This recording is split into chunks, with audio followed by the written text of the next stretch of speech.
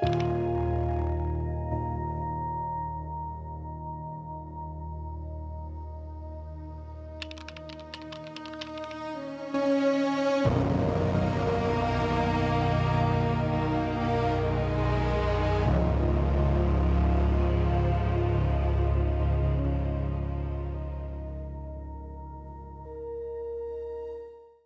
got just what you need right here at Femi Wash Media. Call it the Midas Touch, and you wouldn't be wrong. Let us record, produce, mix, and master your audio like nobody does. Reach us on our contact today for the best quality job. Hello and welcome to SOUQ Special Report, where we go beyond the headlines to decode the deeper systems shaping our world. Today, we examine a bold, unconventional idea. Is capitalism only about market, or is it also about intimacy, relationships, and power? According to Noam Yoren, capitalism cannot be fully understood through markets alone. Instead, he proposes a striking lens: the sexual economy, a framework that examines how relationships like marriage, love, and even prostitution reflects deeper economic structures. But what does this mean in practical terms, especially for society like ours? Historically, marriage was more than a romantic union. It was an economic contract, often tied to property, inheritance, and social order. Women, in many societies, were treated as extension of property. Modern capitalism appears to have changed this, reframing marriage as a union based on love. Yet, scholars like Betty Friedan and Ali Hodgson argue that hidden economic roles remain, especially in unpaid labor and emotional expectations. Even in modern societies, marriage still carries economic weight, not always in obvious ways like property, but in expectations around care, support, and responsibility. So, while love is the language, economics is still part of the structure. One of the most compelling ideas in this theory is the role of the family. In capitalism, the family is excluded from the market, but it remains central to the economy. It produces care, stability, social reproduction, yet operates outside buying and selling. This creates a paradox. The system depends on something it refuses to price. If you remove the unpaid labor within families, caregiving, and household work, many economies would collapse. So, the question is, why is something so valuable not valued in monetary terms? Money is often seen as a neutral tool for exchange, but this perspective challenges that assumption. In capitalism, money is tied to things it cannot or should not buy. From influence to love, dignity to identity, there are limits to what money should achieve. Yet, these limits are constantly tested. Look at advertising. It rarely sells just products. It sells identity, status, belonging. In many ways, businesses are trying to sell what money technically cannot buy.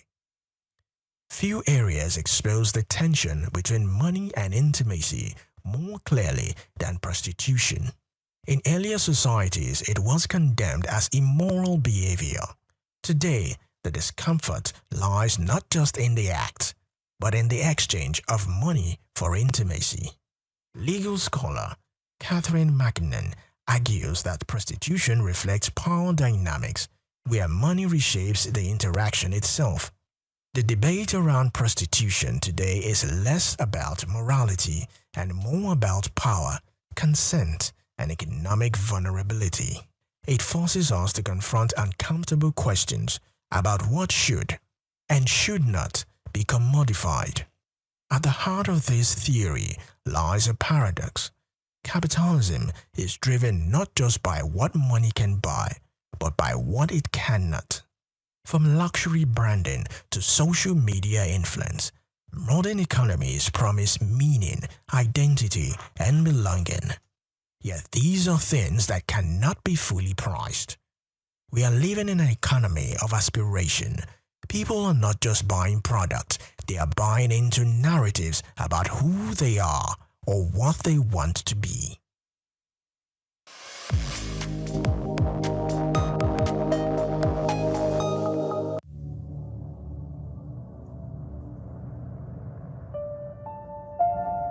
It begins with the ordinary.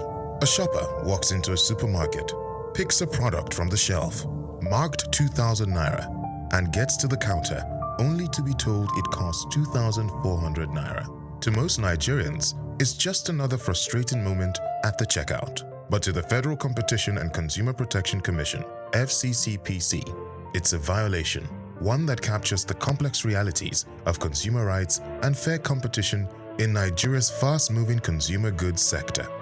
Between March and August 2025, the FCCPC recorded 1,543 consumer complaints within the FMCG sector, the second highest across all industries during that period. The complaints range from deceptive marketing and product defects to poor disclosure of terms and delayed complaint resolution. The FMCG industry, known for its quick turnover and intense price sensitivity, remains one of Nigeria's most competitive sectors. Yet, beneath its vibrancy lies a network of compliance hurdles and market pressure points. Bayo Olaoye notes in this special report that the FCCPC continues to face tough challenges in maintaining balance between regulation and market realities. He explains that some trade associations allegedly adopt restrictive practices such as uniform pricing, high membership fees, and entry barriers, which can distort fair competition if unchecked. In one notable case, he recalls, the FCCPC sealed a supermarket in Abuja in February 2024 after discovering discrepancies between displayed prices and checkout charges, a clear case of deceptive pricing. According to Olaoye's analysis, Nigeria's Federal Competition and Consumer Protection Act, FCCPA 2018, provides the strongest legal foundation for consumer rights protection in the country. The Act guarantees the right to safety, requiring that all goods and services sold to the public be safe for ordinary use. Unsafe products must be withdrawn immediately once identified. It also guarantees the right to information, ensuring that consumers receive accurate details about price, composition, quantity, and use conditions before purchase. Where goods turn out defective, the consumer is entitled to repair, replacement, or refund. Sections of the FCCPA further prohibit false representation, bait advertising, and exaggerated claims, with sanctions reaching up to 10% of a company's annual turnover. Olaoye points out that state agencies such as LASCOPA complement FCCPC's efforts, helping consumers access information, redress, and awareness of their rights. Despite these laws, FMCG companies operate under immense economic strain. Rising inflation, forex shortages, and unpredictable input costs have made compliance increasingly difficult. Several multinationals have either scaled down or exited the Nigerian market, citing high operating costs and regulatory pressures. Still, as Olaoye observes, consumer protection and fair competition remain non-negotiable principles for any healthy economy. In 2023, the FCCPC fined a multinational FMCG company $110 million for abusing market dominance and stifling competition. Olaoye highlights the case as a major signal of the Commission's resolve to hold both local and foreign players accountable. Olaoye argues that compliance should not be viewed merely as a legal requirement, but a strategic business investment that strengthens consumers' trust and market credibility. He recommends that FMCG firms integrate compliance clauses into contracts, conduct regular audits, and maintain transparent pricing practices. Predatory or collusive pricing, he warns, can damage reputation and attract severe sanctions. The way forward. For Nigeria's FMCG sector, the path forward lies in collaboration, transparency, and innovation. Olaoye concludes that legal practitioners and compliance officers must continue to bridge the gap between policy and practice through staff training, regulatory monitoring, and transparent communication. I'm Moyosore Adebi, SOUQ News TV.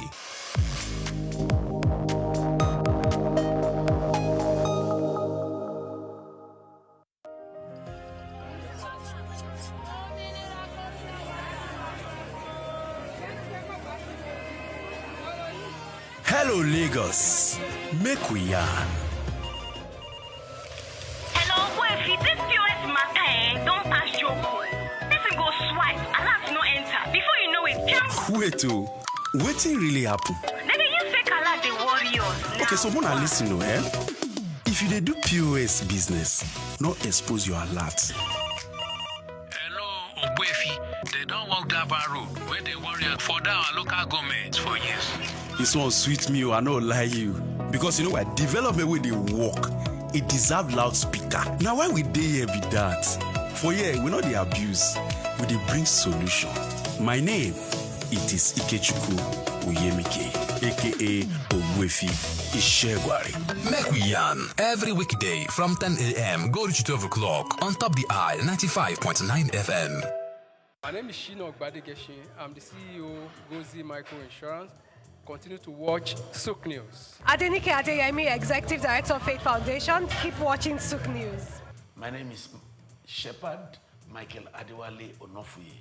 I enjoy you all to always watch SOUQ News TV. Hey everyone, Majuli Obaje here representing Gigi. Keep watching SOUQ News, okay? Stay updated with SOUQ News. My name is Aton Keme.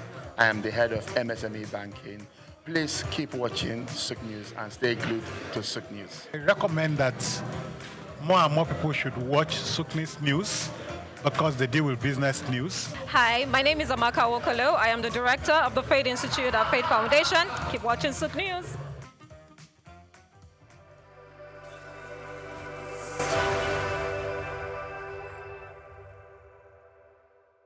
One thing that worth being treasured and celebrated is having a family of intellect, especially a father full of wisdom to lead aright. On Saturday, April 20th, a heartwarming ceremony unfolded at Brookstone School Hall in Owode-Onere, Ikorodu, Lagos, as the UK-based Nigerian Pa Michael Onafuye launched 3 inspirational books. The event not only marked the culmination of Pa Onafuye's literary endeavors but also served as a testament to his zeal for intellectual exploits, spiritual gifts, and guidance, as well as laid down legacies for his family. The books titled War Against Limitation, Maximizing Divine Mandates of God on Your Life, and God's Word of Assurance is Your Sure Word of Insurance, brought together family, friends, and religious leaders from within and outside the community.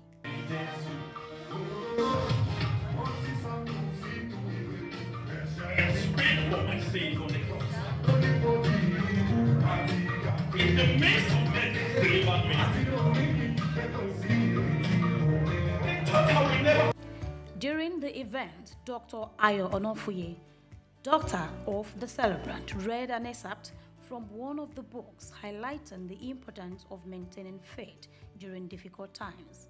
His son, Dr. Tosin Onofuye, also delivered a keynote address pointing to his father's wisdom and spiritual leadership. He is one that seeks to redeem the value of humanity through service and the production of service. Too often we hear preachers saying that we are here to serve humanity, but you look at their portfolio and it doesn't match up. But my father is one where his sermon is embedded in his daily practice. And Dad, I don't just say that because we are in front of people. Like I said, the MC has given a brief background about myself. I'm university this, university that, but that is not possible without you. My dad has emphasized the importance of education. He's not a shepherd that declines or puts to sleep the importance of reading. He is one that even though he's not at a PhD level, when he speaks, the wisdom that comes from his well of understanding is above the certificate. Because the certificate, to an extent, will fetch you money, but the wisdom my dad will give you will help you navigate life. My father, a devoted shepherd of our great parish, CCC, White City Parish in the UK, has dedicated his life to serving not only his congregation, but humanity as a whole. Through his unwavering faith and timeless efforts, he has used his spiritual intellect and charitable practices to touch countless lives, offering guidance, comfort and hope to those in need all around the world. His commitment to spreading the message of love, compassion and forgiveness has inspired me and my many siblings. So every beginning of each section offers you a Bible passage to tailor your prayer points to. So the passage from the prayer of praise is from Psalm 107 verse 8, and it says, "Oh, that men would praise the Lord for his goodness and for his wonderful works to the children of men." So to start off, in my book, Living Above Limitations, I emphasize that choosing to rise above traumatic experiences and embracing the joy of praise is key to embodying the ideal spiritual life for genuine believers. The ceremony also marked the launch of the first book by the author's youngest son, Temi Onofuye.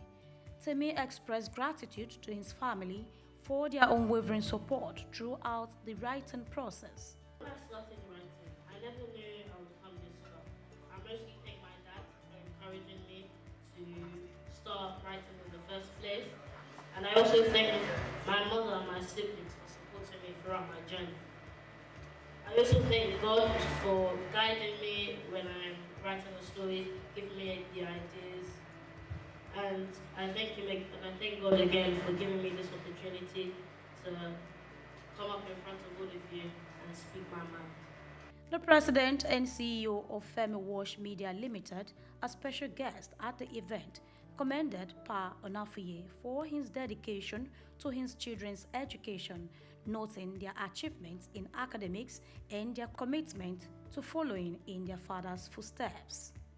So you're a good example for every UK resident like you and I and some other people that are here to emulate, because you're a shiny example, you're a shiny light. I'm proud of you and I'm proud of your children. So for you to be able to conceive that idea, write the first book, the second book, the third book, and getting up to this one, I'm proud of you, sir. I'm very, very proud of you. It means you're a winner. Speaking with SOUQ News, the Onofuyes and well-wishers shared their thoughts. Focus, have faith, have the Spirit of God in you, do the will of God, do it good, do it right. When you do it right, you get it right. And when you have time for God, God will make this possible for you. Just have hope in Him. And whatever you believe in, focus on your belief, work on your belief, and don't just sit back. Strive in that belief.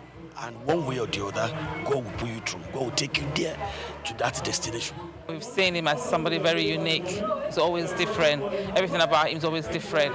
So we knew that God's grace is with him, and that's why. And that his dad, being an author, noticed in him that he had something in him. He loves writing as well, just like his father. So he actually, encouraged him to start doing that. And if you read the book, it's all about what's happened to him. That's why that title comes in, as the world around me.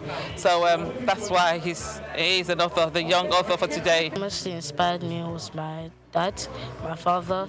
He became something that I could look upon and look forward to, and he's already a great example of what would happen if you started writing. So now every day he just encourages me to start and pursue my career that I want to achieve, which is writing. To be fair, I saw him go through a few challenges, which hasn't always been easy, obviously, as his child. But at the same time, it was remarkable the way he came from those challenges and how he handled them, first of all, and then what he produced through those challenges. And that's always been something that has inspired me. We've been for a few years, and since I've been with him, I really like him. I really enjoy him. Having him as my in-law. He was very quiet, jovial, then intelligent, then accommodative, and very spiritual. So I learned a lot of him from him. Even I told my niece that I feel jealous of him. One thing I want to say mostly that I know about him is he's always learning. As he is always learning, he's always also teaching you.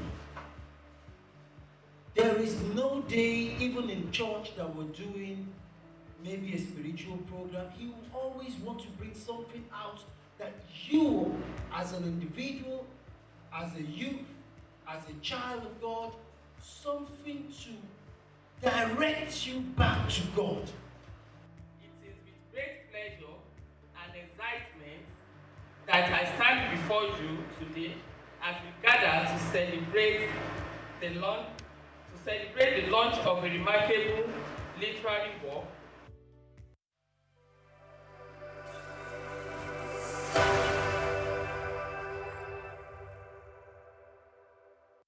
The much-anticipated Super Leader Conference kicked off with energy and enthusiasm in Lagos as the host, Apostle Success Haruna, delivered a transformative opening presentation. The conference, themed Leader Shift, brought together renowned speakers to redefine leadership and influence.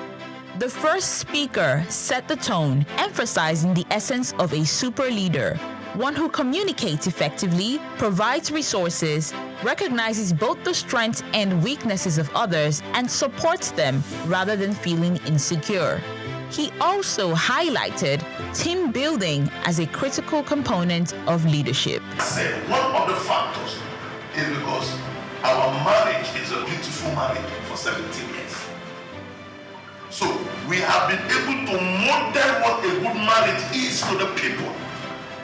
Speaking, I have up to 16 people, 14 to 16 people living in my house.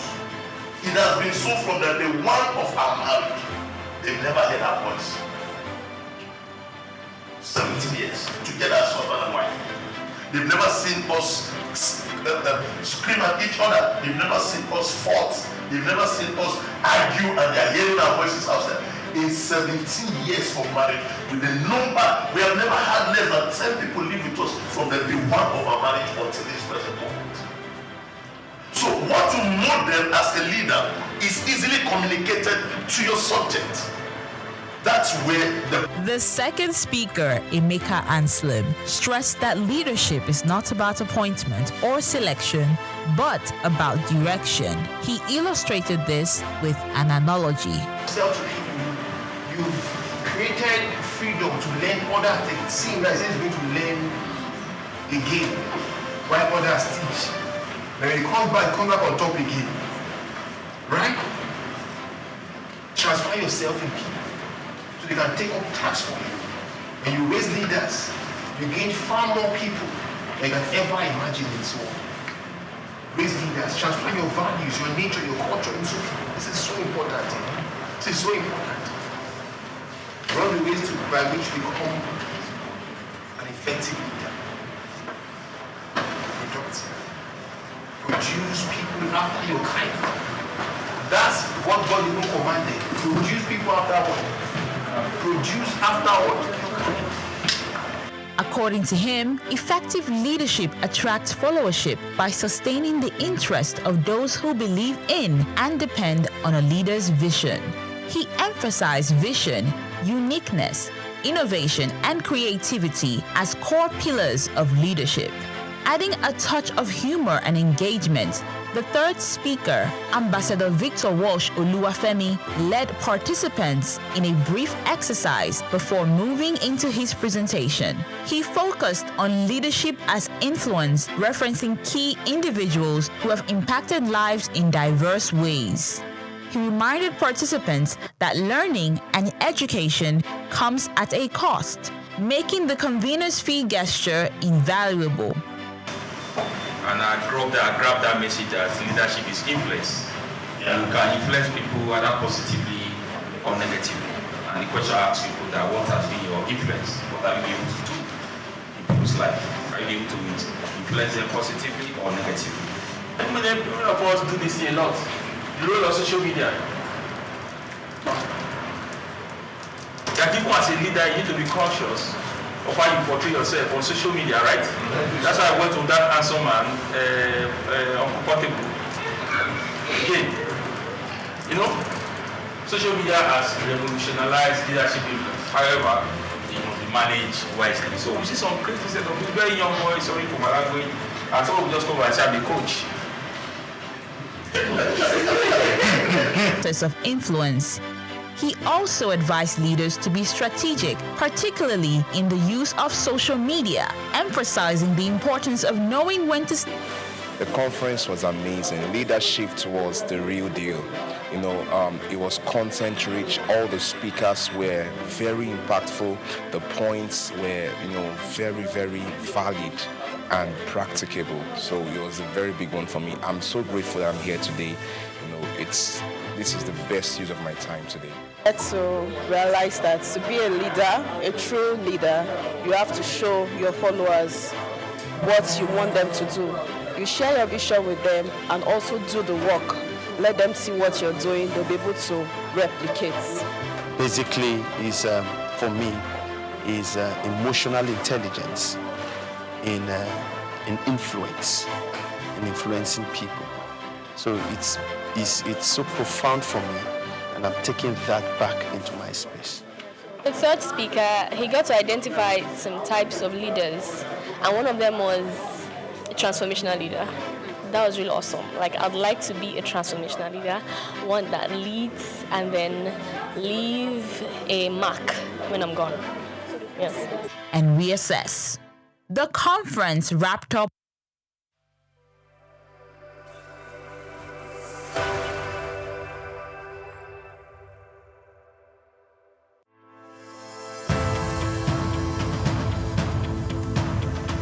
Nigerian leather industry has a storied history, particularly in the northern parts of the country, where the art of leather farming and crafting has been perfected over centuries. Traditionally, leather was used primarily for functional items like sandals, bags, and saddles, with little emphasis on fashion. However, the narrative has changed drastically in recent years, as Nigerian leather has evolved from a utilitarian product to a symbol of luxury and high fashion. Here is a special report by Bayo Olaoye. The turning point for Nigerian leather came as local designers began to recognize its potential beyond traditional uses.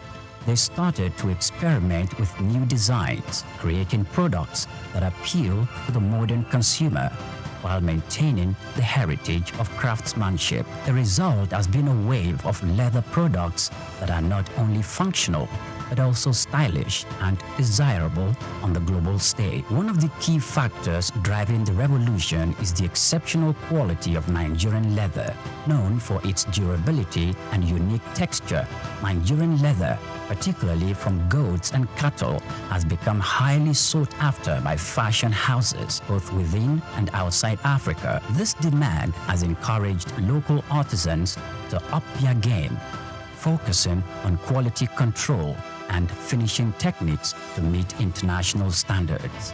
Moreover, Nigerian leather products have benefited from the global trend towards sustainable and ethically produced goods. Consumers are increasingly turning away from massively produced items in favor of the handcrafted, sustainable alternatives. Nigerian leather made using traditional methods with minimal environmental impact fits perfectly into this narrative.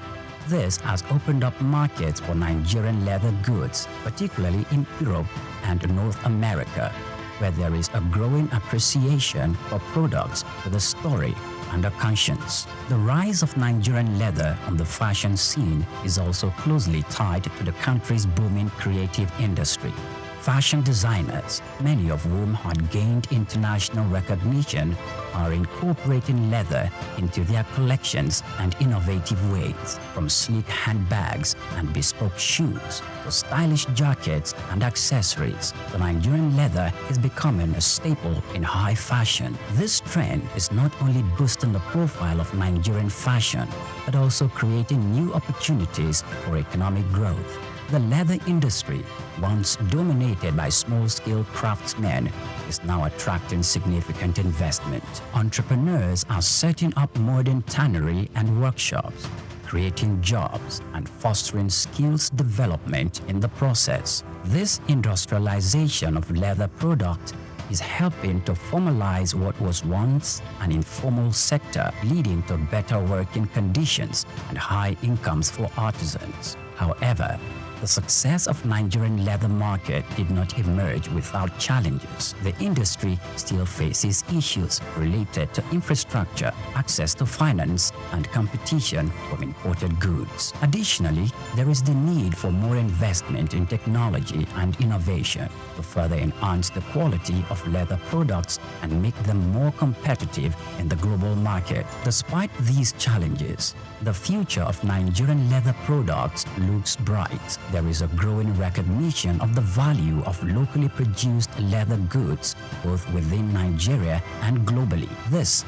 is evident in the increasing number of fashion shows and trade fairs dedicated to promoting Nigerian leather products, as well as the rising demand from international buyers. The evolution of Nigerian leather from a utilitarian material to a symbol of high fashion is a testament to the creativity and resilience of the Nigerian artisans. It reflects the broader trend in the global fashion industry towards sustainability and craftsmanship. As the world continues to embrace African fashion, Nigerian leather is poised to become a major player on the international stage, offering a unique blend of tradition, quality, and style. This is just the beginning of what promises to be an exciting new chapter for Nigerian leather.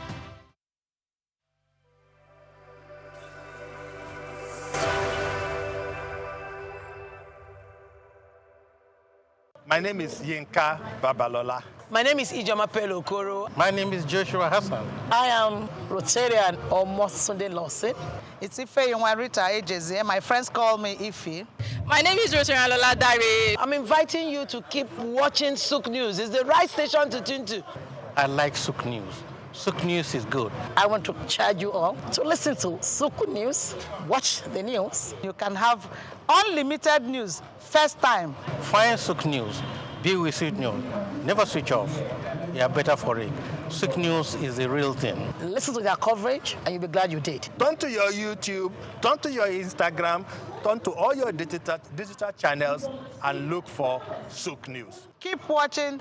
Keep watching. Please, guys, keep watching SOUQ News.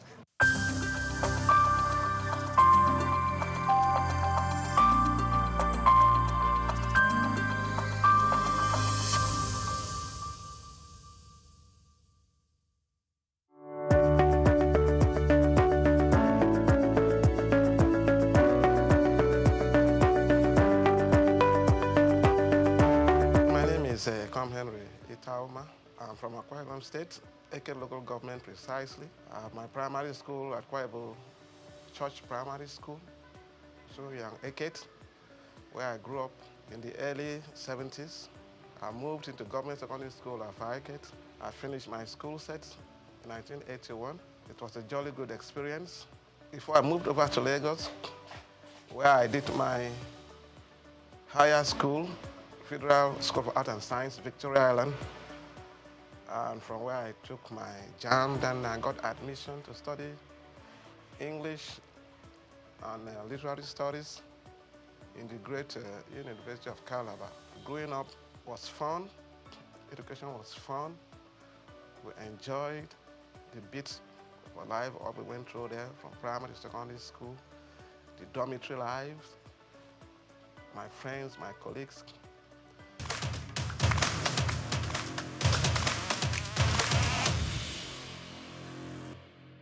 Coming over to Lagos was quite an experience. My first time in Lagos, arriving after a tortuous journey back then.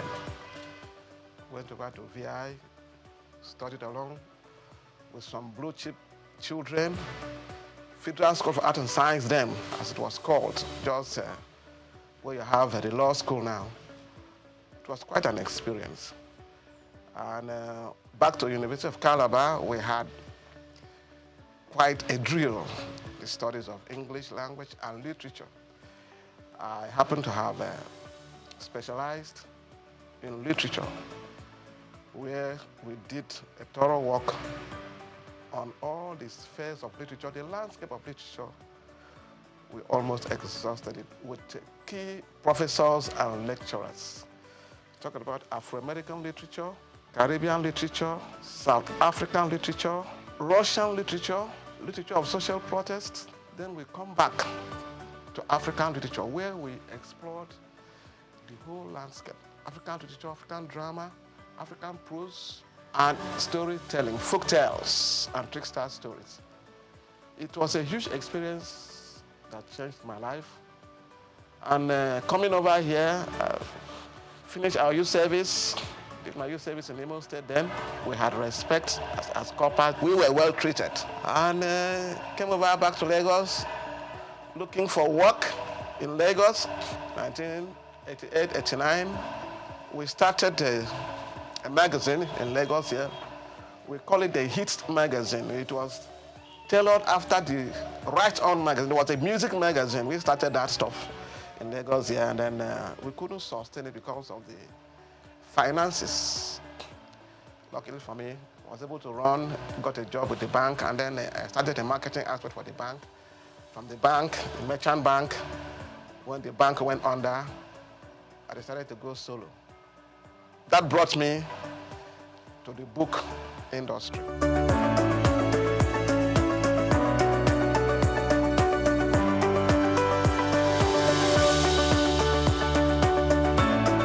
I have always had this passion for books, right from my primary school to my secondary school. My mom was a teacher, a successful teacher.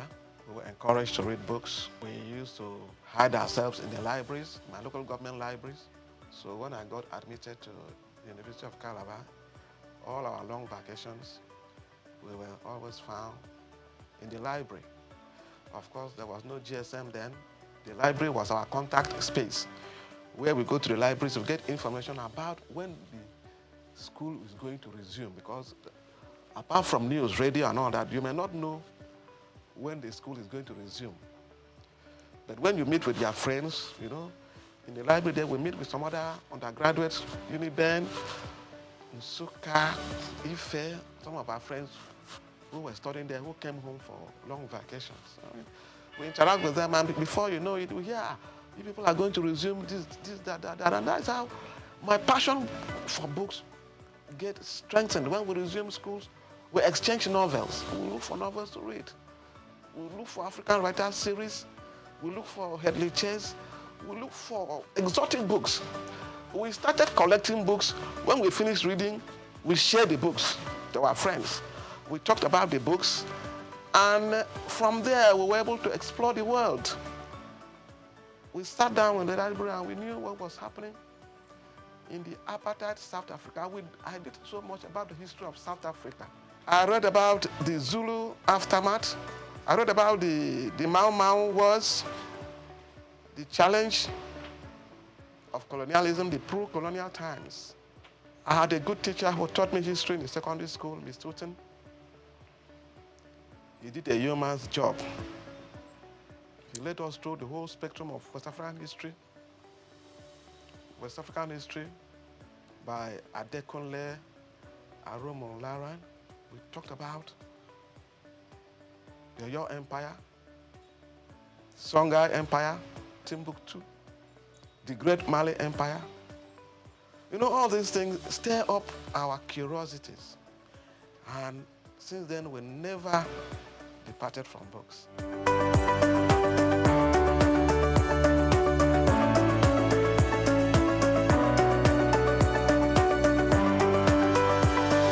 have worked in close association with the Institute of Public Analysts of Nigeria, IPAN. These are people that do analysis for products, water analysis, analysis of waste and effluent, radioactive activity, food and drug analysis. We have worked with quality control experts across the industries. We have worked with establishments where they do root crop research. We have worked with the pharmaceutical research industries, medical research bodies, malaria research establishments, cancer research establishment. These people look for us for specialized information in the management of special disease and treatment. Treatment in oncology. People in the area of traditional medicine, alternative medicine, natural medicine. They look for it. We are partnering with the Nigerian Institute of Science and Technology, Institute of Natural Medicine in Victoria Island, to work with them in the area of the development of herbal medicines in Nigeria. We have books we partner with them to promote. You see, medicinal plants from eastern Nigeria, medicinal plants from the northeast, medicinal plants from the southwest, medicinal plants from the south-south. We market these books for people who want to know. No, we are working now on the production in partnership with relevant institute of the Nigerian pharmacopoeia. We know about the British pharmacopoeia. We know about the American pharmacopoeia, the Japanese pharmacopoeia, and herbology. We are working towards having the Nigerian pharmacopoeia. This is going to be a compendium of materials that talks about medicinal plants of value, medicinal plants that have healing properties. We are working with specialists, pharmacognosy, phytochemists, and by God's grace, this is going to come into fruition. We partner with the Pharmaceutical Society of Nigeria and all kinds of health bodies that we can't even mention. So many of them invite us for their annual conferences, which is rotated across different states in different years across the nation. So we've traveled, and in most of these conferences, you have experts, deans of faculties, heads of departments that reach out to us with information in books and journals that are relevant for their students and for their practitioners. We don't only market reference books and textbooks in all fields of study, all fields of human endeavor. We also market relevant journals, research journals, peer-reviewed journals in sociology, in psychology, in law, research journals in oncology, in public health, community medicine, in nursing, research journals in nutrition and dietetics, food science, international relations. We partner with the Nigerian Institute of International Affairs in Victoria Island. We have key journals in world affairs, African affairs, and these journals will help them to distribute to all relevant establishments and departments that need it. So it has been a great job, very taxing and exciting.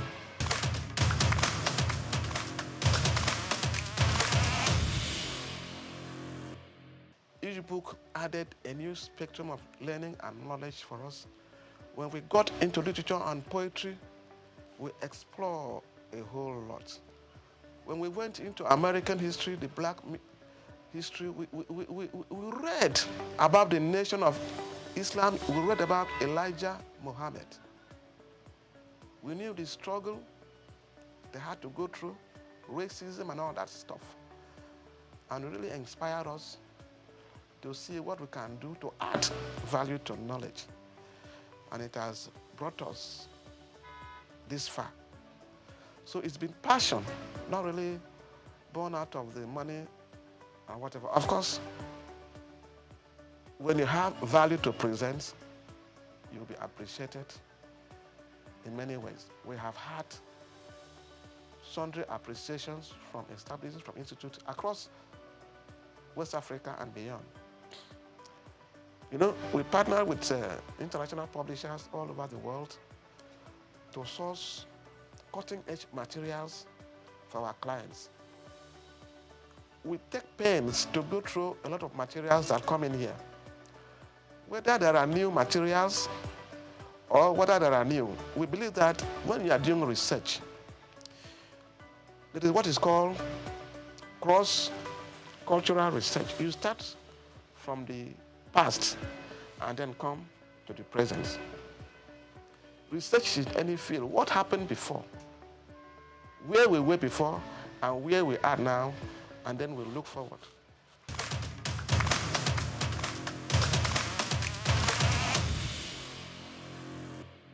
So we have a lot of materials for our clients, and we are on an endless journey of search. When we started this business, we came face to face with HIV. We go after books on HIV and AIDS. We got them across our clients and our readers. As we went further, Ebola came, and we sourced for materials for medical virologists. It's a virus. Clinical virology, we gave the books to them, and they were very happy. We got the materials. We did what is called public health awareness to get people assured that these things are preventable. That is not the end of life. You see, when you have the information, you have the confidence to practice. You are not scared of whatever. Whatever is coming in probably had happened before. All we need is for new information to combat the emerging diseases. There are journals that deal with emerging infectious diseases. We provide these materials for practitioners, and it has served the purpose over the years.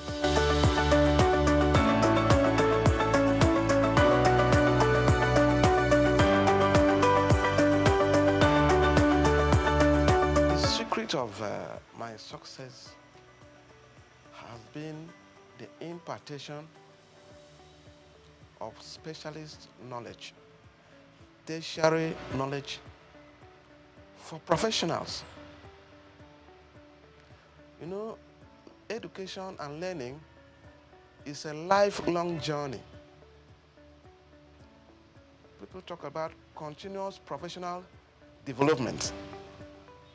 For instance, in the media world and the real estate world, we have partnered with people who are doing media studies, you know, the print media, the electronic media, mass communication as a whole. We have provided a lot of materials for them.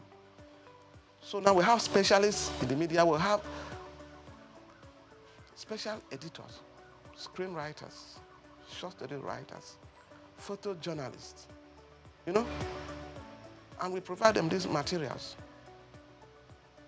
In the real estate world, we have attended conferences of real estate practitioners, providing cutting-edge materials for them in real estate development, information technology, property development, property law. All these materials assist them in the practice of real estate. We have gone far more. We work with people, the QS, quantity surveyors, town planners, environmental managers, people who do environmental audits, environmental impact assessment, you know, space planning. We work with them, you know. And these materials we get from all across the world.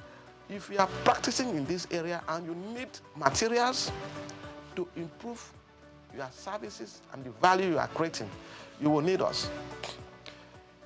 We have a whole list of experts in different fields that reach us when they have challenges, when they have need for special information to solve specific problems. They reach out to us. They call, yeah, a bookman, all range. We need books in this area. For instance, we had a former Minister of Health, that great woman, Gonja Iwala. She will always call us, look, all range, we need books on international economics. And we used to give her books on international economics. and many other experts like that. We have books for people who are doing radioactive interventions, people who are doing environmental management, people who are doing analysis, food analysts, all over the spectrum. We provide books for them. Food engineering, we give them books on food contaminants, food additives. These are not books to just go to anywhere and get. We have been able to interface with them, Nigerian Institute of Food Science and Technology.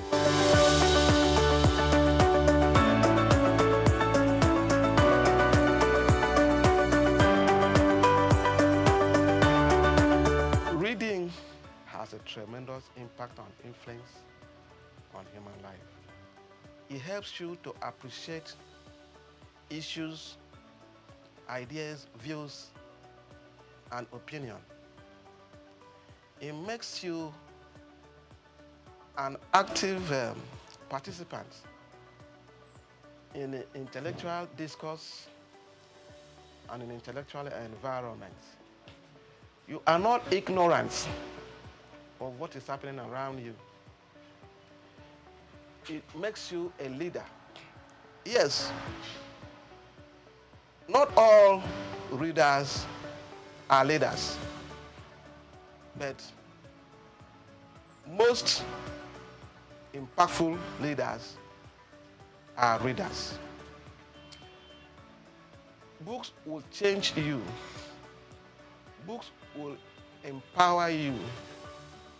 Books will give you self-confidence. When I sit down with architects and I'm discussing, I talked about landscape architecture. I talked about interior design. They begin to wonder whether I studied architecture. Then I started talking with oncologists, gynecologists, maybe gynecological oncologists. They think that maybe I studied medicine. I didn't do no medicine. I've been able to read some books, interface with them. I have attended their workshops, so many, and I've read their books. Some books that come to me, I try to go through the introduction and the preface. I try to. Books in all areas. You understand? I was looking at a book on anesthesiology, and I found out that no serious surgery could be carried out without an anesthetist. Surgical intervention, is it abdominal surgery? Is it cancer, oncology? You need a professional. These are people that manage the airways. When the patient has been numbed with drugs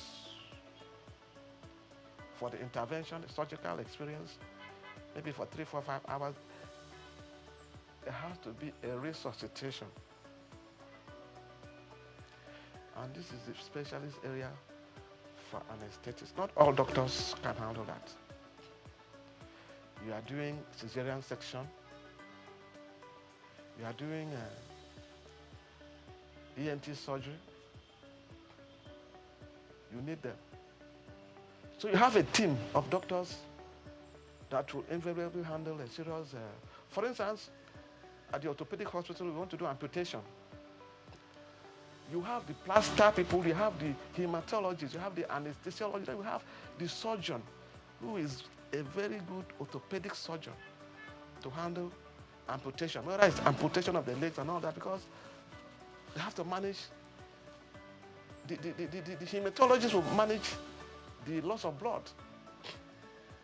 Then the anesthetist, then the orthopedic nurse will be there. Then we have the theater nurse will be there. All of them well kitted for the operations. It will look as if they are going to travel to Mars. Safety procedures, management of spills, cleaning, and everything. Then rolling the patients to a special, maybe it's an amenity ward where they are going to keep the person to manage the post-operative procedures and all that. Of course, there are pre-surgical experiences, the tests, the examination, the review and all that before the real process. So these are not things we learned overnight. It has taken a process of time. And we got to know that, oh, this is how the deal is done.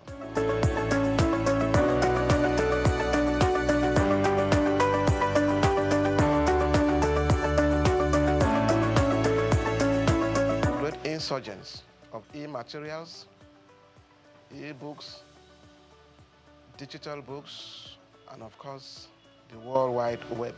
It has helped us to access materials easily. But you see, initially people were afraid that with the advent of the e-books and all that, that the textbooks, the physical books, will be phased out. But that is far from the truth. Libraries still get their core text and materials. They have the sections for the core text and materials and journals and serials. Then they have the section we call the digital libraries. Polytechnic libraries, university libraries across the countries, they have these sections. But my experience with these digital libraries has been the management of digital libraries, the power situation in Nigeria, and the maintenance culture. Most of the institutions that started with the e-library, they have always come back to complain that these materials, within a short spell of time, because of instability of power. You know, the computers and all the digital infrastructures, they need steady and standby power supplies. Most of them have acquired the solar systems to power these equipments, but truly speaking, it has not been sustainable. Sometimes we have some dubious students vandalize these facilities, and then people always have to fall back on books. With the smartphones now, students can get a lot of materials and all that, and they read, but I can tell you that people who are doing serious research, they come back to us for books. You are doing research, you have to do your references, your bibliography. You have to show evidence, materials you have read, both online and offline. You are doing your doctorate program, master's program, to whatever level.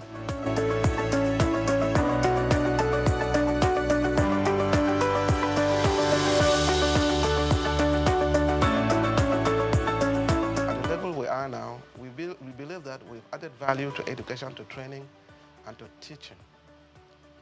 Our next phase now, we're trying to see how we can give back to the society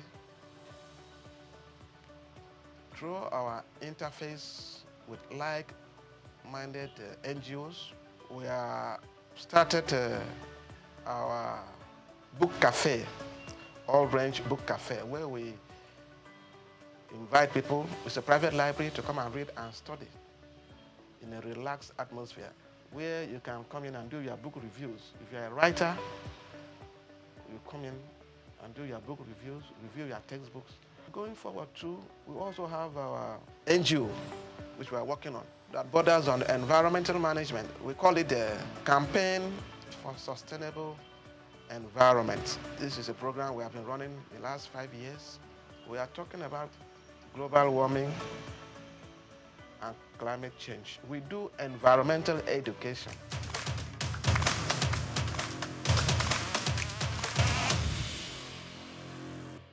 As the world navigates constant change and competing voices, the call for purposeful leadership rings louder.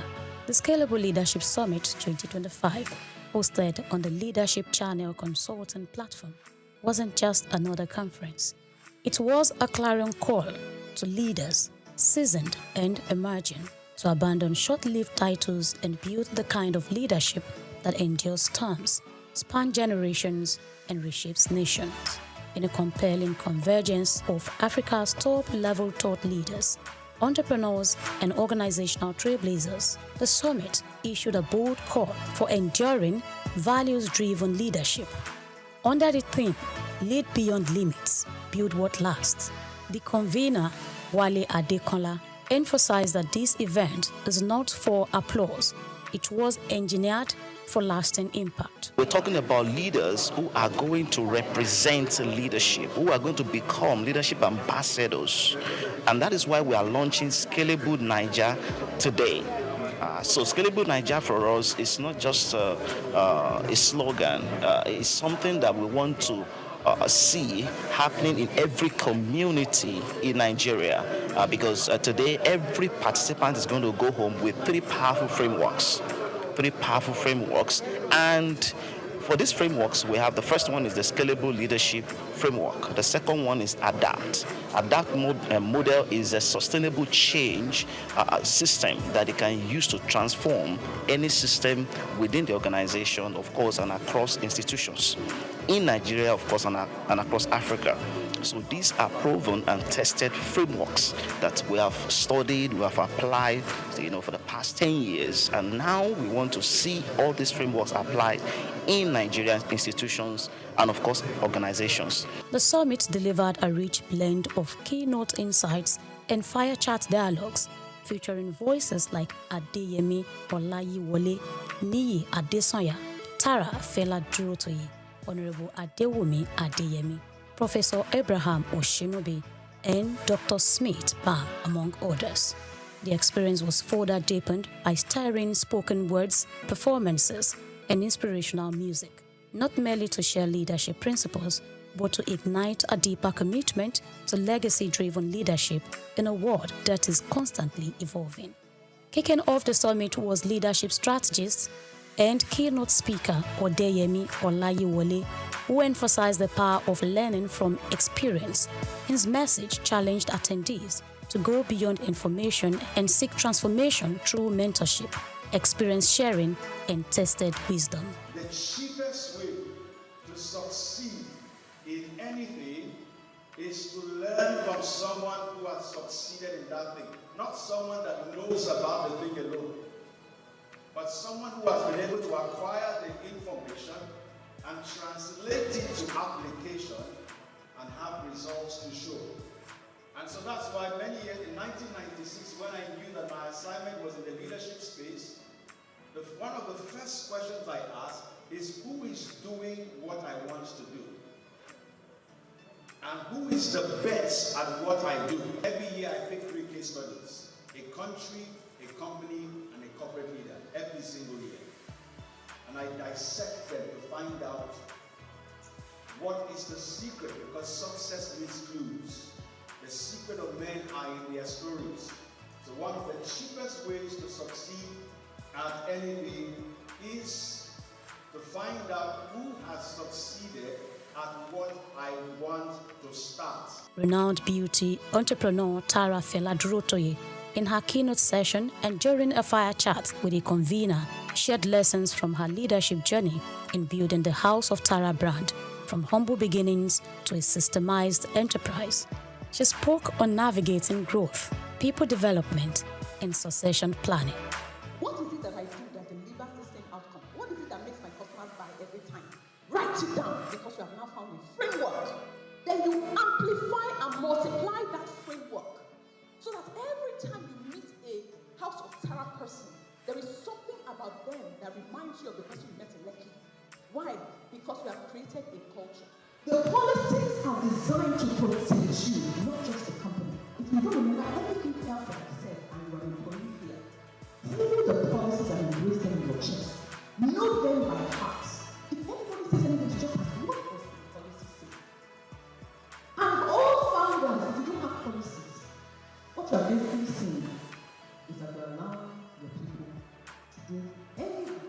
From academia, Professor Oshinobi of Lagos Business School brought a compelling perspective on national transformation governance, innovation, and faith-based leadership. The Nigerian paradox: we are rich in resources, yet poor in trust. True of us, bursting with talent, yet starved of opportunity. A land of faith, yet a desert. Governance is a structural foundation that enables accountability, transparency, and the rule of law. But the crisis is this: 83% of Nigerians is strong public institution. True or true?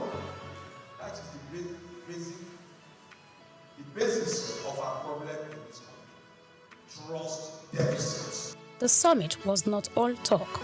It was also artfully immersive, as Esosia Wilson rendered soul-lifting inspirational songs, creating moments of reflection between sessions.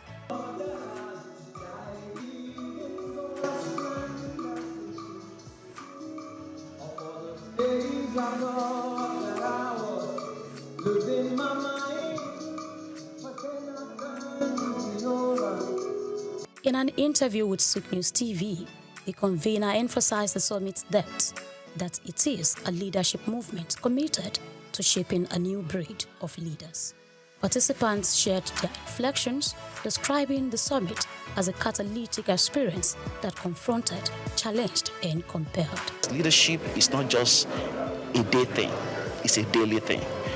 We want them to recognize 3 types of patterns. So we have encouraged them to study pattern. Number 1, pattern recognition. Number 2, pattern usage, how they can use the pattern that they're going to learn today. And number 3 is pattern creation. How can they create new patterns that they can apply in their own organization, something that is unique for them from the patterns they've recognized that they can use and also apply in their organization through wisdom. Some people just wish to scale, but you need to be able to have a system that enables you to scale. So that's basically what I think the frameworks will do. And then from each of the speakers, so they are all coming from different some are from the academia, the business world, which I believe that convergence will actually help to give a better knowledge and sensitization about what true scalability in business and in leadership basically is. The second session talked about the need for leaders to appreciate their team members, and it was quite emotional when we saw 2 or 3 people shed tears of joy when they got messages from their team leaders. So for us as team leaders, we need to be very deliberate. And even the case study we did, Deep Sea,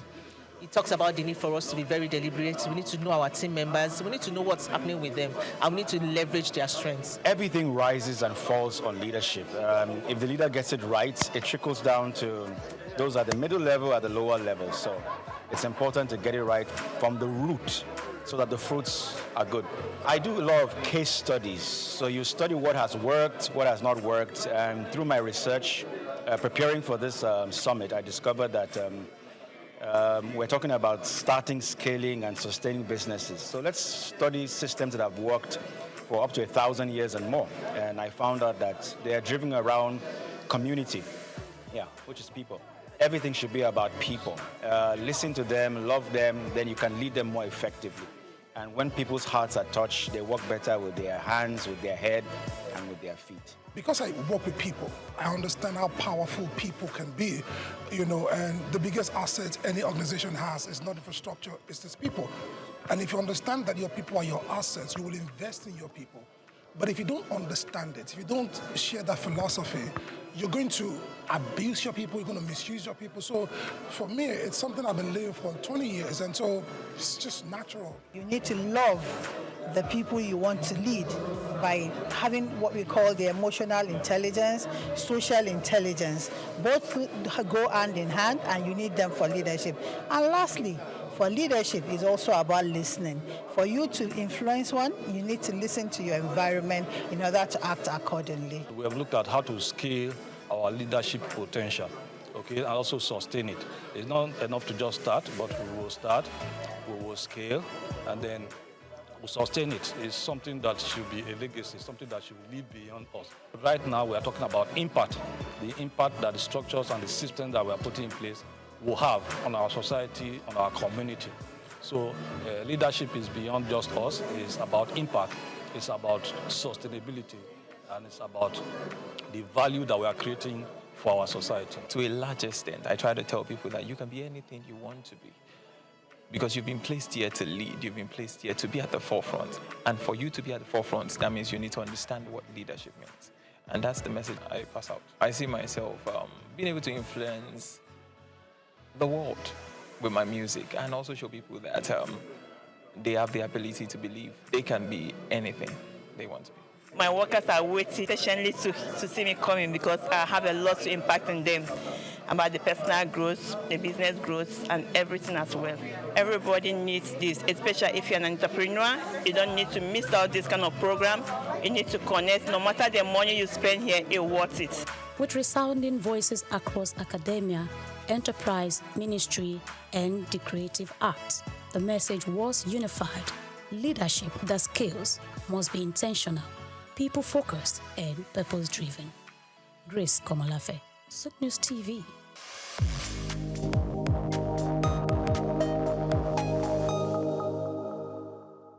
We've got just what you need right here at Femi Wash Media. Call it the Midas Touch, and you wouldn't be wrong.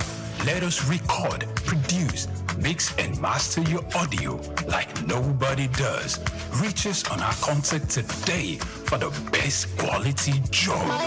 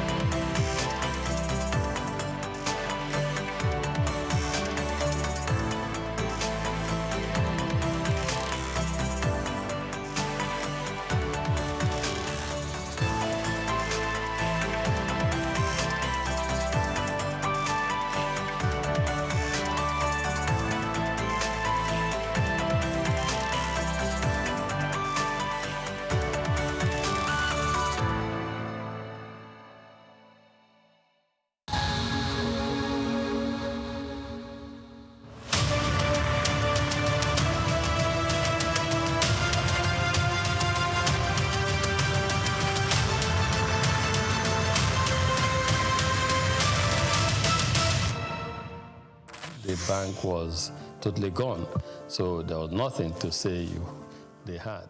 But we still approached them and said we would like to take over this bank. The journey since 1997 has been one thing or the other, and I'm happy that many years down the line we look back and we're happy that we're audacious and bold to make that move at the time. That's why today in UBA, perseverance, resilience is a core virtue, a core attribute, a core value of ours, because we apply that early on in this journey. So that's how it all started. Leadership, according to Tom Peters, entails vision, enthusiasm, trust, verve, passion, and consistency. If there's one man who graciously combines these virtues, the name Tony Elumelu comes to mind. They say that success to a large extent is dependent on being at the right place at the right time.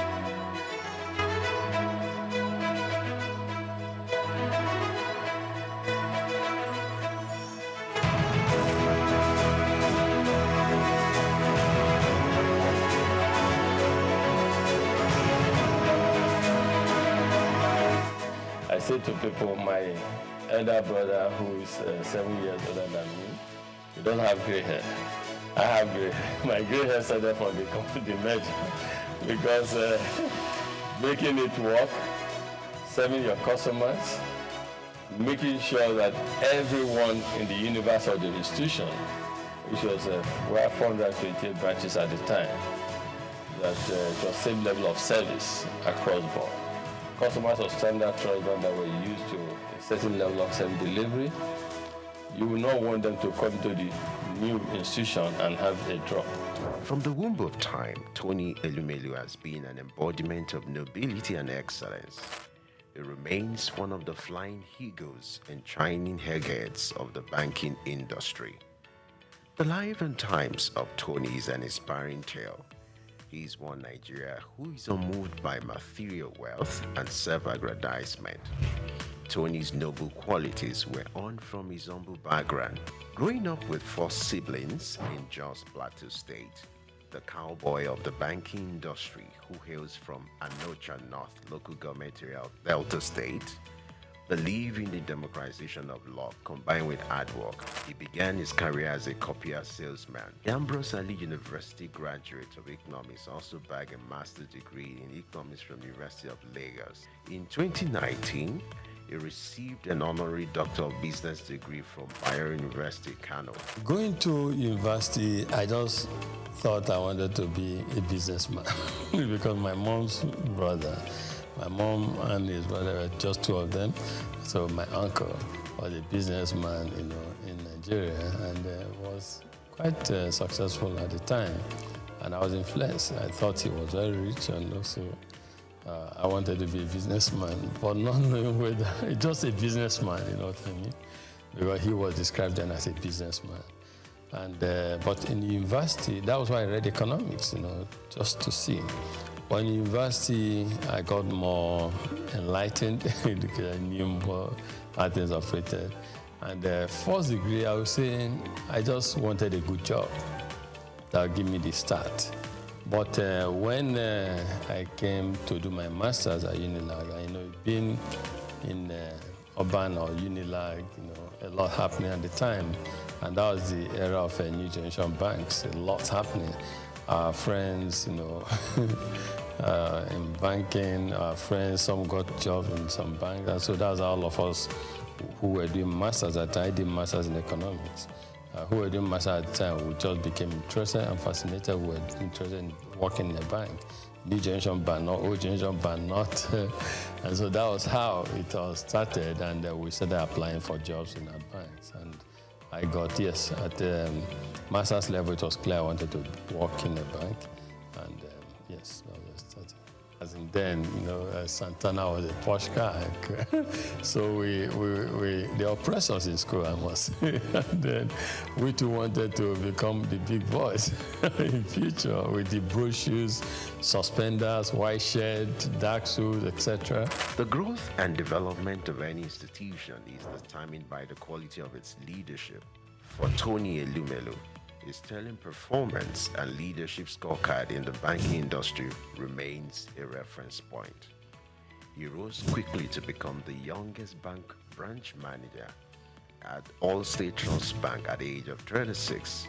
He formed a coalition to acquire a distressed financial institution, Crystal Bank, and became its CEO, an action that earned him and his circle of peers the nickname the Cowboys of Banking. In 1997, some of us came together and acquired a distressed financial institution. We acquired this financial institution, we turned it around, we set targets for ourselves, strategic plans, targets, we have first year strategic intent, we want to make it a viable financial services company. Second year intent, we want to become a leading financial services group on the continent. And third financial intent is a strategic intent to become a player in the global financial arena. As we all know, there's so much private global capital seeking the right investment destination. All it takes is for a leadership to show that this country is set for business and people come there. We want to move into an economy where they can invest freely as well as move their monies out when it comes for time for dividend and remittances and repatriation of a dividend. So I will continue to invest because of the signal that we see in the market, because of certain fundamentals that are right. He audaciously led the largest merger in Africa between United Bank of Africa and Standard Trust Bank. Tony's fancy for red tie remains emblem of his appearance. He retired as CEO of United Bank for Africa in 2010. He is presently the chairman of Heirs Holdings, the United Bank for Africa, Transcorp, and founder of the Tony Elumelu Foundation. I can't express how excited I am in words to be here and to be selected among the 1,000. It's the opportunity for me to realize my dreams. So I go into business and start to make my way. It challenges you to do things you never thought you could do. Maybe if you'd have gone to a private school or an MBA, you must have paid a lot to get this kind of, enlightenment. Ça me fait plaisir de voir des frères et sœurs qui veulent se rencontrer, se connaître et partager et créer un réseau, peut-être le plus grand réseau africain. Venho de Cabo Verde. Je suis tunisien. Je viens de la République du Bénin. I'm from Edo State, Nigeria. I'm from Ghana. Zimbabwe. Sudan. From Rwanda. Gabon. Uganda. Senegal. Niger. I'm from the Gambia. Welcome and thank you for coming to Lagos. I'd like to start by congratulating all of you. You have done well. Most entrepreneurs are creative people. They have creative mindset. They're innovative. Those who dare to dream and who dare to innovate in Africa should have the opportunity to prove their innovation. And that is why we have $10,000 for these 10,000 Africans to help prove their concept and prepare them for bigger scale financial support. We don't give because we see it as a moral burden to just give charity. But we want to give people because we want to uplift them. We want them to be self-reliant. We want them to be fishermen. We want them to do what we are doing. We want them to prosper in life, become successful. Tony made a tremendous contribution to giving back to the society. His selfless efforts and huge investment into humanity through the Tony Elumelu Foundation is widely admired as the leading philanthropy empowering a new generation of African entrepreneurs, driving poverty eradication, catalyzing job creation across all 54 African countries, and increasing women economic empowerment. Since the launch of the entrepreneurship program in 2015, the foundation has trained over 1.5 million young Africans on its digital hub. Tony, the Nigerian economist, entrepreneur and philanthropist, holds the Nigerian National Honors, the Commander of the Order of Nigeria, CON, a member of the Order of the Federal Republic, MFR. He has been responsible for creating business that are critical to Africa's economic development. He is a proponent of Africa capitalism, an economic philosophy which advocates for the private sector's commitment to Africa's development through long-term investment in strategic sectors of the economy that drive economic prosperity and social wealth award. He was awarded the Daily Times the Nigerian Man of the Year in 2016. He was honored with the National Productivity Order of Merit Award in 2019. He is also on the list of Time magazine's 100 most influential people of 2020. On October 11, 2022, Elumelu received the National Honor of Commander of the Order of the Federal Republic of Nigeria.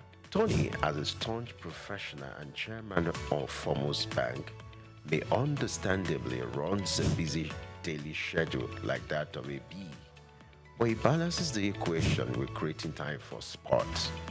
His love for lawn tennis and football stands undeniable. My good workout favorite, I think I would say that I like to jump on the sport. I love yoga, as you said. Yeah. But these days I'm trying to get in the group of planking. Tony is not just a champion in the backyard. He equally balances the equation when it comes to family life. For me, as a family man, though, I try to make sure I balance things. I try to make sure my family side is not so bad. In that process, I was also growing a family, having my kids and co. So, but everything came together. Tony is happily married to Awele Vivian Elumelu, who is the chairperson of Harvey Medical Practice Limited. Vivian also oversees the healthcare investment of his holdings. She holds a Bachelor of Medicine and Bachelor of Surgery degree from the University of Benin. The marriage was consummated in 1993 and blessed with 7 children. According to Forbes' list, Tony is among the top 10 richest entrepreneurs in Nigeria with a net worth estimated at $1 billion. We don't just preach, We don't just theorize, we practice. Tony has stooped to conquer not just in the banking industry, but in life. The strides of this living legend, popularly referred to as the Lion of Africa's financial industry, remains iconic. So entrepreneurs who are listening, quick one, short one, straight to the point. Entrepreneurship is a long-term journey. Stop seeing it as a short-term goal. Long-term journey. Great companies, great and accomplished entrepreneurs did not make it in 1 year. They didn't make it in 3 years. It's a long-term journey. So moving, dare to dream, implement your dream, and stay focused.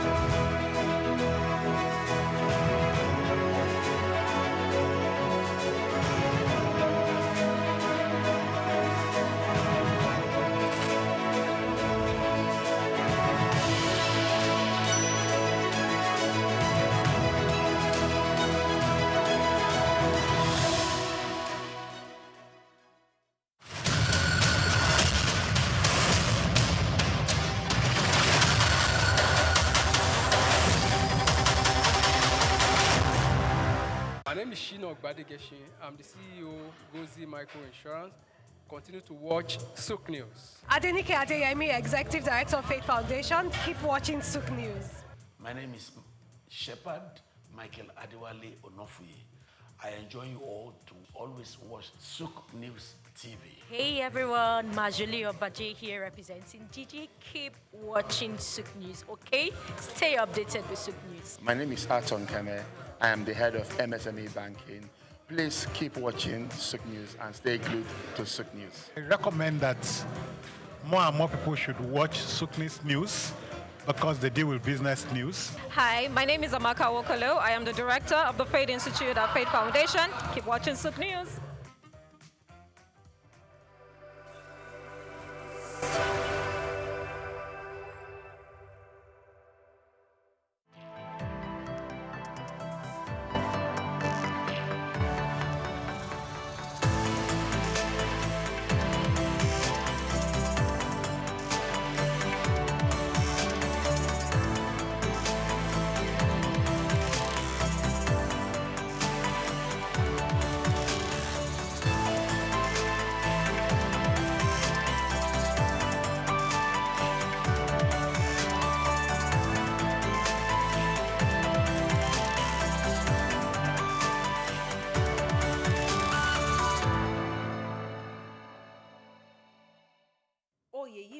Adeboye is one who comes from a lineage of entrepreneurs.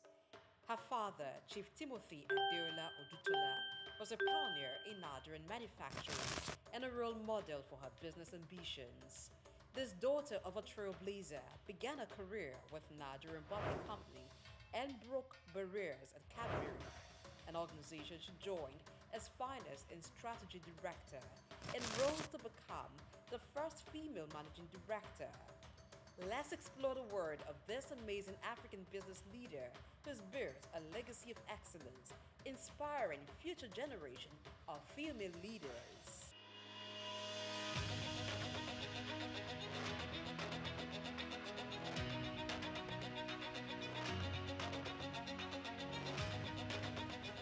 Oyeyemika Adeboye comes from a lineage of entrepreneurs. Her father, Chief Timothy Adeola Odutola, was a pioneer in Nigerian manufacturing and a role model for her business ambitions. Oyeyemika was born to late Chief Timothy Adeola Odutola, a foremost entrepreneur of his time. He was one of the pioneers of indigenous manufacturing in Nigeria, alongside the likes of Al-Hassan Dantata, the great-grandfather of business icon Aliko Dangote, and Louis Ojukwu, father of Odumegwu Ojukwu, a Biafran leader. Chief Timothy Adeola Odutola became the first president of the Manufacturers Association of Nigeria when the body was formed. As daughter to the man who created a multi-million-dollar conglomerate, including 3 factories, a realty franchise, a cattle ranch, a 5,000-acre plantation, a sawmill, an exporting business, as well as established Adeola Odutola College, and Adeola Odutola Elementary School in Ijebode, Ogun State. In addition to having a mother who was a very successful businesswoman, Oyeyimika was highly inspired towards business by her parents who served as role models. After her basic and secondary education, Adeboye earned a degree in economics and accountancy from the University College, Cardiff, Wales. In 1986, she qualified as a chartered accountant in the UK before returning to Nigeria in the 90s. She became a fellow of the Institute of Chartered Accountants in England and Wales and a member of the Institute of Chartered Accountants in Nigeria.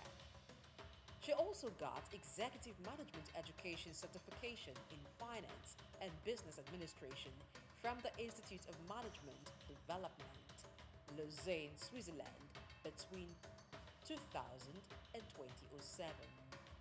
Oyeyimika began a career outside the shores of Nigeria as an article clerk with a United Kingdom accounting practice. On returning to Nigeria in the 90s, Oyeyimika took up a job with the Nigerian accounting and tax practice of Arthur Addison & Co. for a couple of years.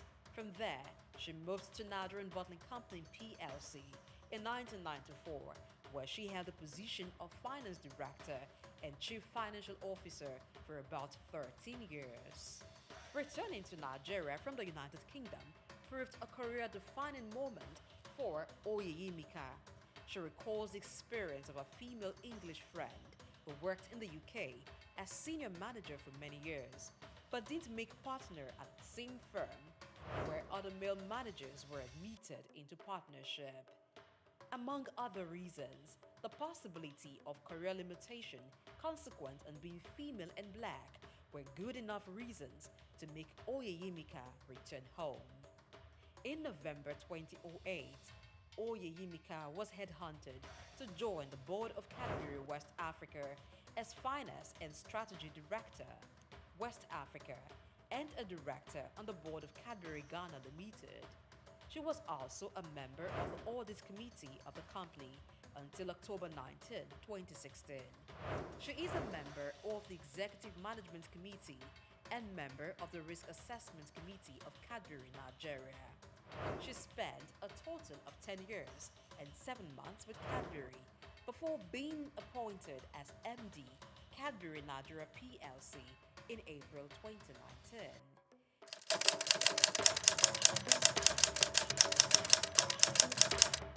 She also became MD, Mondelez Cadbury West Africa. 2 months later, Mondelez International is the parent company of Cadbury Nigeria PLC. After consciously building a career in finance, strategy, and business administration, both in Nigeria and the United Kingdom, for over 2 decades, one can almost say that Oyeyimika had spent all the years preparing for the top. Her appointment as the MD CEO of Cadbury Nigeria PLC is a testament to the company's acknowledgement of fine talents. Position as the Managing Director of Cadbury Nigeria PLC. In April 2019, she was announced as the successor to Amir Shamsi. By this development, she became the first female MD of the company in its over 50 years of existence. It's very important as you're growing your careers. You come here, you learn a lot, and this is a fantastic initiative, by the way. You come here, you learn a lot, and then you go out there, and you're wondering what next. What I always say to people is don't limit yourself. You must never limit yourself. I gave you a statement. I said I'm a finance person. Today I'm a general manager. I did not learn general management in school. So whatever you're learning here, I'll call it a drop in your learning pool. Okay? You spend a year here, you learn something. Whatever you learn from here is a drop in your learning pool. Some things you will learn in life. You know where HR people, she's gone, I wish she was here. They always tell us that your development, 80% is in your hands, 20% is in your employer's hands. Your employer can do a lot for you, but all they do for you is really 20%. If you don't get up and do something for yourself, you cannot promote yourself and you will not grow your career. Oyeyemika Adeboye sits on the Board of Trustees of the Timothy Adeola Odutola Foundation, named after her father. The foundation targets its philanthropic works towards providing educational, industrial, and technological development for Nigerian youths that may be unable to gain admission into tertiary institutions for their higher education. Adeboye is a member of the board of Odutola Holdings Limited, a family-owned group of companies. Oyeyemika also serves as the chairperson of the advisory board of Genesis House, a home for disadvantaged young women, which was set up by Freedom Foundation. She's a member of the board of the Parity in Income and Education Foundation. Just like Oyeyemika Adeboye was able to break the corporate glass ceiling as the first female MD of Cadbury Nigeria PLC, today, women are given the visibility and exposure that was probably not a priority in the past. While there is still a huge gap in the recognition and appointment of highly performing women into CEO roles, the trend is fast improving as organizations are intentionally taking steps to ensure that women get the opportunity to take on very senior roles. As part of her philanthropic work, Adeboye is a member of the Board of Trustees of YEO Foundation, which provides various initiatives to empower less privileged women. She also contributes her time to partner with Handmaidens WRLS, a Christian NGO which seeks to mentor and empower professional women along an ethical career path. Oyeyemika is a member of the Board of Trustees of the Timothy Adeola Odutola Foundation, a family-owned philanthropic foundation set up for the purpose of providing educational, industrial, and technological development of Nigerian youths who may be unable to gain access to higher education. For these accomplished women, only God comes before her family and the scale of priority. She enjoys running and spending time with her family over a sumptuous meal. Oyeyemika Adeboye's values are shaped by faith as a Christian. In an interview granted to Punch newspaper, Oyeyemika admits her faith-based values, which borders on integrity, is key to decisions she makes and work ethics. Just do what you need to do and do it well, to your best, you know. Mr. Oshika talked about it, to the best of your ability. Do your best. What do I want to say? Yes, I said be ready to make sacrifices, but mindful of your priorities. I want to talk about priorities. As a Christian, you know, and as a mother, as a wife, there's some things in my own life that I know are important. You know, when you're talking about work-life balance, so many things would try to tear you apart. You know, you have to have your priorities. So I took my priorities right. I said, in any decision, in any situation I face, I stick my finger out and I say three things. The first thing is my faith, my God. So if anything at work is going to take that away from me, I'm really willing to give up that work. You know, and I say it boldly that as a Christian, if I have to compromise my faith, then it's not worth it. Growing up in a home with strict moral upbringing, she recounts her disciplinarian father never failing to apply the rod when it was necessary, as well as her mom. These values have shaped Oyeyemika's character and decision-making. The journey of Oyeyemika exemplifies dedication, talent, and the importance of breaking barriers. She continues to inspire future generations of female leaders. There's never telling where this wonderful, amazing woman is going next as she continues to break corporate ceilings.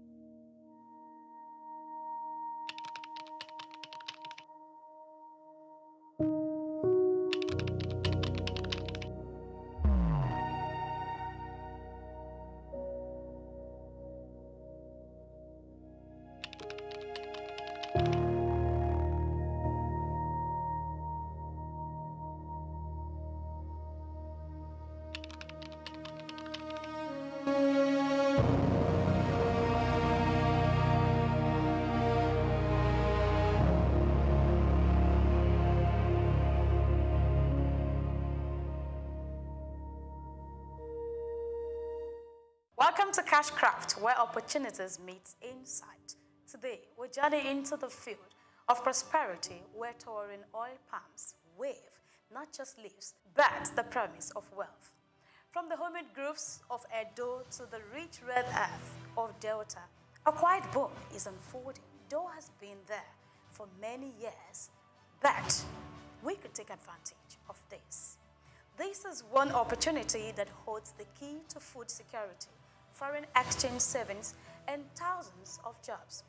Yes, we're talking about palm oil, Africa's red gold. But how do you tap into this opportunity? What does it take to build a business around palm oil, from plantation to profit? Let's break it down, step by step. 1. Understand the landscape. The first step is knowledge. Nigeria's oil palm production has risen by over 41% in the past decades, from 8.2 million metric tons in 2014 to 11.6 million in 2023, according to the Food and Agriculture Organization. Yet, with over 200 million mouths to feed and rising global demand, we are still importing palm oil to close the gap. That's your opportunity to become a local producer or processor. Step 2, choose your entry point. There are 3 main ways to enter into the palm oil value chain. Palm plantation farming. Cultivating your own palm trees is long-term but rewarding. Now you can look at processing. Buying palm fruit, popularly known as banga, I'm sure you know that, and converting it into oil with machines. That's another one. And trading. You can buy and sell finished oil in local or export markets. Each has different startup costs and time frames, so you must match your capital, patience, and passion. Before I go further, remember that this is not a professional guide, rather a wake-up call that there are opportunities everywhere. Now let's go to step 3. Get land or source supply. According to research, some initiatives like the Edo Oil Palm Development Program, EOPDP, and Delta State Delcom Scheme are making access to land to become easier. Findings shows that in Edo State, over 114,000 hectares have been allocated to both big and small investors, and over 65,000 hectares have already been accessed. In Delta, 130,000 hectares have been provided by communities under a cooperative model, with over 3,000 smallholders farmers already on board.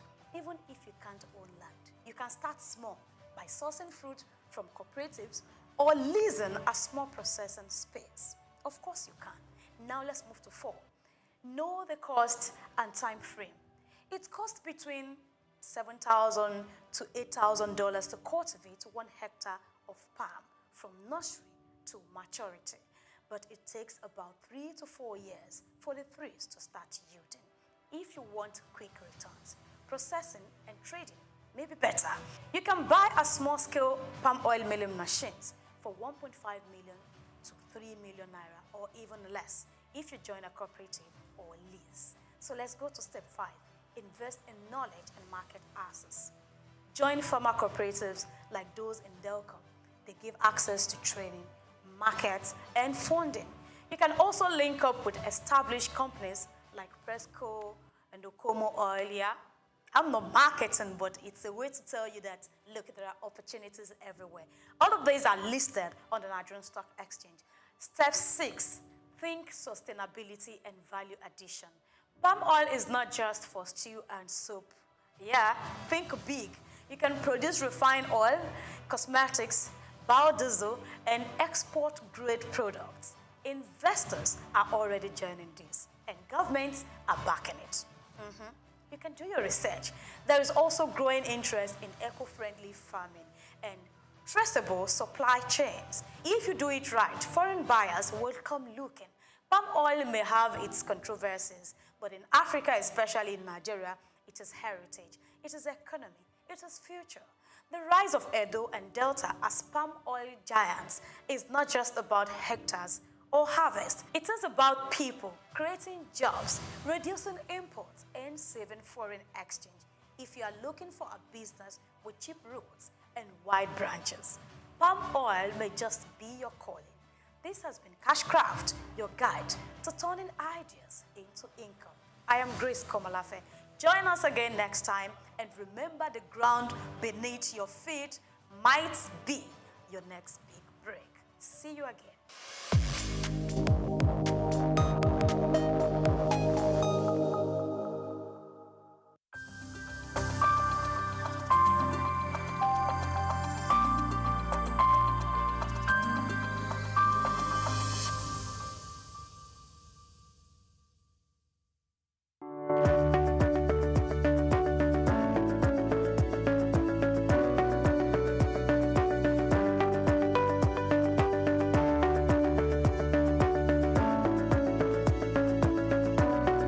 I hail from Lagos State, from Isaleko. My father hailed from the Olumegbo family. I attended my primary, secondary education in Ibadan at the time because my mother was there. But my religious practicing was always done during the holidays at Holy Cross Cathedral. I was working in the sacristy. We used to prepare for the Mass on Saturdays, and we sell the news magazine on Sundays in front of the church. And I remembered fondly that we used to tease a man called Sunday Boku Boku at that time, and he used to run to chase us and throw stones at, how dare you call me Sunday Boku Boku. Those were fun times. Harvest, Corpus Christi. And I was born, raised, baptized, confirmed, married in the Catholic Church. But I got married to Engineer Larry Phillips, who is an Anglican. And I believe that in togetherness of family, it's best we all do things together. So I moved over with him against the doctrine of Catholic Church to the Anglican Church at Marina, where his family belongs and worships. I attended St. Luke's Demonstration School. We used to climb the mango trees, and there was a mixed school. We used to play at during break time. And in my secondary school was a Catholic school. And it's for you to be prim and prudish in life, and, you know, set you on as a lady. And I got some finesse from there too. And but the most interesting one, and the most that I can call a radical one, because my HSC in Olivet, I mean, we tried all sorts there. It was fun and highly educative too. Sportsmanship was there. And from there, I proceeded abroad for my accountancy.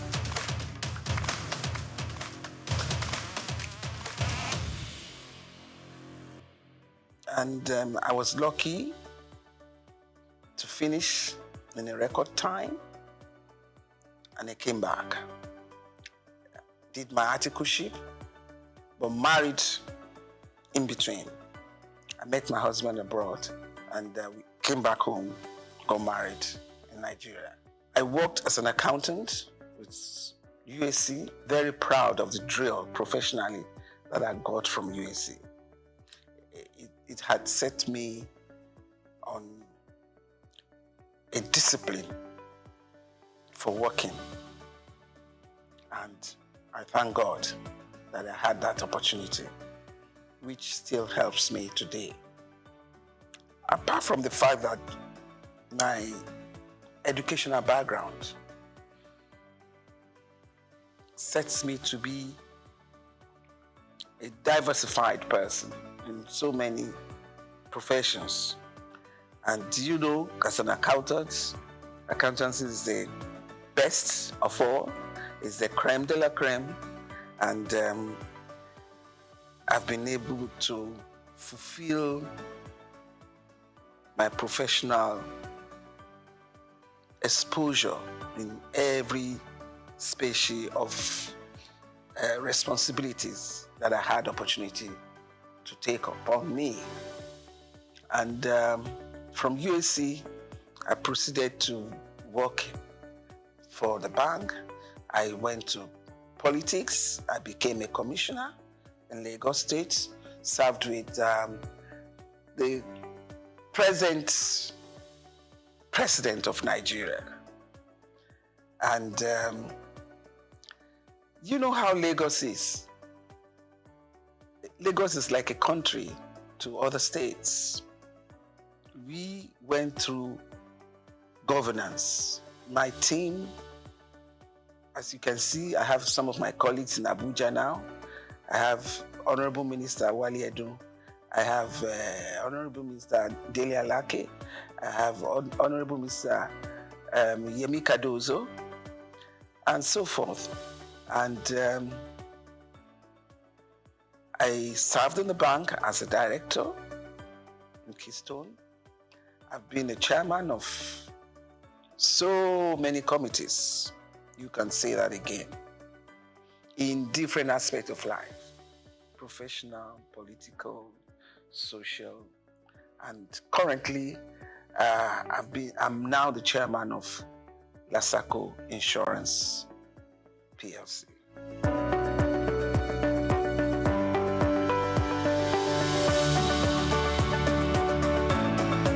When I was growing up, it was so free and enjoyable. We can take off at 11, 12, escort your friends to Bangboshe here. We go and have the Mosa. We go to the stadium. I remember me in my teenage age, I used to go to Nikon Stadium here.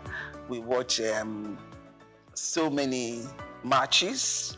And I used to be with those fans, you know, dancing and waving our fans, you know, and bazaars, Easter Mondays, Fela Sports, I mean, you name it. It was fun.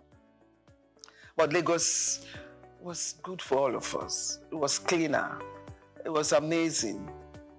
Security isn't much to fear, you know. You can just live the way you want. And money and values of life are completely different to what they are today.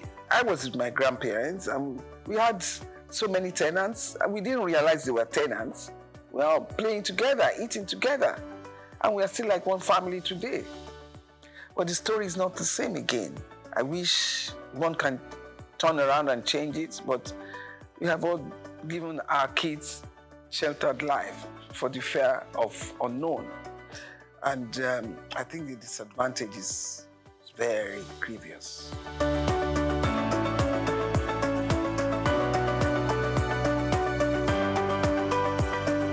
I think first and foremost, God gave me the chance, the opportunities to pass through that in the journey of life. It's not only money that can make you successful in life. I want you to get that. It's an added support for you if in life you have the opportunities of parents who can financially support you. But at the same time, there are kids who didn't have any financial support and have been successful. So to me, success is about self-determination.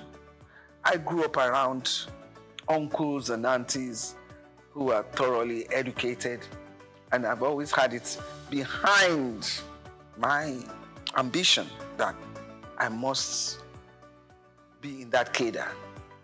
And thank God the opportunity was there for me and I seized it. And I remember myself telling my kids, when I was abroad, I never lived like my father was a rich man. No. I was behind the desk reading and reading till I got successful.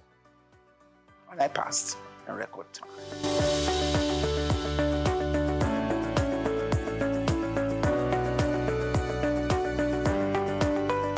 First and foremost, I think I'm a people's person. Secondly, my educational background. Thirdly, my pedigree. And you can't be a Lagos person and don't have a bit of intelligence about how you can maneuver yourself, even in the midst of challenges. And I can tell you that boardroom politics, especially when you're a woman, is tough. But when you manage those that you sit around with, eventually, when they see that you're there to work, it has no business and basis for any other thing. I've had issues on boards because I'm female, and I put my foot down. It is the work we are doing. There is no gender sensitivity in this issue. Even in my early days as an accountant, when I head the accounting department, it was even tough at that level because the young accounting class, some of them can be daring to say, how can you talk to me like that? How can you make it? And I'll say, please, what do you mean? We need to get this target work done. So it's the work that is talking. That's nothing to do whether I'm a man or a woman. So I will like the idea of gender reasonableness to be better played. At least for now, we're not having a 3 1/3, no. But I guess we are in the region of 20%. And it should be better. You give a woman a chance, she will devote her life to it. But, I mean, when we have 1 or 2 issues from women who have been there, that should not create hurdle or boundary that you say a woman shouldn't cross. No. Nobody is perfect in life. And I want to let you know, it's tough for a woman. These men, when it is a woman having a corrective measure to be taken, they do not handle it the way they do for the men. They're in a rush to pack the woman out. You see from what has happened all over the world. So I will still make an appeal that women should be given better chances, better allowances. It's so quick to make a woman a scapegoat, the sacrificial lamb. Let's take it easy. And please, women, when they put you there, make us proud. I should remember the other women coming after me. If I make this trouble now, they turn around and say, this is why we don't give them the chance to get to the top. So, you manage the situation, you know? And let us remember that Africa is still very chauvinistic. It's still a man's world here. We are only trying. So just give us, for now, our required 33 1/3% as per Beijing recommendation.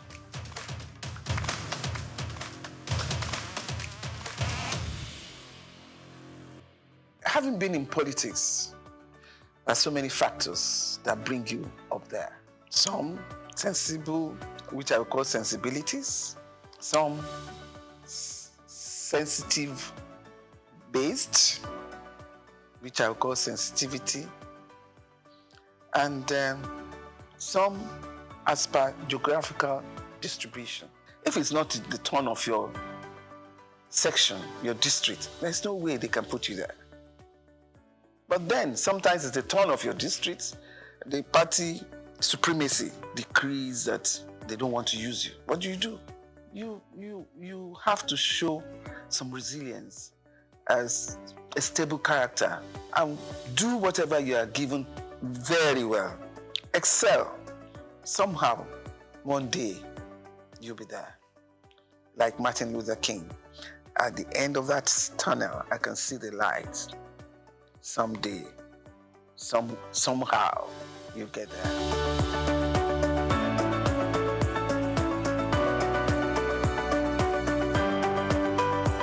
I was in tourism shortly, and it's not enough time to propagate the excellence of your work. But in special duties, I give the ministry class. I was able to represent my Lagos State very well. NYC was under me. Proudly, I served. And we ensure that all students that need to go to orientation camp are well registered and got their NYC certificates. It's not about where they put you. It's about what you are able to do in that place. And you do it even to the enviable eye of somebody who believes has the best ministry with a lot of funding and allocation. I'm different in that respect.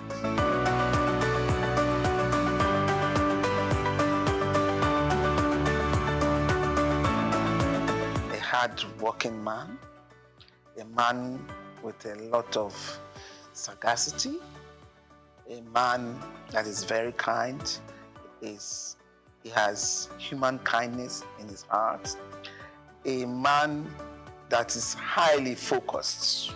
My office was very close to the Roundhouse, and I tell you, I wasn't surprised. And I kept telling everybody, I wasn't surprised he got a clinch that position, because I knew that even when in 99, from the day we stepped in, he's been working towards his election in 2003. So a man like that, who is focused, his business is the end of the tunnel. All the distractions you are given, he doesn't consider it. So don't waste your emotions.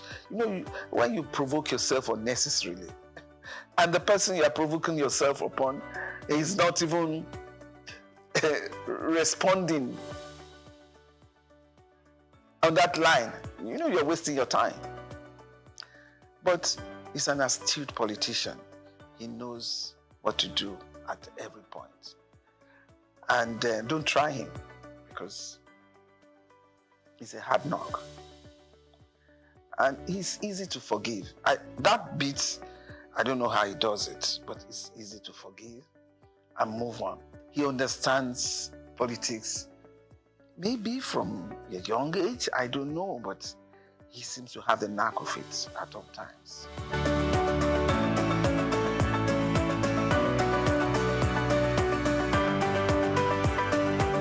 I think that's in the pipeline. I don't have to come here to say that. And even in the insurance company industry that I am now, I'm propagating that, look, you need to take it easy. Is it at these hard times you want to recapitalize the industry and make life harder? Yes, recapitalize, but not with large gap. You know, the variance should not be too much, because you need to recapitalize so that companies will be solidly based to address financial issues and risks issues that we have in the country today.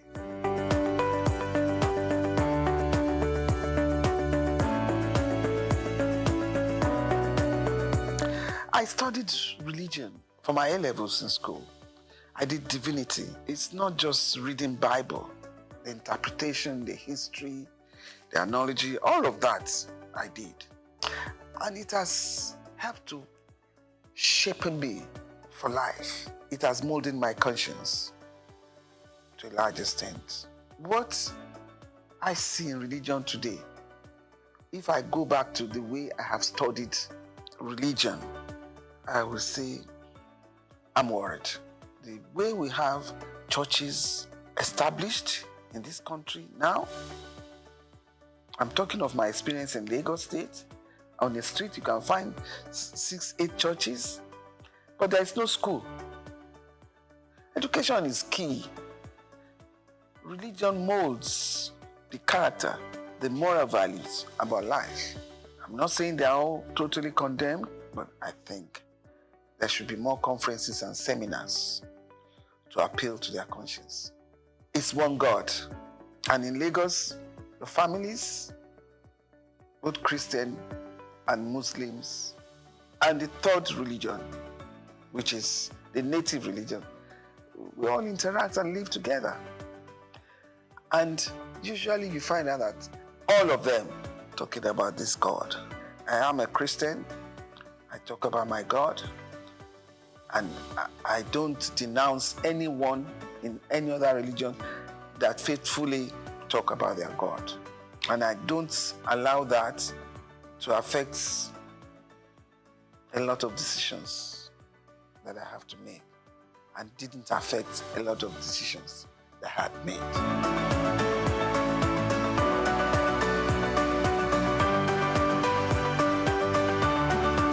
The expectation is too high. We are still a developing country. The awareness of covering up your risk is not too much there. In terms of life insurance, in terms of property, people are not still there.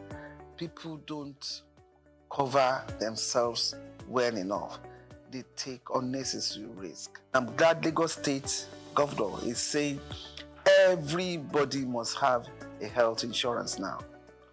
That, again, will expand the scope of the insurance business.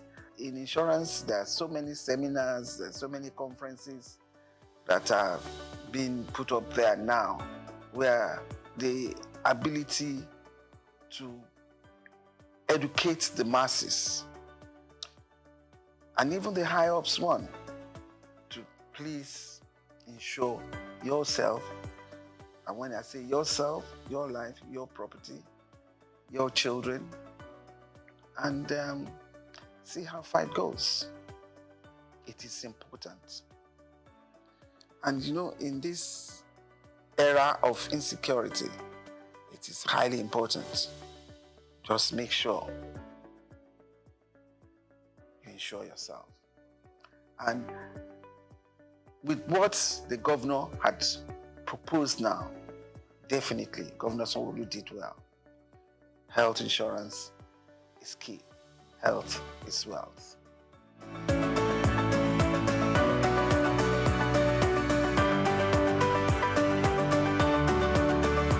First and foremost, inflation all over the world has gone haywire. So it's not peculiar to Nigeria alone. Those who live in the Western world, they're crying hula baloo about the price of petrol, the price of even eggs. So it's not just Nigeria. Let us wake up and see that we're in a global world and everything is intertwined.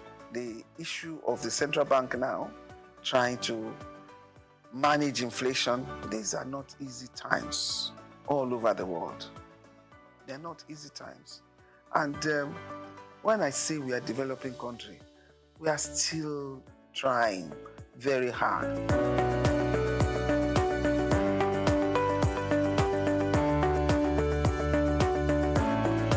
I don't want to say it's sad. It depends on the environment. You know, you can't just bring UAE here into Nigeria. The environment here from inception has not delved too much on tourism. Your tourism is just go on holiday and go back. The beaches are there. And even from 99, they are trying to redevelop along the beach so that tourist activities can happen. And I'm sure they're still on it. You need tourist attraction where you have every aspect of life when tourists come over. But with the problem of infrastructure that we have in the country, you can't do much tourism for now.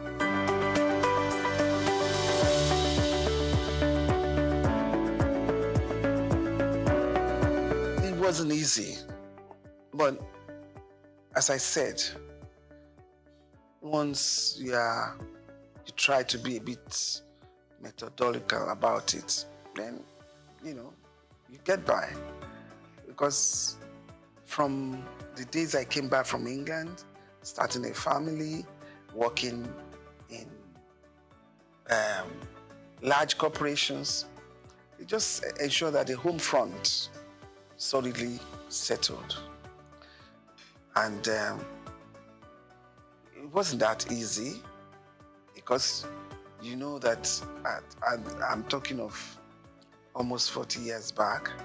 To be able to excel amidst men, you probably have to do 2 times, 3 times more than them. I'm lucky I have a husband who accepts me being what I am. Because if you have a partner that does not appreciate your ambition and your dream, will not support you. But I have the support of my husband, and we are able to keep the home together. Make sure that his food is given. Make sure the kids are well looked after. Make sure the husband is well looked after at all times, and don't grudge.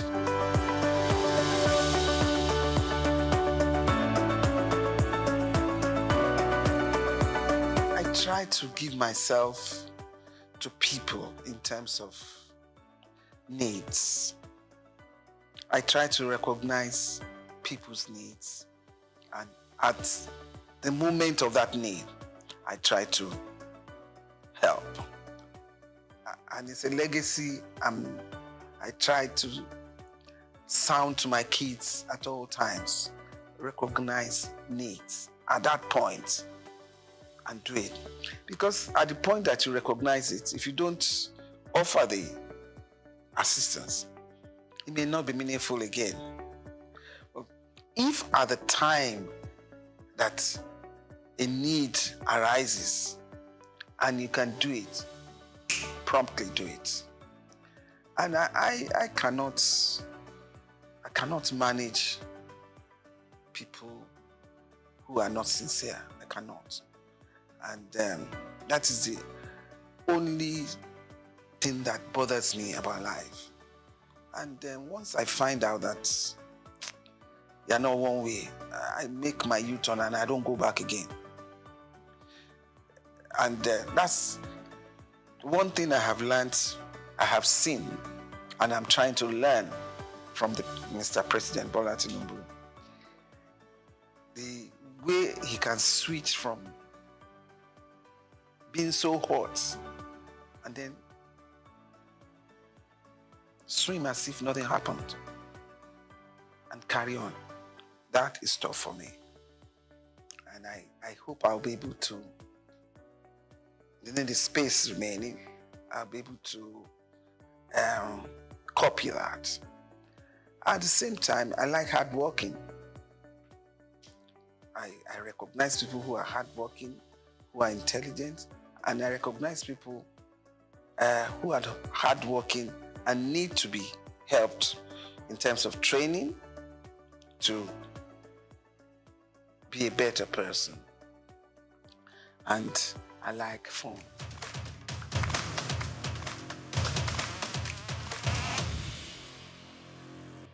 Now let me start with that girl child. That girl child is not so common again. At least most female children are educated now. Outside Lagos, girl child is a big reference. Yeah, I think everybody should be given equal chance to make a life and a life worth living and contented with. Because if you don't have enough drive and motivation, then life becomes static and you just wear it out and go. But I believe that for women, don't let the men scare you off. You are equally hardworking and intelligent. Expose yourself, but don't mess yourself around. Don't get corrupt.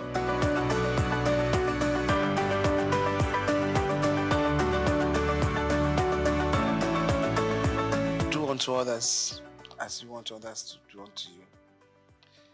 And there's one good prayer. Everybody that knows me, and I always say, my God is a just God. His judgment is always fair. So whoever hurts you, attacks you, leave them to God. He's a fair God. The judgment of God will come. Just move on and pray that in your lifetime, that judgment comes up. My favorite food, I like eba and ewedu. I'm an expert in cooking. I love cooking, and I tell you, I can challenge anybody to come and compete with me. On that level, I score a good card. But I love fresh fish, with ewedu and eba. I'm not too much of an amala fan, and my favorite color is green. Or it's green, but with that green, I love bright colors. Even jewelry has to be bright for me, but still worn in a conservative way. As loud as whatever I pick may be, I still give it a conservative umbrella. I love to dance. I'm a good dancer. I love to socialize. I'm a good mixer, but highly disciplined.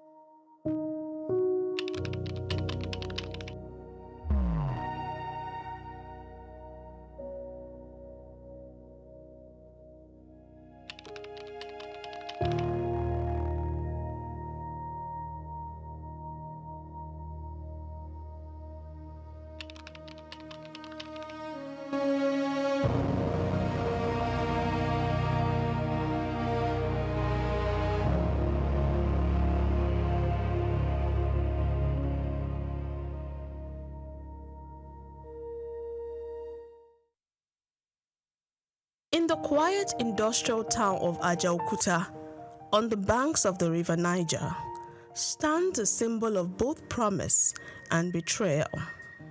The Ajaokuta Steel Complex, once envisioned as the bedrock of Nigeria's industrial revolution, remains one of Africa's most ambitious yet unrealized projects. Conceived in 1979 and reaching near completion by the mid-90s, the plant was designed to anchor a fully integrated steel economy. It was meant to power construction, transport, defense, and manufacturing. However, it remains an idle giant. it has neither produced steel at scale nor fulfilled its promise of transformation. The urgency now is not to recount its failures, but to decisively chart a pathway to success. Ajaokuta's troubled history is well documented. Decades of policy inconsistency, failed concessions, and legal disputes have kept this complex in limbo. With obsolete equipment and disconnected supply chains, its viability is constantly undermined. Currently, Nigeria produces about 1.2 million metric tons of steel annually, far below the estimated demand of over 10 million tons. Relying heavily on scrap-based production rather than primary steel from iron ore, this structural gap translates into billions of dollars in annual imports. But there is a framework to adapt. Nations like China, India, and South Korea once faced similar uncertainty. China now produces over 1 billion tons of steel annually through state-backed industrial clusters. India, the second largest producer, expanded through governance reforms and private sector participation. Steel plants do not thrive in isolation. Ajaokuta's original design already recognized this, linking iron ore from Itakpe, rail transport to Warri, and downstream industries across the country. To succeed, this vision must be restored. The Itakpe-Ajaokuta-Warri rail corridor must be secured, and the Ajaokuta-Kaduna-Kano gas pipeline must provide the cost-effective energy central to steel competitiveness. The federal government should deliberately cultivate industrial clusters, including automotive assembly, fabrication, and defense manufacturing, to transform Ajaokuta into the nucleus of a broader insulated from short-term political cycles and replacing entrenched patronage with merit-based leadership. Rather than outright privatization, the federal government should pursue a hybrid public-private partnership (PPP) to balance efficiency with national interest. Encouragingly, recent developments suggest a shift. The government is pursuing a production-sharing partnership with Chinese investors, anchored by a proposed $2 billion rehabilitation plan. Simultaneously, a landmark 2025 agreement between the Ministry of Steel Development and Defense seeks to transform part of Ajaokuta into a military-industrial complex. Reviving Ajaokuta is about more than steel. It is about structural transformation. The economic multiplier effects, job creation, technology transfer, and foreign exchange savings are substantial. Financing is not the primary constraint. Credibility, policy consistency, and execution capacity are more decisive. If these elements are harnessed, Ajaokuta can become the catalytic core of Nigeria's industrial future. If not, it risks remaining a momentum to inconsistency and unrealized national potential.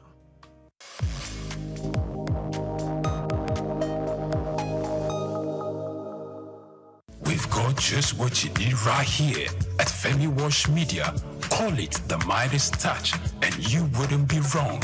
Let us record, produce, mix, and master your audio like nobody does. Reach us on our contact today for the best quality job.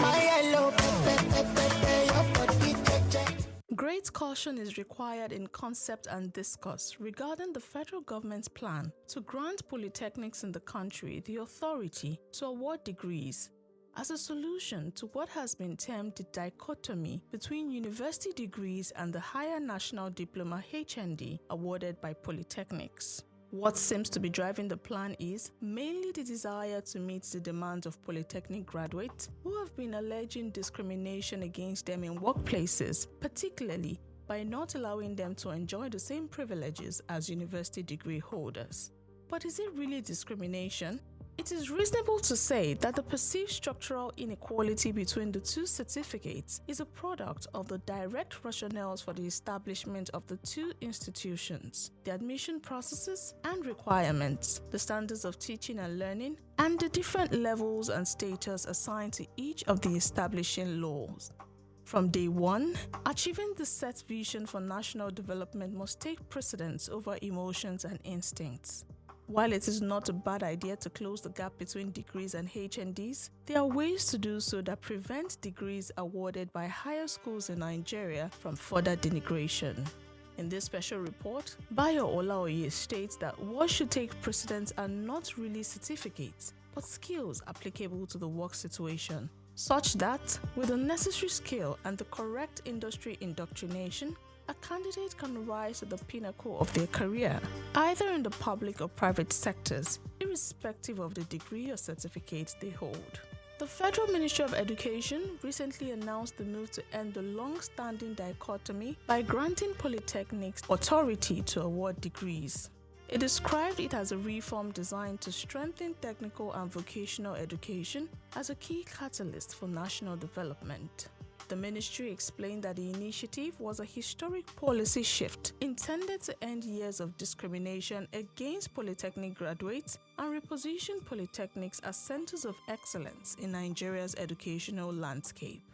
It pointed out that the reform will retain the practical, industry-oriented focus of polytechnic education, noting that Nigeria's long-term competitiveness hinges on a workforce capable of creating, building, and addressing real-time challenges. There is no doubt that polytechnic graduates play a remarkable role in national development, but the structural inequality in certificates should not be seen or portrayed as deliberate. It was dictated by each institution's mandate and the official recognition of its status and products, and not by deliberate discrimination, as the ministry's comments suggests. While universities in Nigeria were established primarily to produce high-level indigenous manpower to replace colonial administrators, accelerate socio-economic development, and address the acute shortage at that time of high-level skilled professionals, including lawyers, doctors, engineers, and architects, polytechnics were established to train middle-level manpower, including technologists and technicians, to bridge the gap between high-level experts and low-level workers, especially artisans. This is most likely the reason that higher status and levels were officially granted to university graduates. Besides, the practice of credentialism has at times made the Nigerian state and people view university graduates as higher in rank and respect than HND holders. This belief was taken into the civil service to the extent that polytechnic graduates cannot rise above level 14, unlike degree holders who can reach level 17. But this is a policy matter the government can address without turning all polytechnics in Nigeria into degree awarding institutions if it is sufficiently convinced that both certificates should be treated equally in the workplace going forward. An option is for the government to simply remove or reduce restrictions on HNDs in workplaces, while the current blend of universities and polytechnics, offering degree and HND certificates, which many professionals consider very good for the country, remains. The government should then begin to take practical steps to strengthen polytechnic education by reviewing the curriculum to focus on national expectations, upgrading infrastructure, and training equipment to match those currently in use in technologically advanced countries, standardizing the admission processes and requirements, providing adequate funds for research and innovation, and building serious collaboration between schools and industries that can bequeath to the students' technical expertise, which will earn better perception and respect for the certificate. The government should consider expanding the education landscape through polytechnics and ensuring they play a significant role in implementing the National Technical and Vocational Training Program, which is set to begin nationwide. The TVET, launched under the Renewed Hope agenda of President Bola Tinubu, has recorded over 13 million applications nationwide with 16,000 accredited centers, according to the Federal Ministry of Education. They are being equipped to implement the scheme in partnership with some leading industrial and manufacturing firms in the country. It is all about training in practical industry-relevant competencies in primary sectors such as manufacturing, construction, energy, automotive services, technology, and the digital economy, which fall under the mandate of the polytechnics. Another option is to review the admission processes and requirements that make it difficult for HND graduates to acquire a university degree and enjoy the privileges given to holders of university degrees in the civil service and other workplaces.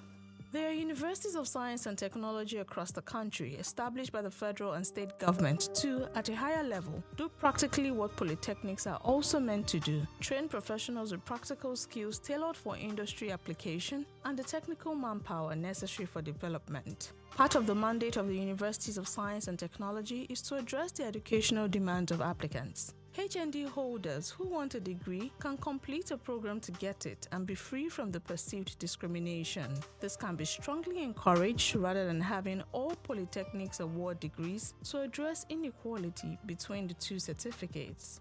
If the government insists on polytechnics awarding degrees, it must upgrade them to degree awarding schools. Most of them, as they currently exist, are barely better than secondary schools, lacking basic modern facilities and a relevant workforce to bequeath students the desired expertise across the various fields of study. Also, the curriculum must change. There should be no excuse for poor funding, and everything must be done to ensure that the degrees awarded are internationally competitive. Beyond these, the problem of the dichotomy in the certificate of higher institutions of learning is a clear manifestation of a societal obsession with paper qualifications as a prelude to work or career development. This needs to be pragmatized in developed communities. What should take precedence are not really certificates, but skills applicable to work situations, such that, with the necessary skill and the correct industry indoctrination, a candidate can rise to the pinnacle of their career.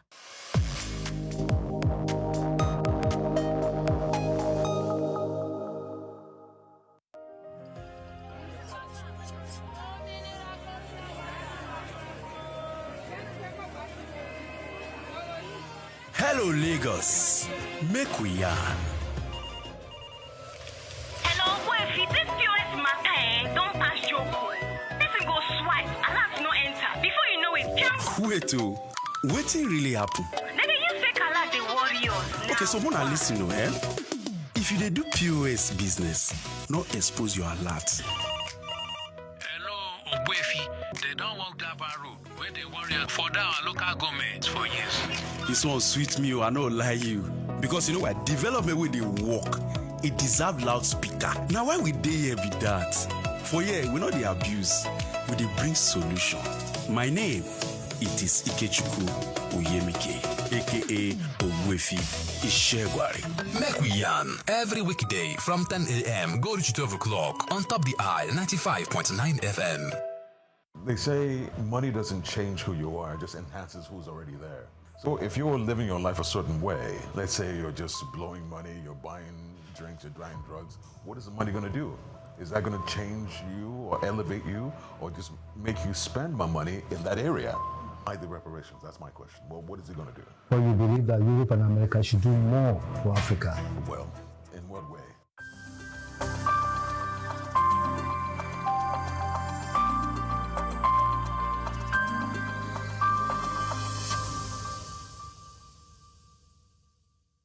Good afternoon.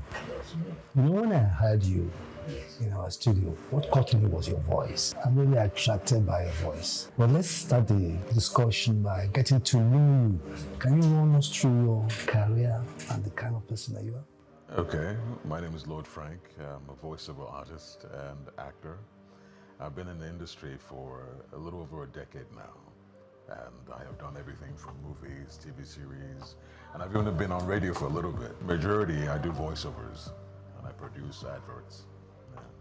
Voiceovers, what does that mean to the ordinary man? Voiceovers are when you just have your voice, nobody sees you, but they can hear your voice on maybe ads on TV or on radio. So you must be into advertising, marketing communications? That's correct, yes.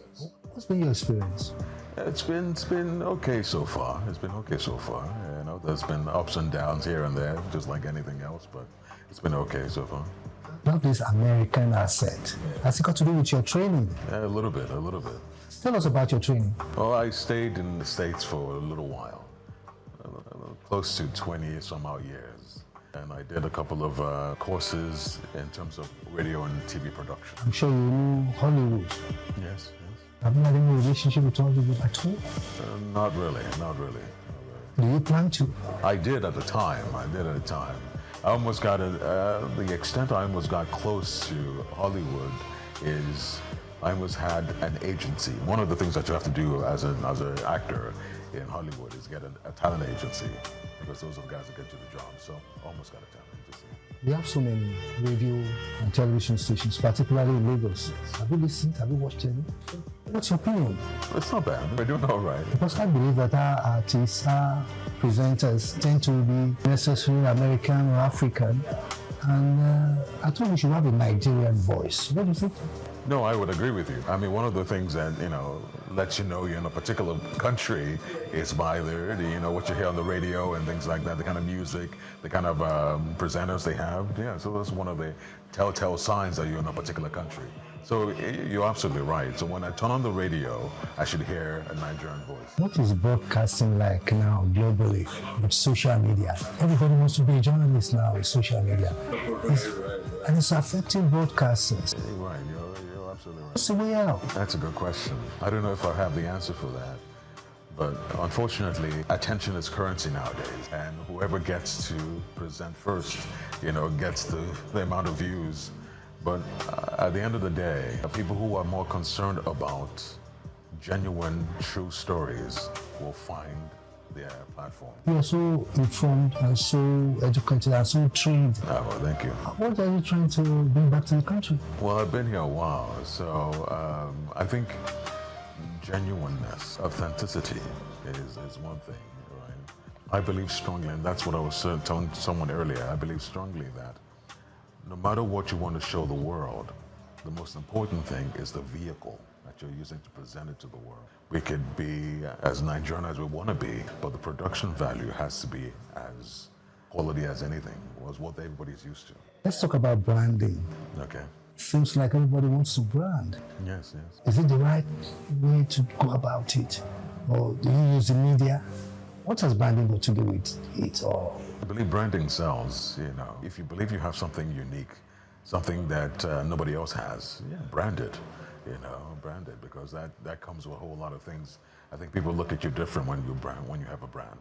Now we're talking about climate change. Yes. In this part of the world, we seem to be far behind. What do you think the media in this part of the world should be doing as regards climate change, sustainability, the green revolution kind of, yes? I think it's a question of how important is it to us. If there's any truth to it, now I'm going to sound pretty bad. If there's any truth to it, then the focus should be on it, whether it could be alternative energy, how we can be more concerned about how to use those alternative energies as opposed to what our major source of power is, oil and generators and things like that. So it just depends. We have so many festivals in Nigeria. Yes. In Lagos, we've just done Eyo. We have Ofala, we have Agogo. Do you have suggestions on how we can market and monetize it for economic development? Like, we could build stories around these festivals, They can be the core of our filmmakings or our music, The way that people will be so fascinated about it. By itself, it's doing pretty good, People are already coming from all over the world to come and enjoy these festivals, but I think we can do more. And that comes to how we all have to work together, network, how we can bring what we believe makes us authentic to the rest of the world. We can work together. America and Nigeria, is there a way we can cooperate in the areas of culture, tradition, music, particularly music, because our musicians are making gain everywhere now? Is there a way the American government or the American people itself can rally around and have a kind of interrelationship? Well, I don't know, I can't speak on that particularly, but I think they're collaborating okay. I think they're doing well. Burna Boy is making music with different people, Wizkid and, Rema. All these people are making music with different people, so I think they're doing okay. What about our fashion? How do we promote promote it, and how do we market it, and how do we inspire the ones at home? How do we go about it? Like you were saying earlier, that social media has done so much, right? And these individuals just lock in on social media, the word will get out. So how do we look at our festivals? How do we refine them? Using technology and using the web results so that we just don't repeat the same thing every year. There was a gentleman that did an AI video of elderly. I don't know if you came across this thing. It was on YouTube. He put it up. He did an AI video of the elderly in different African attire, different fashions and stuff like that. So that's the way we're going. We can take things that maybe like the festival or whatever it is from our traditions and just combine it with AI and present it to the world. If I talk about the diaspora, we have a very strong Nigerian diaspora abroad. Is there a way we can encourage them? And is there a way we can unite them up there so that they can contribute to the development of this place? Because what has been happening now are just isolated cases. Sure.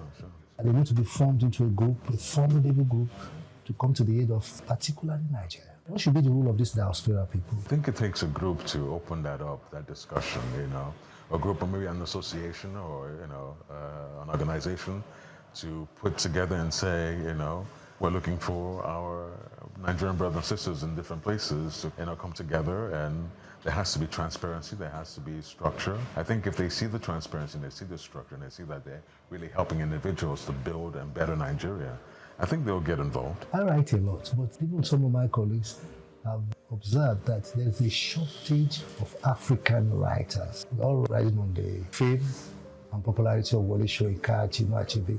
The stars, the young ones are not coming up. Is there a way we can fashion out a training program or a project? Well, that's a good question. I mean, when you look at the entertainment world, what's selling is the Nigerian Idol, the African voices and things like that. And it's more tailored towards musicians.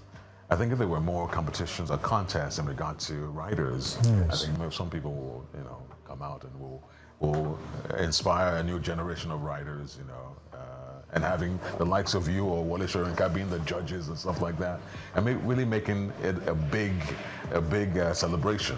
People will turn out. Yeah. You're doing voiceovers, and I know you'll be concerned about AI. Yes.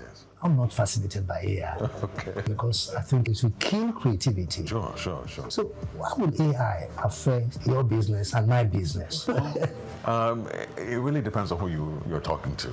Because some people may say, I have the idea, I have what I know I want to do. AI just helps me go from point A to point B a little quicker, and that's all it does.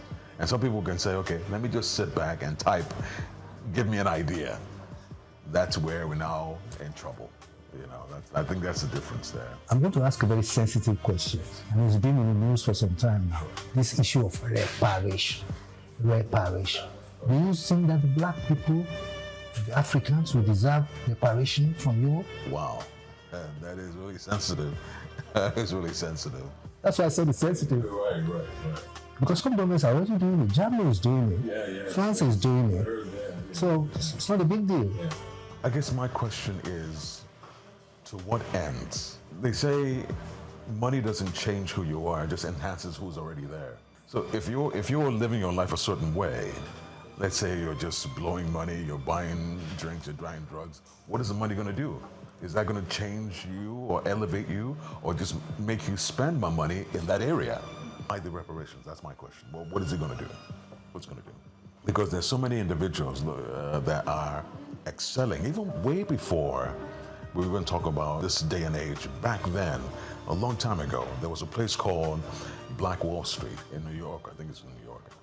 That it was ran by all black Americans, and it was doing well until, they got messed up. But the point I'm trying to make is, what is the goal of the reparations? What is really the goal? Well, you believe that Europe and America should do more for Africa? Well, in what way? Technically. Training, investment. Okay. I think it boils down to trust. Let's talk about politics a little bit. And you can't talk about politics without talking about democracy in Africa. What's your perception of the prevailing democratic atmosphere in Africa? Our leaders, our political leaders. Unfortunately, they say people deserve the leaders they get. What pool are these leaders coming from? And just being honest, what kind of people are we? If we're kind of people who have, you know, a level of pride in our country, a level of trust, a level of integrity, you know, then the leaders we choose will be different, I think. We have to start with ourselves. Our youth, I'm not a youth, but we have 70%, almost 60% of our population are youth. What do you think we should be doing with these guys? Some unemployed, some employed, some with some skills, but no support. What kind of support will you recommend? From individuals, from governments, and from established people like you? There's so many things that we can do with our youth, so many things. There are factories that can be built, there's farmland that can, you know, that can be placed in. There's so many things that we can use. I mean, and that goes back to how much love we have for our country, how much love we have for our people. And then, like I said, you know, it's just about pride. You know, if you have that much pride in the motherland, then all our youths are ready to work. You know, they're not lazy. At least we can't say they're lazy because we haven't given them the opportunity. We have to say, okay, to really see that, okay, you have an opportunity. Are you ready to work? We can't tell them. We can't say it because we haven't given them the opportunity. Finally, 5 years from now, what will Nigerian entertainment industry, music industry, what peak will it reach? How will you rate it in 5 years' time? Our entertainment industry, Hollywood, our musicians. We have lots that we have to offer. That's a very good question. So right now, music industry is doing quite well, very well, almost in terms of same level as music industry anywhere else. And Nollywood is getting really close. It's really, really getting close. So I think in 5 years, right, we'll have a lot of partnerships. We'll have a lot of more of our stuff being out there. If we just stay the course, the way we're going now, I think in 5 years, we'll be revered around the world. Thank you very much. I'm grateful. Thank you.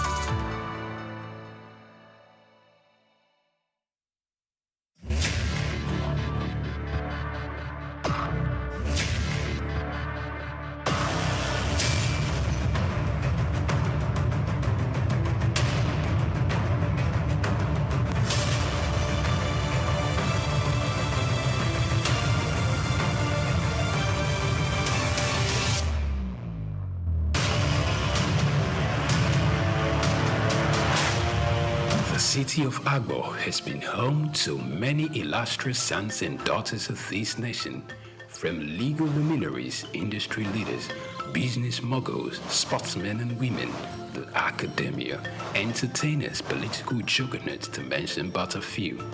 Because of its peculiar location, connecting the southeastern to northwestern Nigeria, it is a melting pot of both commercial and agricultural services with a diverse population of residents and settlers.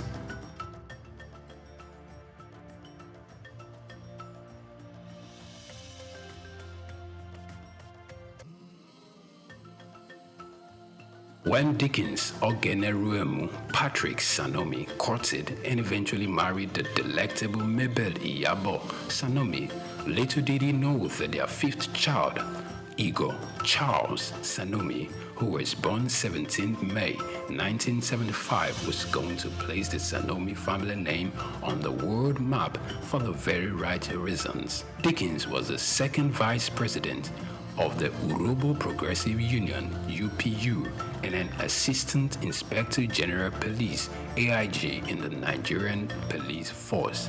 His mother was a Yeye Jemo, tribal chief of the Ishotun Ijesha Kingdom in Osun State, and also a nurse. Patrick's father did practice law in England before returning to Nigeria. Igor obtained his bachelor's degree in geology and mining from the University of Jos. Like many before him, achieving the level of stride he has made didn't come by sheer wishes. His interest in the oil and gas sector was sparked in his final year at the university. He had a friend who interned in a local physical oil trading company, First Froze, and every day that he came back, he talked unendingly about the things he had learned and the prospects in the oil and gas sector. Overwhelmed by the persistent talks by his friend, if you call it that, the desire for physical trading grew on him, creating a lasting impression on him.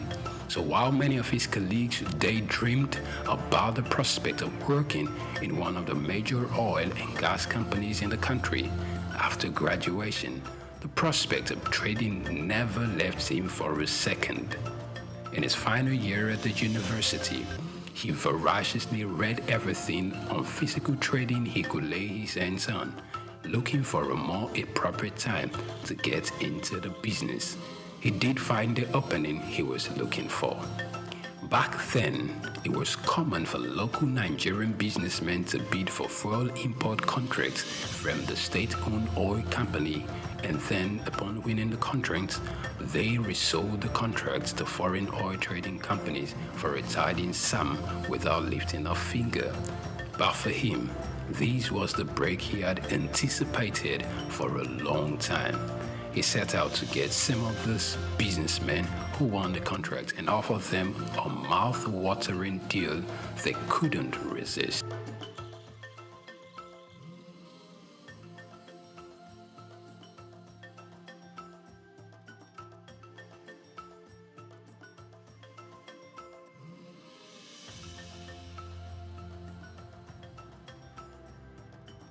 Igor is the founder of Talaveras, a $2 billion company. Now, if you heard his feat, you would have thought it was but a walk in the park.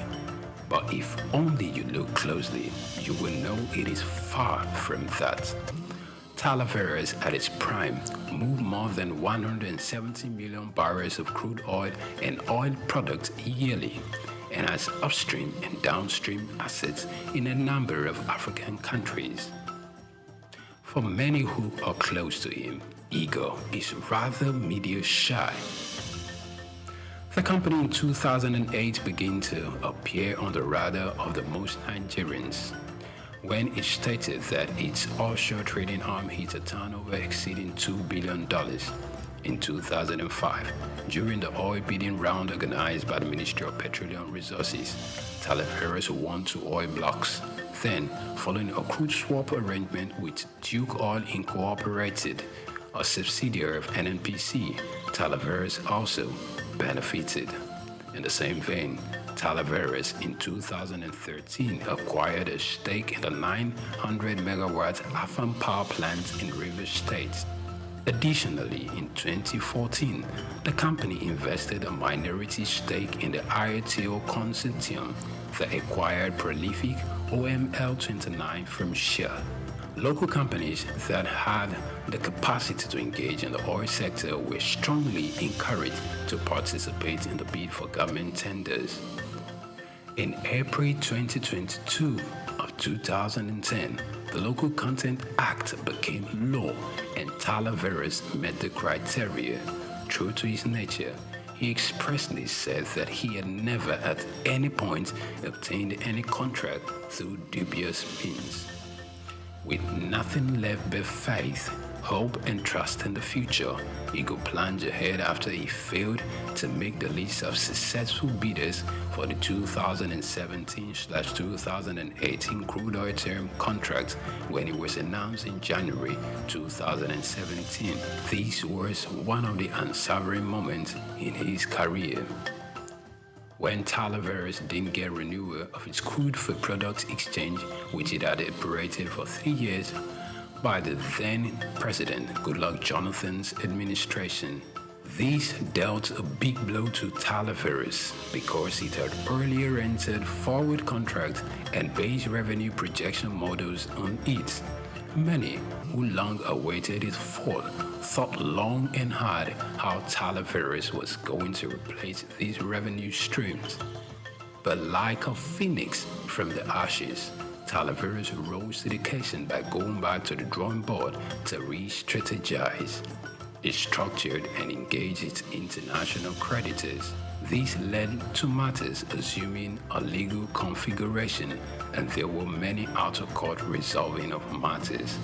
He admitted to Talaveras having gone through a series of challenges, also that his affairs in Nigeria have been largely misunderstood by many.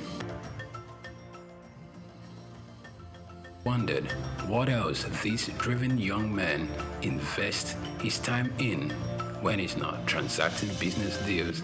It definitely is something that gives him fulfillment beyond pecuniary gains, philanthropy. In 2011, he founded the Deacon Sanomi Foundation, DSF, in honor of his father. This foundation supports people in education and health across the length and breadth of Nigeria.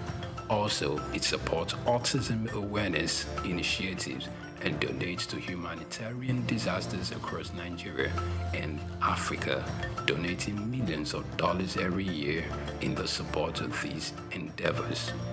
Owing to his selfless behavior, he's been recognized twice by renowned institute, Choiseul, based in France, topping the ranks of the Choiseul 100 economic leaders under 40 who will play a vital role in the economic development of Africa. For a man renowned for pushing his limits, one would have thought he was everywhere in the eyes of the public, but the reverse is the case for Igor, who is notoriously known for staying away from the spotlight.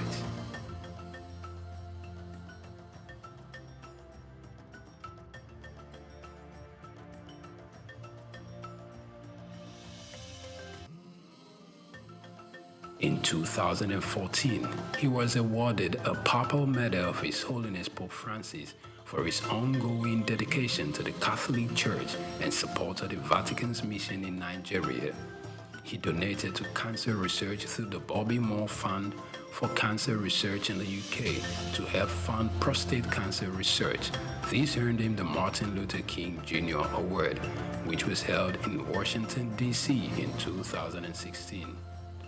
More recently, he founded the inaugural Touch a Life Today campaign launched by the Global Initiative for Peace, Love and Care, GIPL, across 3 states in Nigeria, with the goal of reaching 1,000 vulnerable patients who cannot pay their medical bills. The campaign ended on 17th May 2017. Sanomi is working on restructuring his business alongside the trading arm, which is led by the CEO, Marcio Beavalon, a former royal executive with 35 years work experience, and William Brock Tupeni, another seasoned upstream executive, formerly with the Petrofac. Igor remains committed to growing his business ventures across Africa.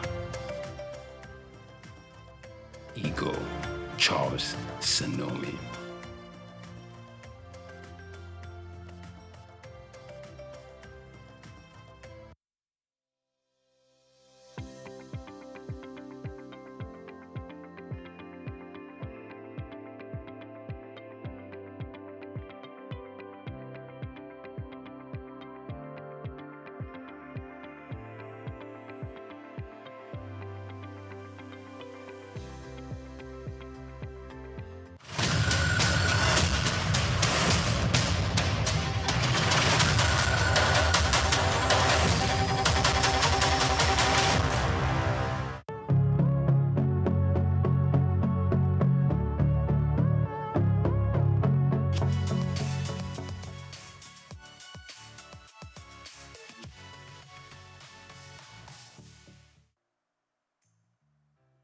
In 1957,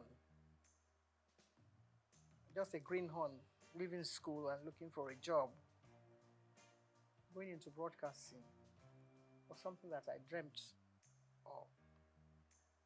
But that's only meant going into radio, because my old school, Holy Child College, still on the same site in Obalende, 2 streets away from the old NBC. I still can't forgive whoever changed the name to something else that is being called now FRCN. Because if the BBC remains BBC 100 years after the founding fathers, dreamt of starting television, radio from, all the war years and learning a bit from America. It all started from America.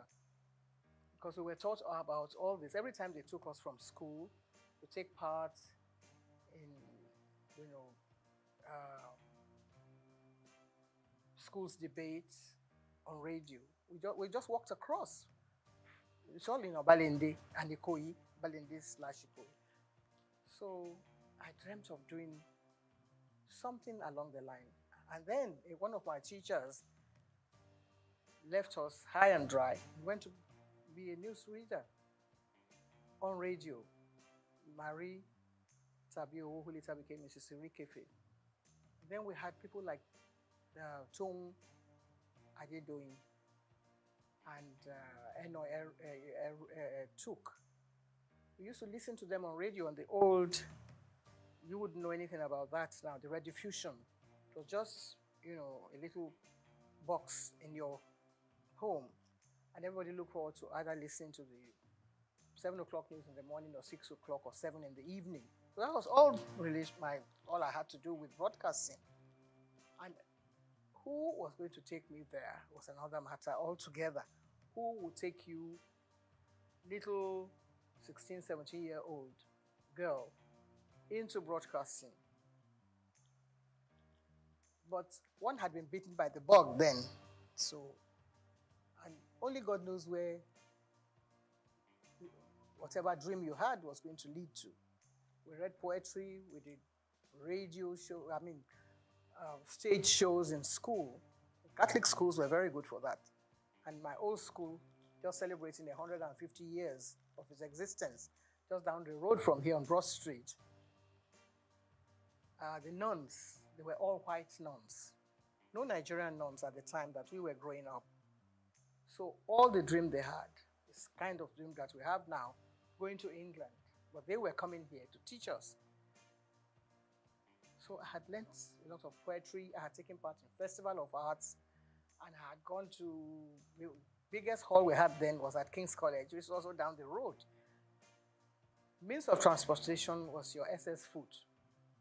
No BRT, no bicycles or whatever. So we did it all just walking around and learning from our teachers. And of course, our mentors were the nuns, like I said. So in my wildest dream, there was no way that I was thinking of going into anything like broadcasting. That is going back to to answer your question. But they had a lot of plans for the girl child. And not along the religious lines now. But actually, they came to actually engender this whole idea of pushing the girl child forward. And not just me, a lot of us. People like Mrs. Francesca Emmanuel, they also went through the whole gamut of all this dream that I'm talking about. Television itself was brand new in the world. I have to talk about radio because that was what I knew as a child. But television, when it started, we didn't even know. Maybe in America, and then it went to Australia, and then to France. No. France came after Nigeria.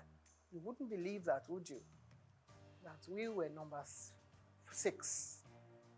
America, Britain, Germany, Australia, one other country, and coming now home to Nigeria, where you cannot help but give a lot of credit to the dreams of people like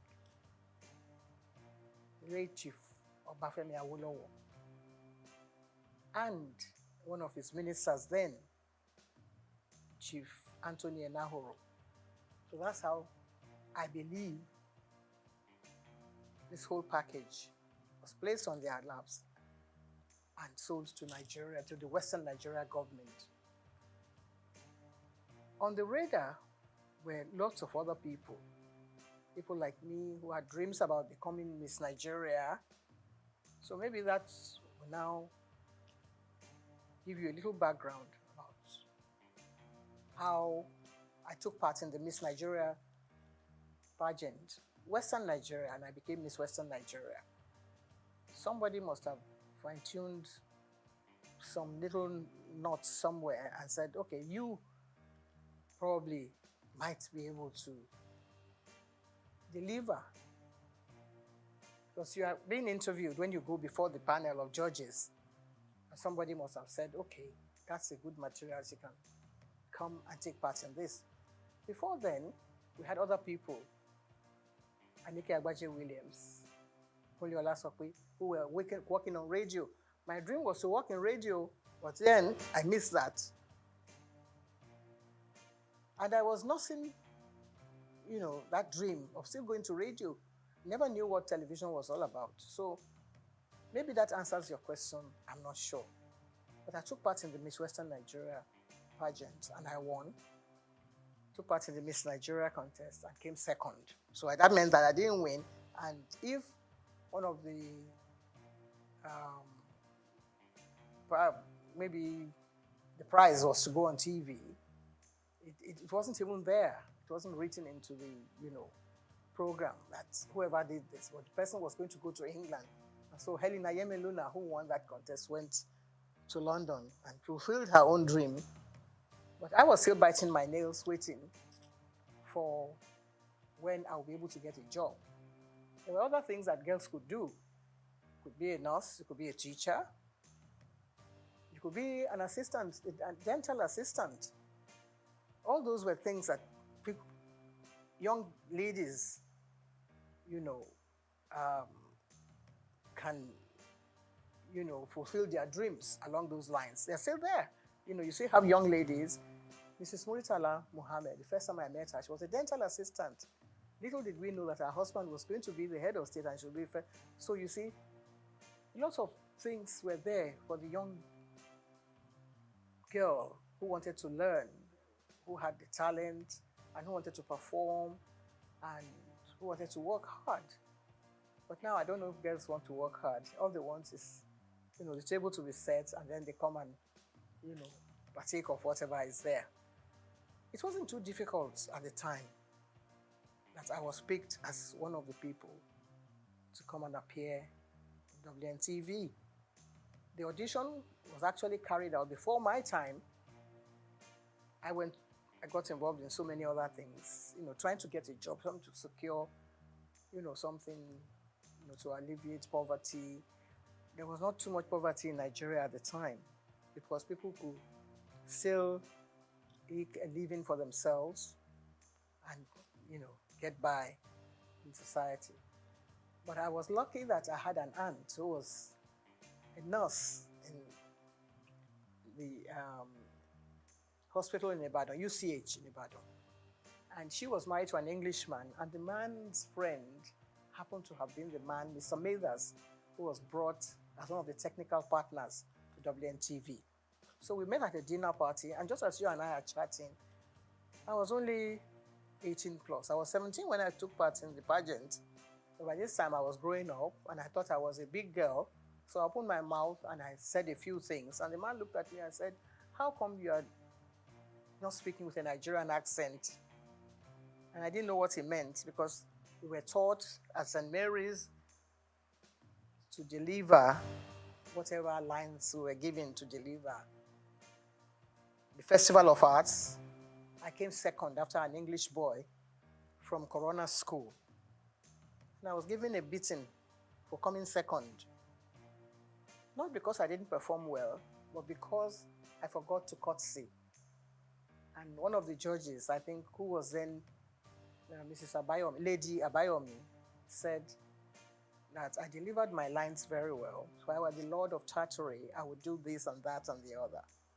So I came second. And when I got back to the school, the nun, Sister Marietta, said,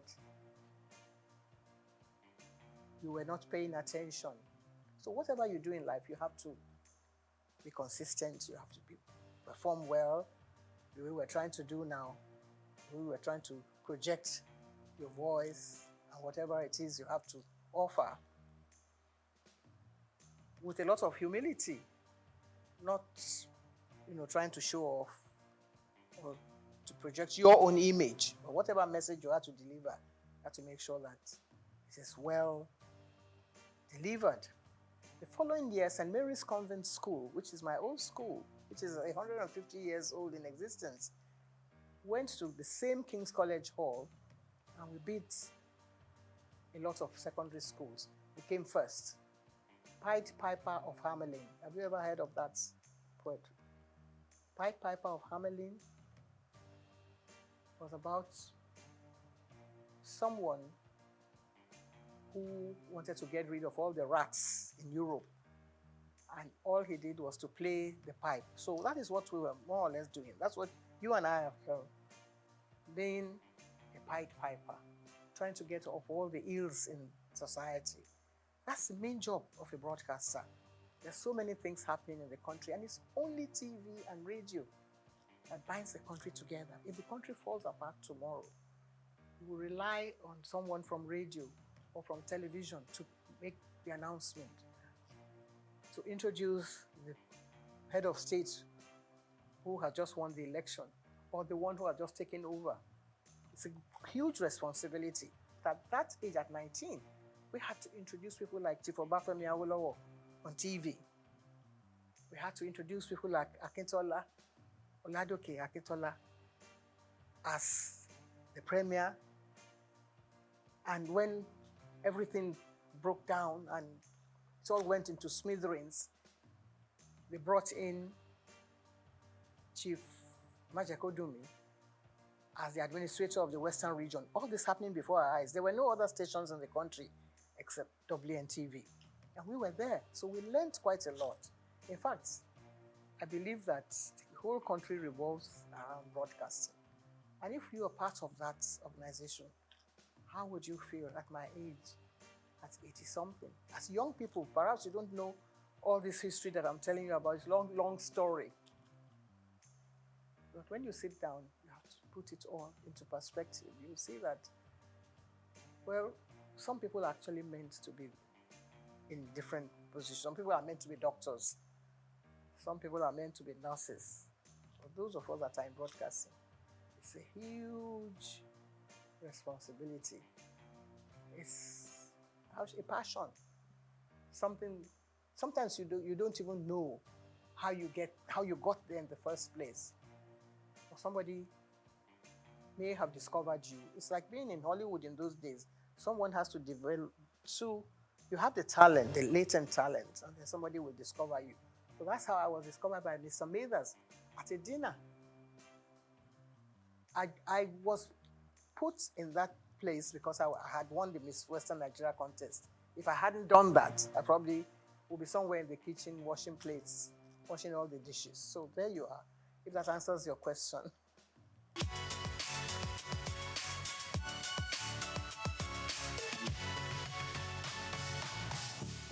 Well, there's no one that actually picks someone and puts you plonk without, of course, if you don't have any experience on the job, you have no business being there in the first place. But if I had taken part in Pied Piper of Hamelin towns in Brunswick, I was only 13. By famous Hanover City, I was speaking like an English person. When I was only a Nigerian, little girl, being nurtured, by my mother, who was a seamstress, how would you ever get there? But you already have that background, that solid background on the rock, as it were. So, by the time I was ready to go on TV, I had learned from all the other, people that I mentioned their names earlier, like Anike Agbaje Williams. And I wouldn't say it was easy, because you always have that, butterfly fluttering in front of the camera or wherever.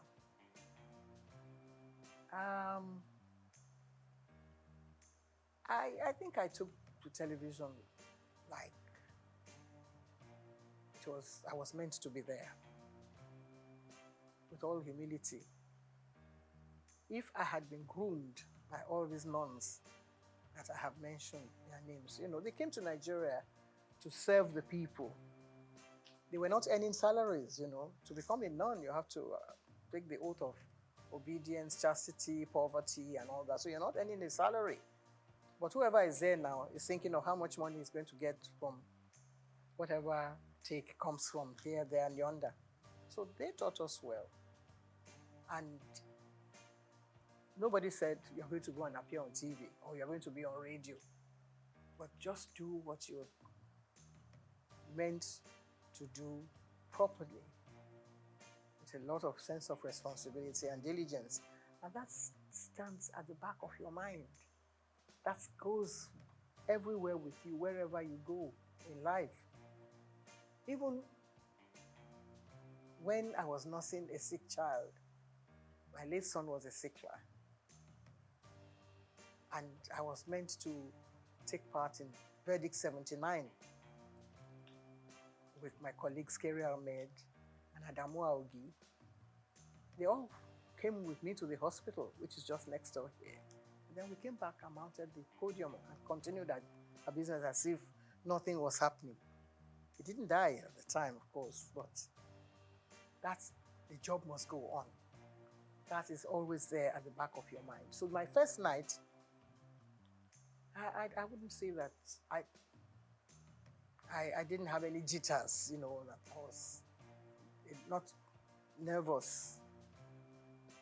But I was able to deliver, and I think that was the staying power. That was what kept me going, because other people came on board. I was not the only one. All the members of the board had their own, little nephews and nieces that they wanted to project on TV. They all came and they couldn't make it. But Anike and I kept going. And if you gave me a script now, I think I would try and... We didn't have too many, what do you call it then, teleprompters. Well, I was very good at, I had a photographic memory. So I was able to get hold of the script, and in less than 60 seconds, I'll be able to deliver it straight to the camera. That was one of the assets that I had also, which was God's gift. It's not by own might or whatever you think you have. You have the talent, of course, but also there has to be some other little bits of gifts that will help you to project the image of a professional.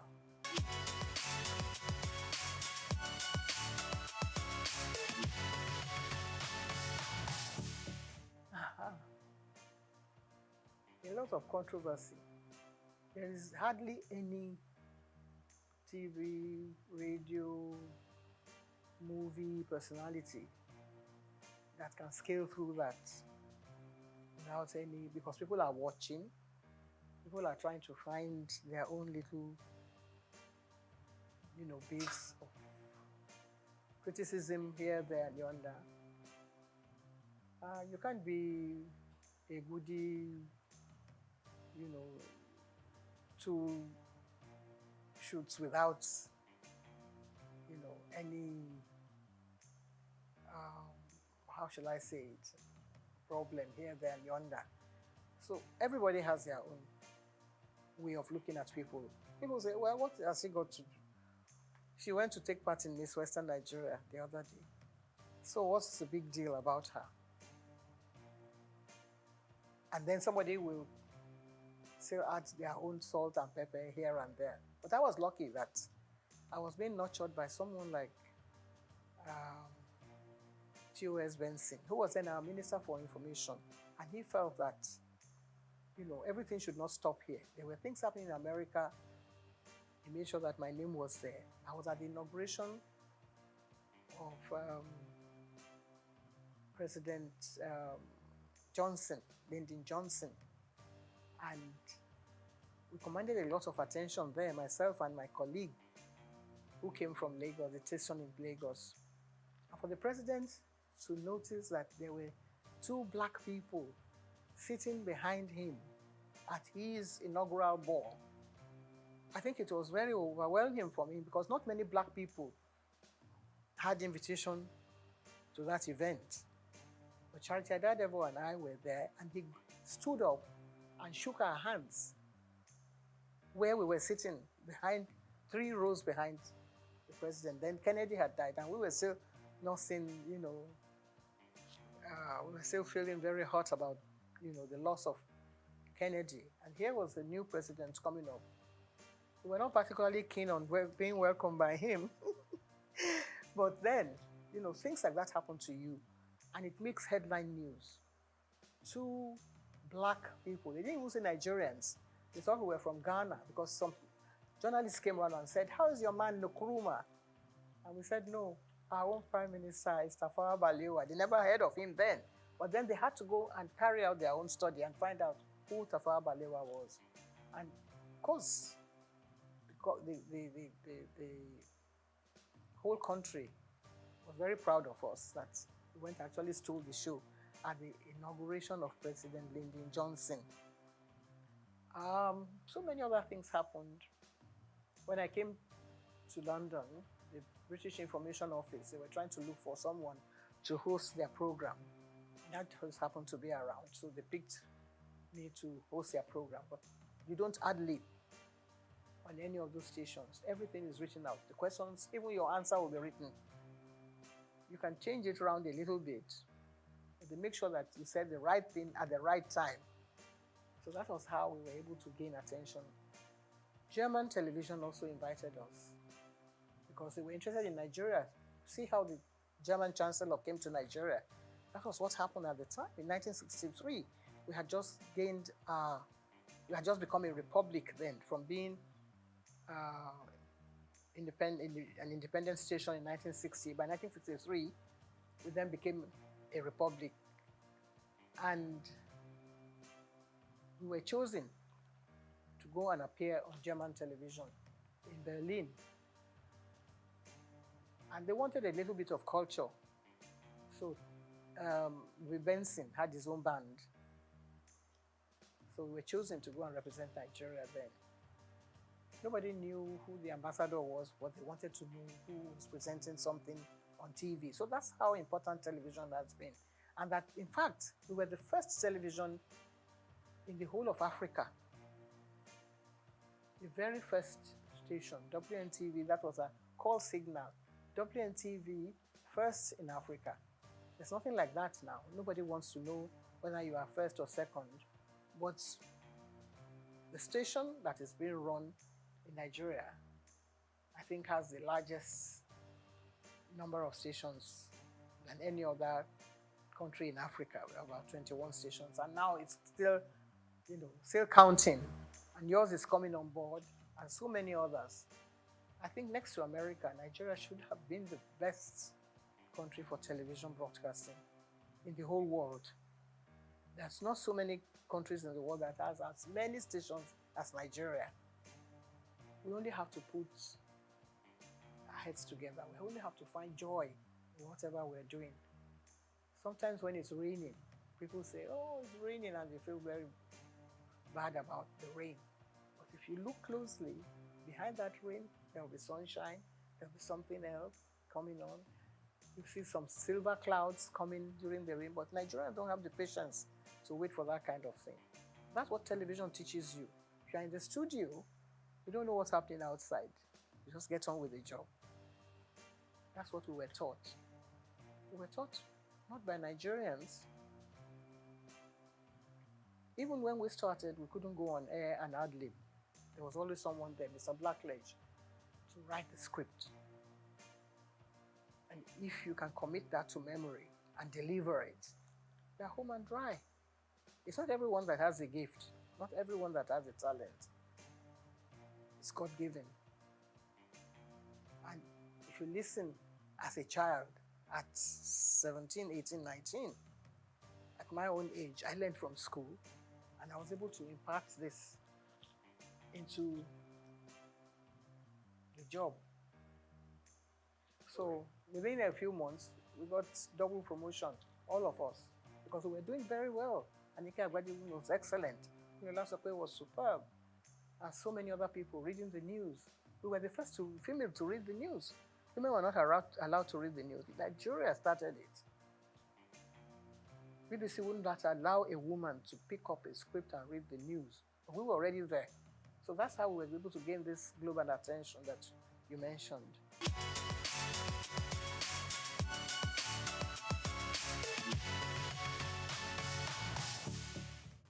not easy. It's not easy. Like I said, when we were taught by, not by Nigerians. But somebody came along the line and said, we don't have to speak like English people. You can just carry on and use your own parochial background. If you are a Robo man, you can speak English the way you like. That was his own idea. Because he didn't believe in us doing all this la-di-da and trying to, say things the proper way. But that watered down the standards a bit.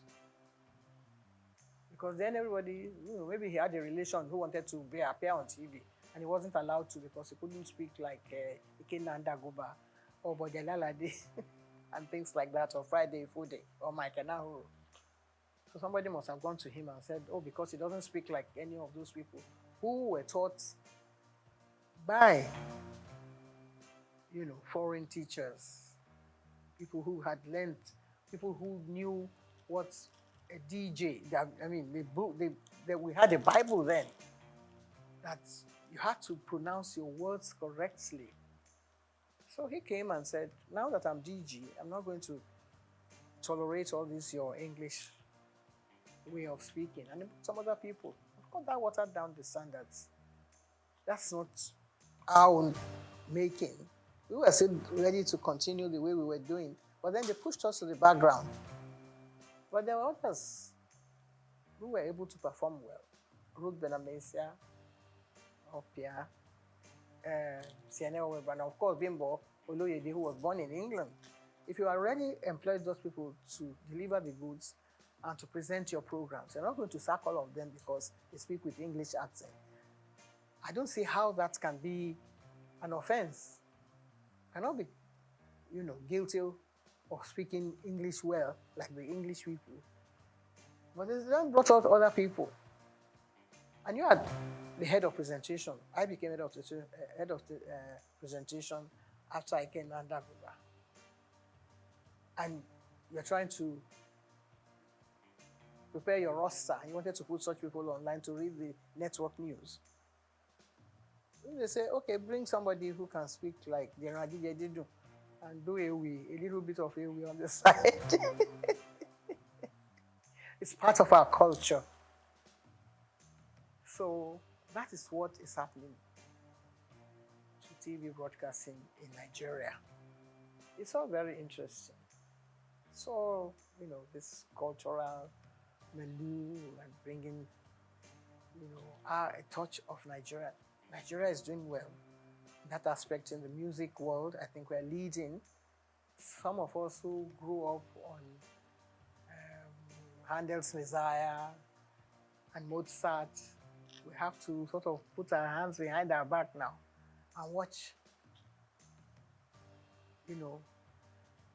all the way things have turned around. And Nigerian music is doing well. Afrobeat is reigning everywhere in the world.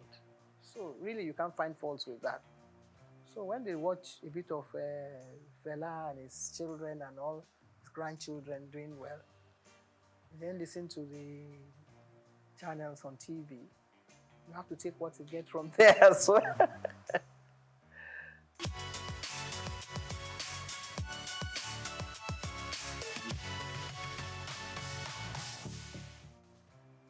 If somebody can wake up one day and say, why should your station be called the Nigerian Broadcasting Corporation? I say it should now be Federal Radio Corporation of Nigeria. Tongue twisting.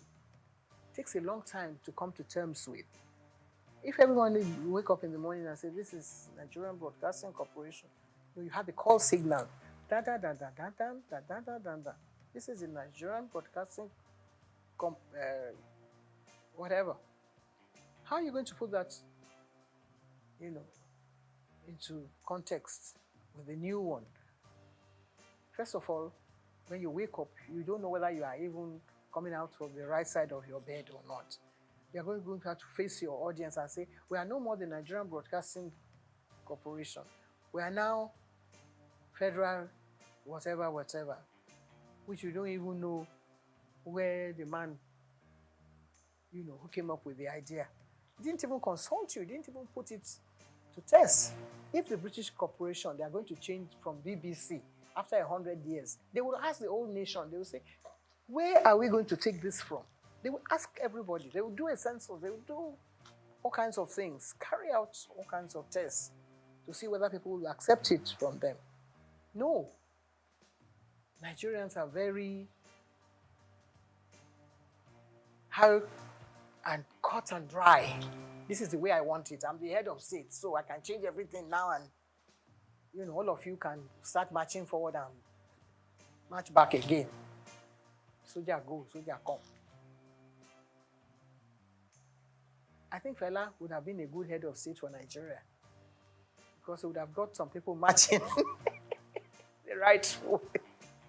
So, I think that is what has happened to this country. But we will still settle down. The soldiers that have been marching since, they will do attention one day. And then we'll be able to sort ourselves out gradually.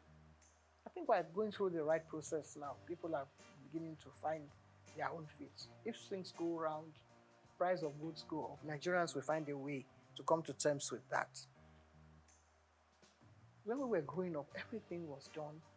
We won't say according to the colonial rules and regulations, but at least there were standards that were set down for you and things that you had to toe the line. This is the proper way to do things. But if somebody says, no, let's turn around and turn it upside down.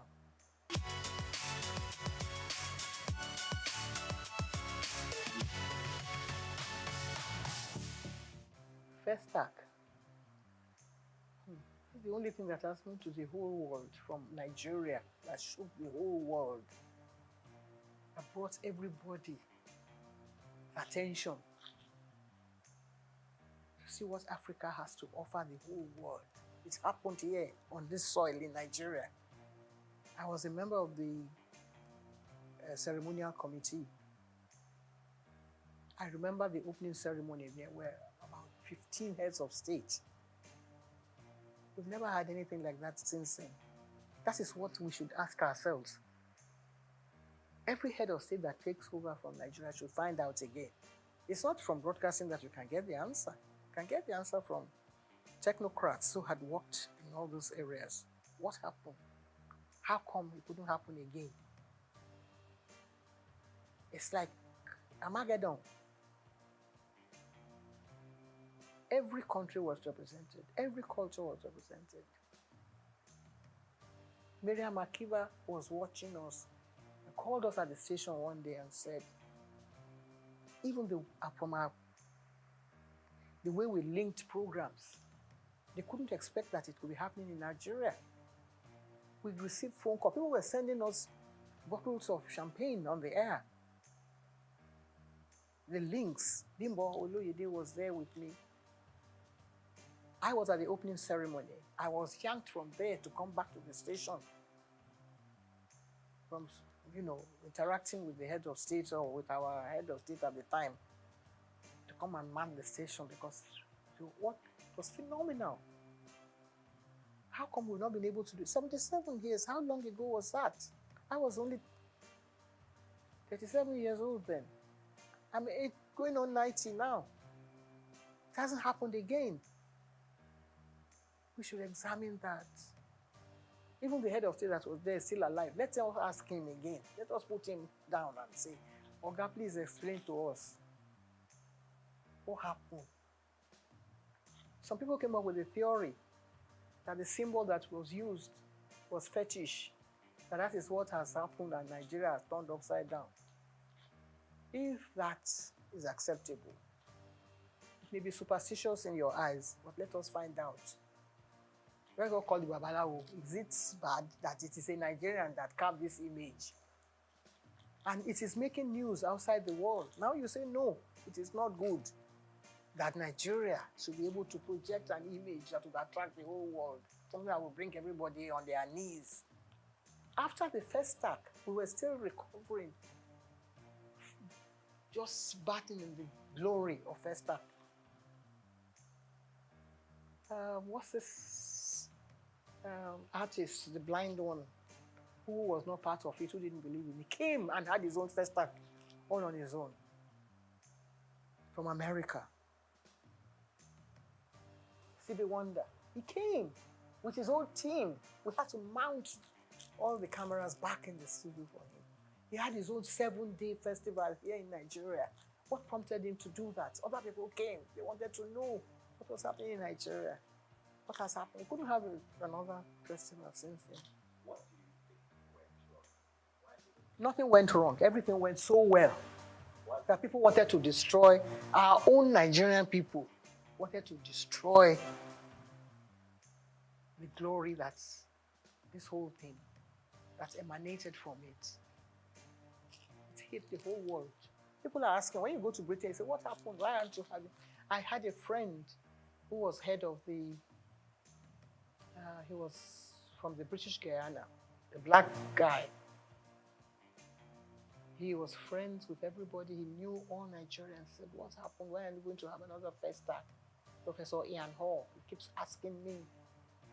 Even if we can't have it because it was very expensive anyway, Nigeria had all the money.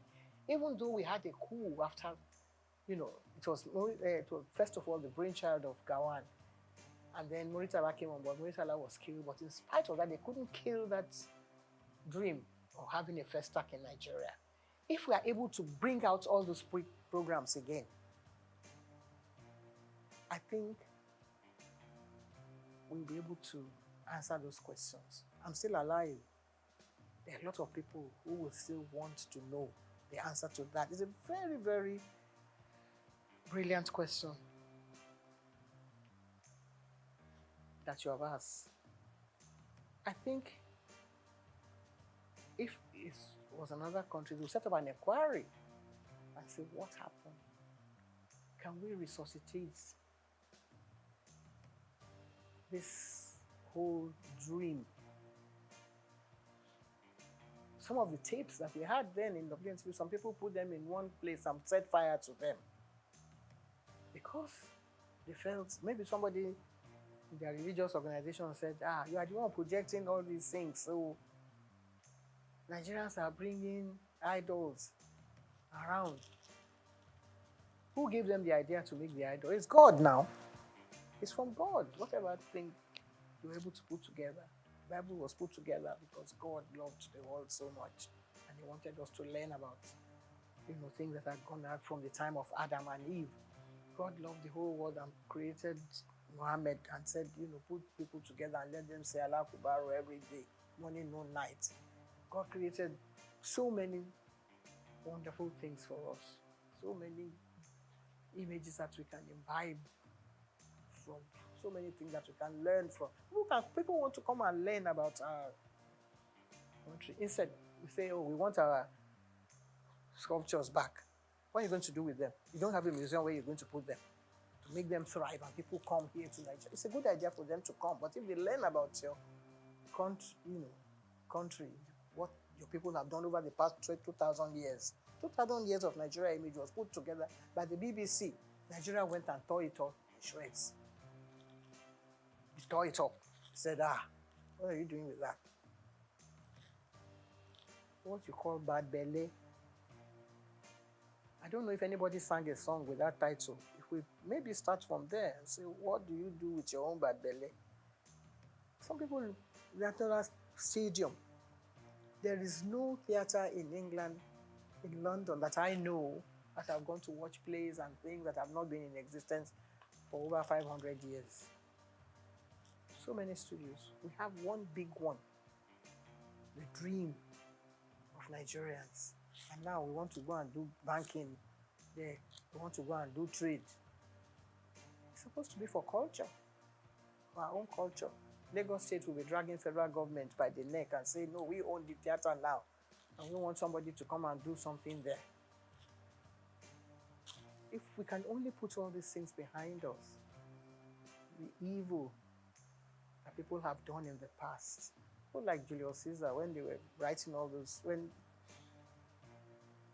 Shakespeare was writing all those things like that have happened in the past. We should examine them.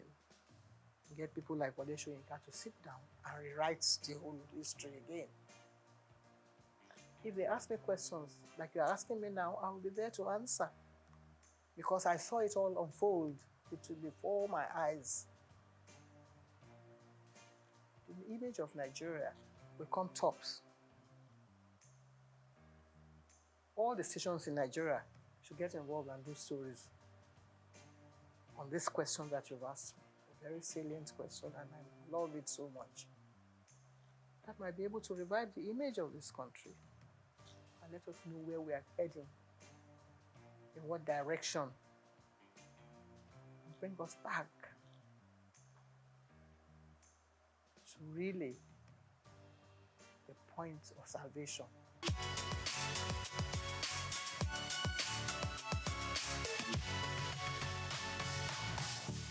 Well, I haven't seen it. I must have mentioned it somewhere. I think on one of the channels. When they was trying to build the scandal around it, and I said, and I tried to put the record straight. That wasn't really what happened, and that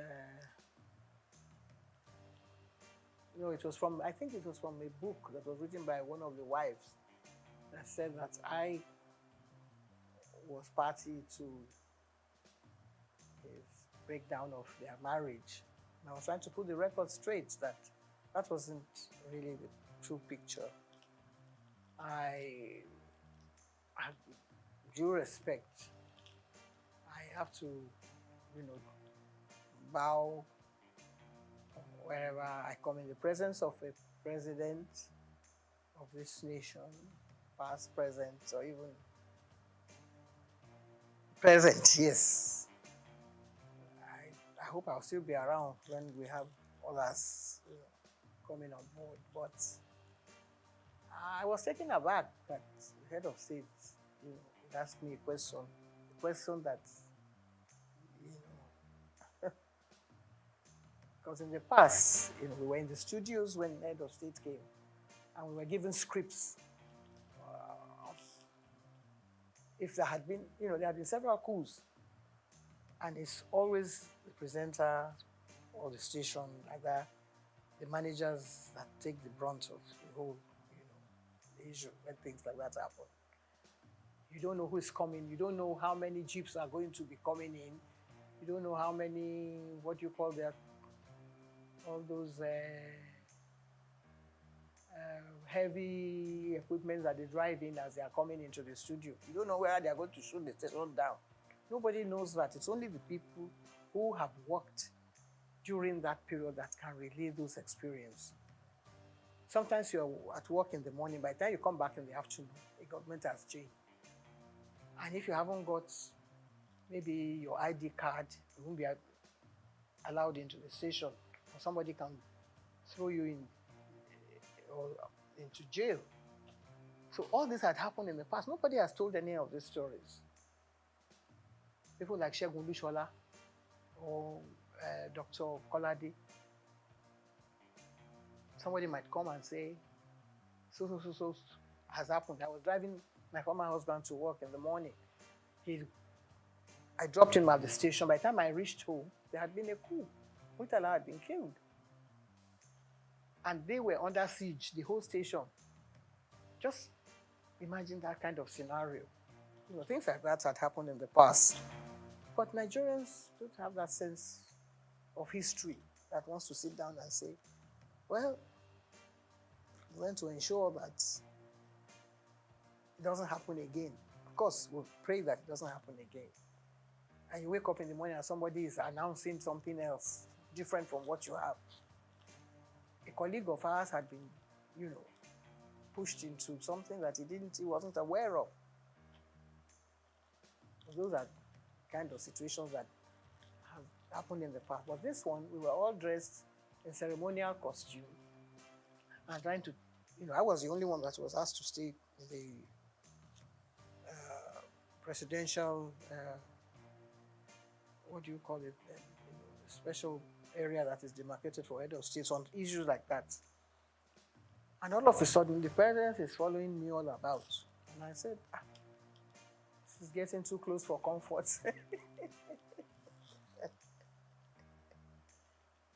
And I said, what's your name again? I said, my name is Julie Coker.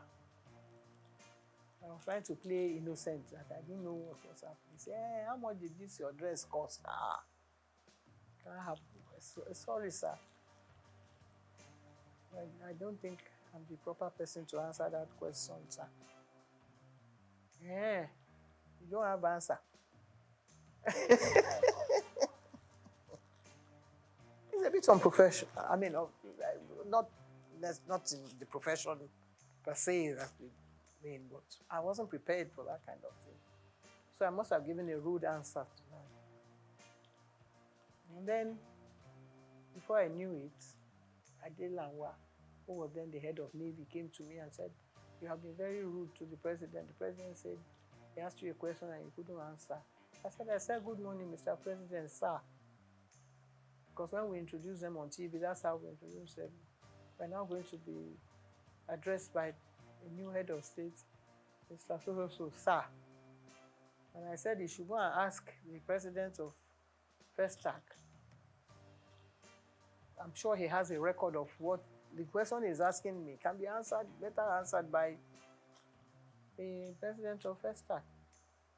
If he finds that unbearable or rude, then either that one is not doing his work well or I'm not doing my work well and I don't belong here. But I carried on regardless. Shortly after that, another top army officer, Joseph Garuba, that one was the tallest man next to Ufwe Bonye, or the one from Mali. And he said, Julie, I know you can be rude at times. I said, not on this occasion. This is a wonderful occasion for the whole nation. And I'm trying to be my best behavior. And he said, the president said, I'm being very rude to him. He said, I know you, maybe you can say things. And I said, no, I never. He asked how much the dress cost. And I don't think I have an answer, which may contradict what will be on record if you really examine it thoroughly. I was getting very nervous at the time. So I dropped everything and disappeared from the scene, and I never went back again. But the thing reverberated right down to all the committees and members. My late auntie, what's her name? Kentebe, which was a lead commodore of the Navy. She said, Julie, I think she heard that she was going to be sacked that day because the naval officer sent to her and said, you are the one that did this. And I said, can never, God forbid, can never reach me because I'm not in the forces. I'm doing my own job here as a professional broadcaster.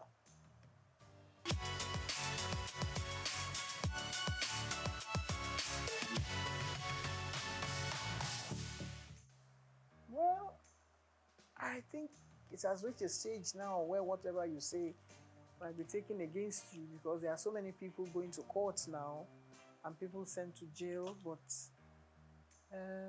things were not as bad as they are now because some of the gory stories we hear and people being, penalized and sent to jail. I think it has reached an astronomical level that it's something that's actually, maybe it was there and people did not want to open the canker worms and let us see what is really happening. In my own case, it was a deliberate attempt on the part of an aunt of mine who felt that there's no child that should continue going to school at a certain age. And they were trying to arrange for me to get married to somebody. And it's a tradition of our people, in Delta, to find out whether the girl is still a virgin. Then they go and look for one old man. It's not this, the one that is happening is child abuse now. I don't know what to call that one. There are other cases too of children being sold into, prostitution and apply this a trade that by some madams, which is not really acceptable. But there are other areas that maybe some parents cannot pay for their children's school fees, so they send them, into child labor or whatever. I think every child should be given a chance to have, proper education. If all can start free and fair education to children, whether all genders, boys and girls, see what the results that have come out of that. But in some other parts of Nigeria, they believe that that it's not acceptable in their religion, and so they still keep the children down and send them into early marriage.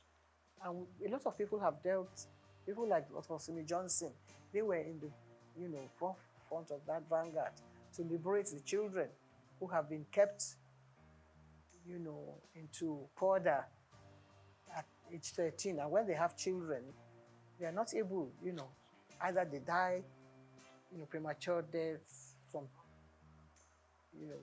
being too early to go into pregnancies and have the children properly and things like that. Different stages, it's a very serious issue that actually I think has been well looked into, not by the United Nations or by, but Nigerian government itself should look at it more, more serious terms and try to find how to deal with it. But there's something that happened in some homes, which is now coming out now, which in the past, members of the family will not allow maybe a woman that is a victim. The child is a victim, but there are other,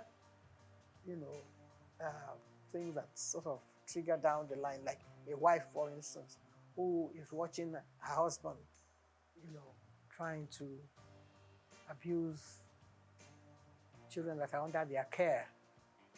And the children definitely cannot, rise to the level that a child who is being abused at an early stage cannot continue with her education. So I have been involved in issues like that because I was affected as a 13-year-old when an aunt of mine felt that I should stop going to school. But I was rescued by another aunt. So I was lucky at the time. Not many people have been able to, get through all this kind of trauma. I was lucky that just at the time, the man was busy talking to some other people, and it's like somebody being kidnapped and another person coming to your rescue. So I was lucky at my own, to escape that unscathed and get on with my life. If I hadn't gone to, maybe I would have been having 13 children. It's good to have children so that the population will multiply. But then you have to make sure that the children are able to, get on with their education. And when you educate that child, he's able to look after other children. I've raised so many children in the process, I was able to earn enough money to take care of members of my family. And that is what everybody should sort of, try and rise up to that challenge.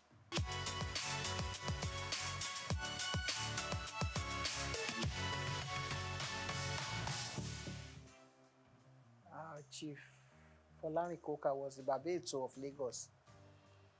So, and I used to accompany him to the palace of Yekon. And someone then said, well, Yeto, why don't you let...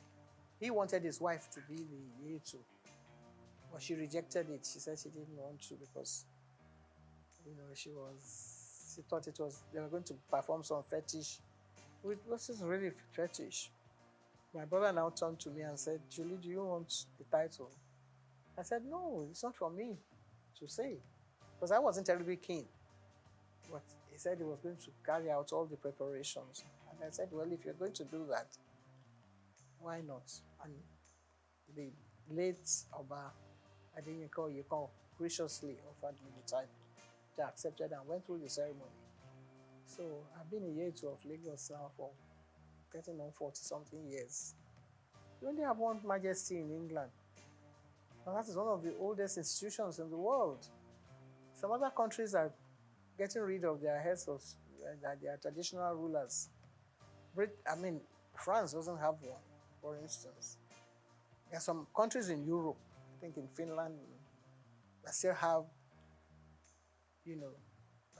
kings and queens and all that. But Nigeria, every little village, every doorstep has one title. This is the palace of the so. It wasn't like that in our own time. You had only one Oba in Lagos. Now you have so many.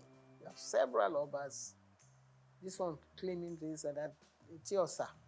It's whatever. After a while, there's going to be a clash. Maybe not in our own time. So if they're playing traditional roles, somebody will lay claim to some title that belongs to somebody else and another one. There's no end to it.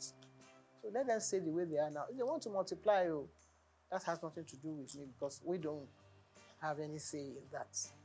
It's not, because you can say now that this station is trying to sell this idea to be propagating an idea that should not be. I don't think anyone should play any constitutional role. If each one has its own, in the states, at the state level, they take it, I think it's rotated. After a while, one steps down, another one takes over at that level. If they want to go and attend the meeting at the House of Assembly, that's up to them. But at the federal level, I think, no. No. I don't approve of it at all. Because then you have some woman coming on and saying that he's the one that is entitled to the title. It's not, I don't know whether any African country actually accepted that sort of thing. So Nigeria shouldn't start. Nigeria at certain points in any of these things. Once Nigeria starts, other people will start. And before you know it, the whole thing will skyrocket and another war starts. We have enough problem on our hands as it were now.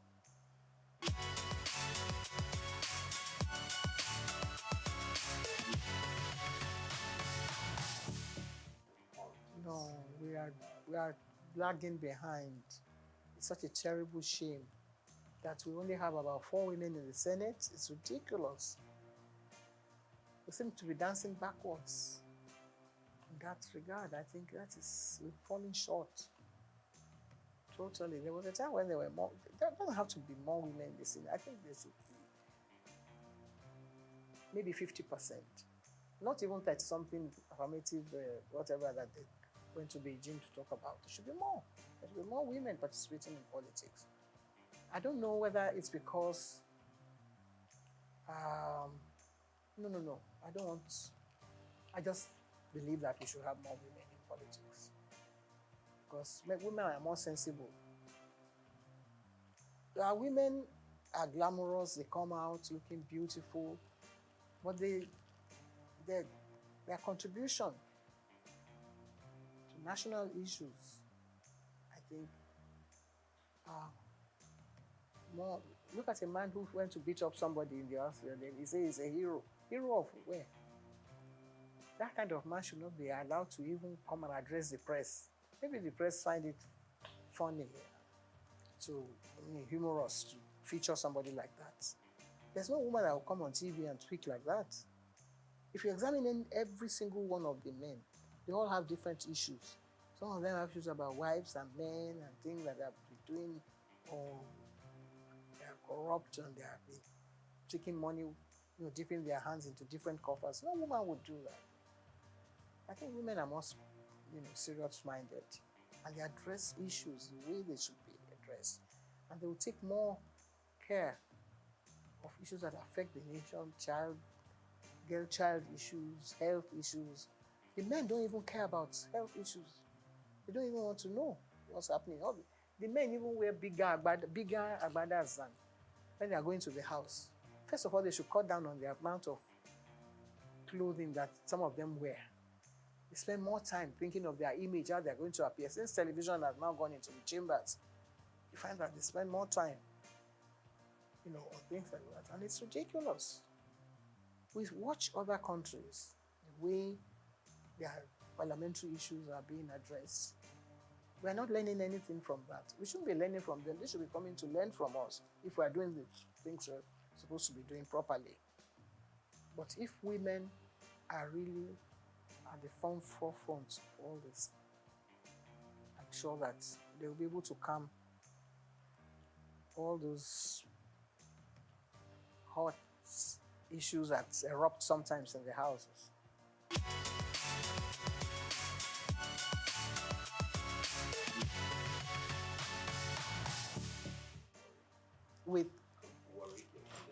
With worry, my mother.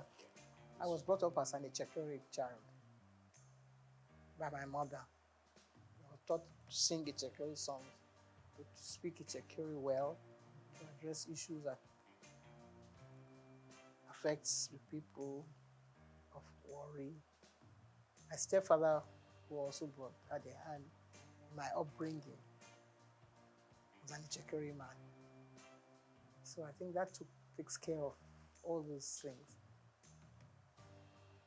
Well, I was brought up in Lagos, so I have this dual kind of nationality, and I knew my father came from Egba land, but I didn't have much to do with him. I only have connection with the family, like, Toye Koka, who was my uncle, who took care of me as well, but he was too busy doing other important things. But occasionally when they're having issues in the family, I'm invited like a stranger.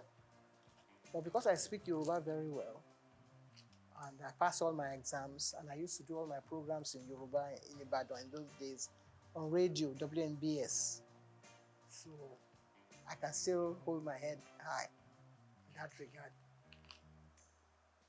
I think I function very well. It's like the King of England. He sometimes goes home to his Greek family. When, Prince Charles, when he was prince, he used to go on holidays with his family from the Greek side. And in fact, it looks like some of them sometimes when they are together. So yeah, I think it's allowed.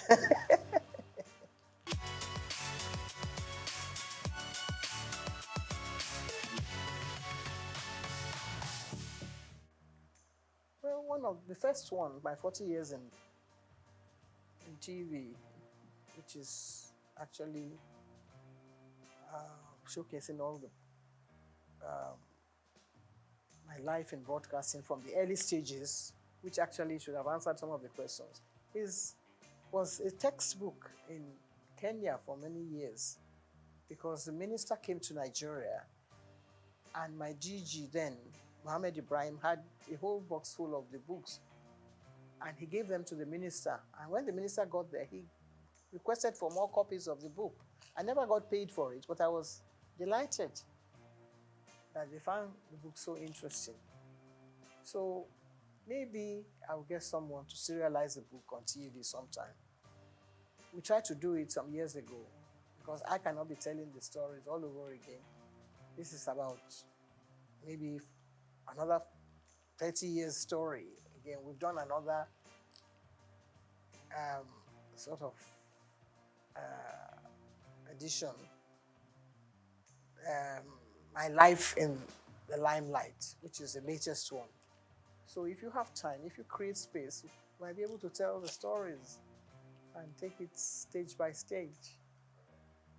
That's why I said the book, and also, you know, we get some media attention from sponsors and get things going. The sky will be the limits then.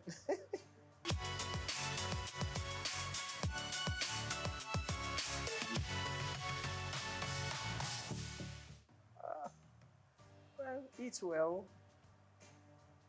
eat the right food, type of food, eat chicory pepper soup, or anybody else who's cooking pepper soup now, because then you don't have too much oil. I think that damages certain things in the tissues. And if you want to avoid having cancer, there's nobody in my family that has ever died of cancer because of the type of food we eat. So get someone, you know, to prepare. You know, there was a time when chicory food was being prepared in the museum, and people used to go there to collect the ingredients and the menu, and people live well. So like people are eating Chinese food, which is good. It's healthy and lots of vegetables. I recommend that for people. I'm not saying that I very good health, but I still walk about on crutches. I don't know, my knees are not functioning very well. But still, if you say you paid me compliments, I accept it. Thank you very much indeed.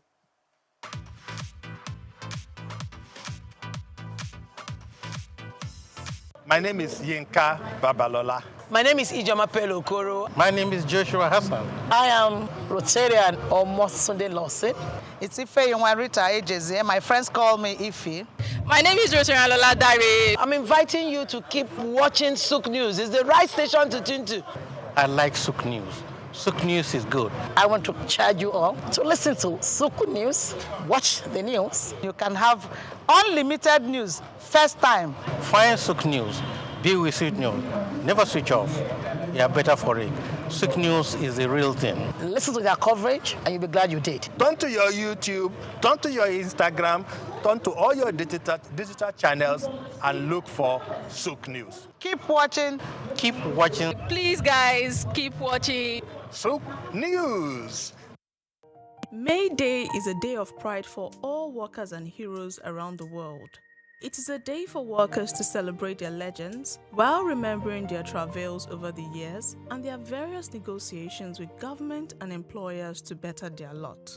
So, how does labor cope with the current realities of inflation, the high cost of living, rising cost of goods and services, climate change, and security? In this special report, Bayo Olaoye takes a look at the evolution of the May Day celebration since its inception. May Day is observed on the 1st of May and is intentionally recognized as International Workers' Day or Labor Day.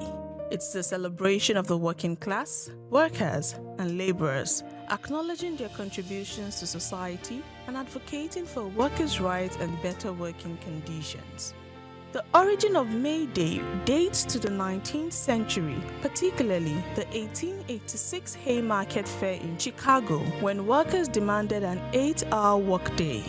What began as a peaceful protest turned violent after a bomb was thrown at police. Following these events, a federation of socialist and labor parties declared May 1st as International Workers' Day in 1889 to honor the martyrs of the Haymarket Affair and support workers' rights globally.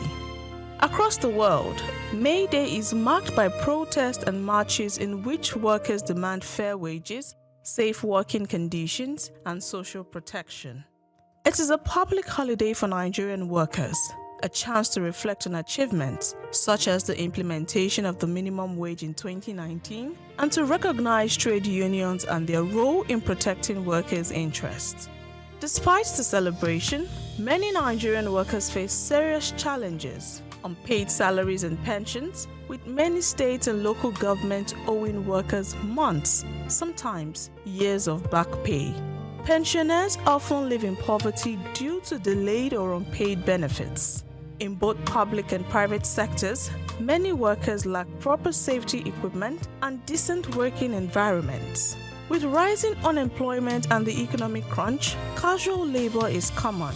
Strikes are often met with resistance or threats from the government or employers. Union leaders face intimidation, especially in sensitive sectors such as oil and education. What is the way forward? To truly honor workers in Nigeria and globally, the focus needs to shift from mere celebration to concrete reforms, such as timely payment of wages and pensions, enforcement of labor laws and standards, social protection for the informal sector, and dialogue among government, employers, and unions for sustainable development. Today's celebration is organized by the Nigerian Labour Congress (NLC) and the Trade Union Congress (TUC), and the day features speeches by labor leaders and government officials. Cultural displays and award presentations will also be held, while labor leaders continue to call for improved welfare packages. To cap it all, inflation and naira devaluation remain major challenges, having significantly reduced workers' purchasing power. Here is congratulating Nigerian workers. Happy May Day!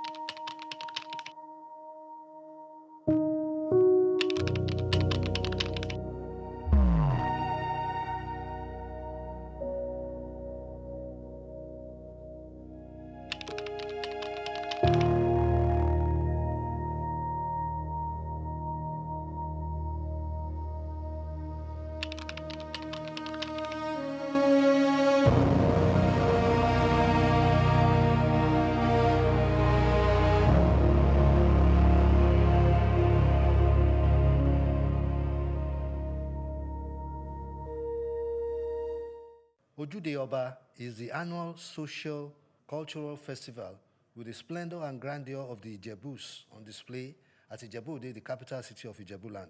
It is a nexus of cultural and sartorial elegance, social grace, and evocative dance steps that has attracted indigenous as well as local and foreign tourists over the years.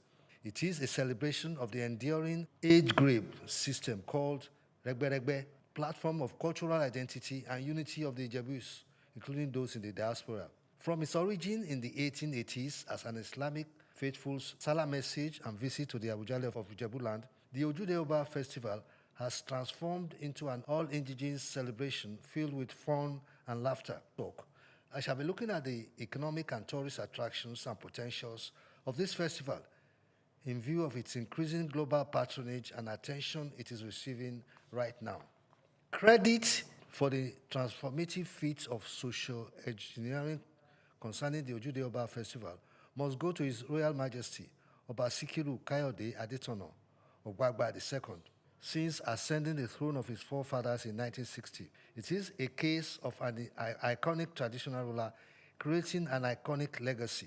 This year's edition of Ojude Oba Festival was estimated to have attracted over 2 million people and several more millions of a global audience. The social media was agog in transmitting the grandeur of the occasion. As is usual, Ijebu-Ode experienced vehicular and human traffic gridlock, especially in the city center, where the Palace of the Awujale and the Palace Annex hosting the event are located. It is a measure of the economic derivative of the celebration of Ojude Oba that all hotels in Ijebu-Ode and environs were fully booked from Saturday, June 15, 2024 through to June 28th to Wednesday 19th, the day after. Food and drinks vendors also made boom sales, catering for the teeming patrons at the celebration. At the venue of the celebration, opposite the palace, the Awujale was resplendent in the majesty of his royal regalia, supported by other traditional rulers in Ijebu land, with Governor Dapo Abiodun of Ogun State, also an Ijebu, adorned in a desired native dress of sunshine colors that stood him out as a sartorial connoisseur. But then, in all good things, there are few contrary people sold to skepticism and negativism.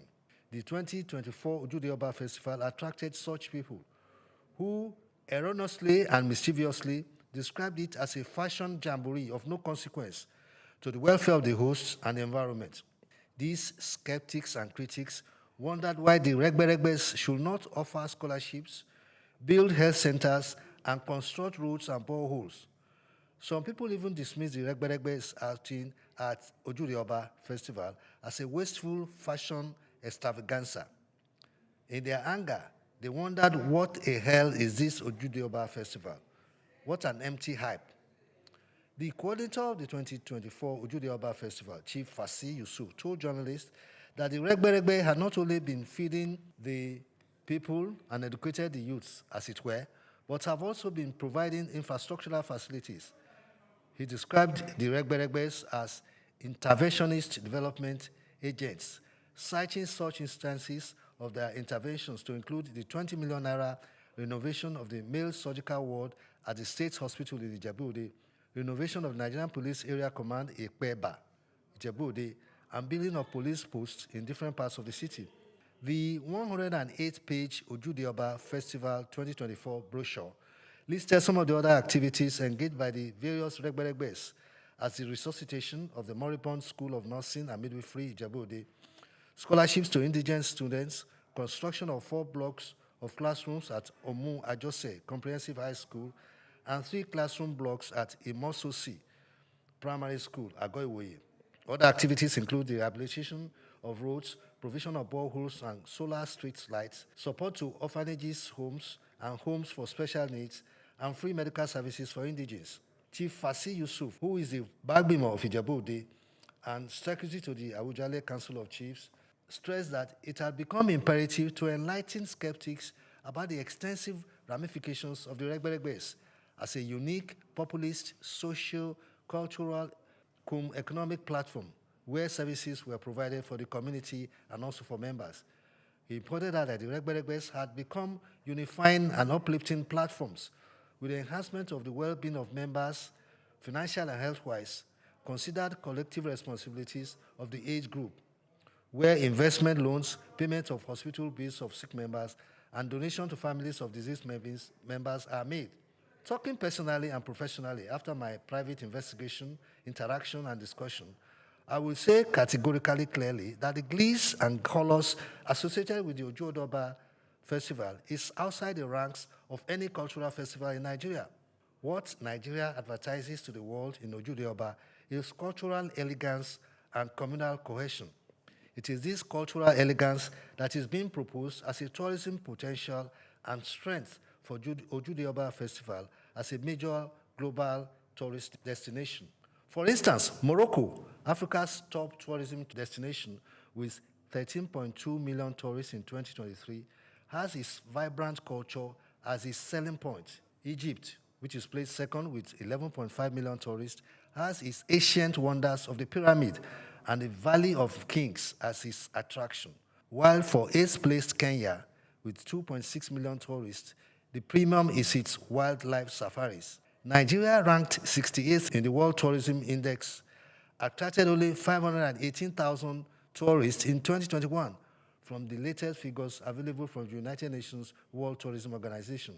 This demands that Nigeria needs to create and promote a tourism policy and strategy with a properly packaged Ojude Oba Festival as a potential tourism money spinner to tap into the gold mine of its 1.3 billion global tourists in 2023 that generated revenues of $4 trillion, according to the United Nations World Tourism Organization.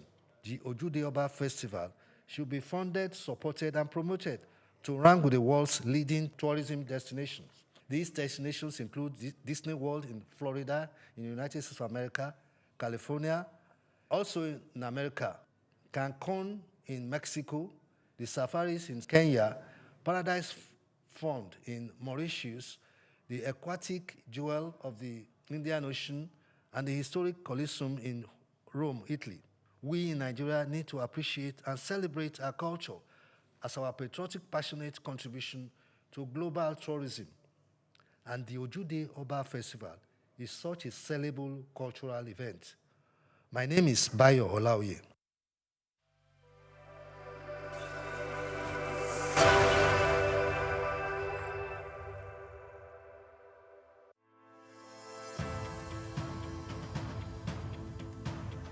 At the heart of a strong currency lies a simple principle. The demand for local goods drives production, creates jobs, reduces reliance on imports, and ultimately stabilizes the exchange rate. Countries like Rwanda, South Africa, and Egypt have achieved remarkable success by investing in their own industries. Rwanda has built a textile industry that competes with foreign imports. South Africa has developed a powerful automobile sector, and Egypt has excelled in agribusiness exports. These nations have strengthened their currencies by prioritizing local production, consumption, and exports. Nigeria, with its vast resources, stands at the threshold of a similar transformation. When Nigerians buy locally made products, fewer dollars flow out of the country for imports, preserving foreign exchange reserves. As local industries become more competitive, they can also expand exports,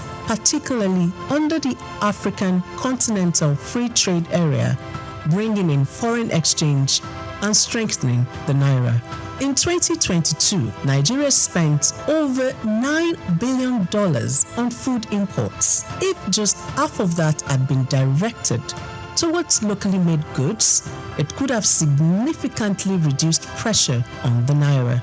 The key lies in industries with the potential to drive economic growth: agro-processing, textiles, automotive, technology, and leather goods. Nigeria is already a leader in agriculture, but to fully benefit, the country needs to move beyond exporting raw commodities to processed goods. Products like cashew nuts, shea butter, palm oil derivatives, and hibiscus flowers command higher prices internationally.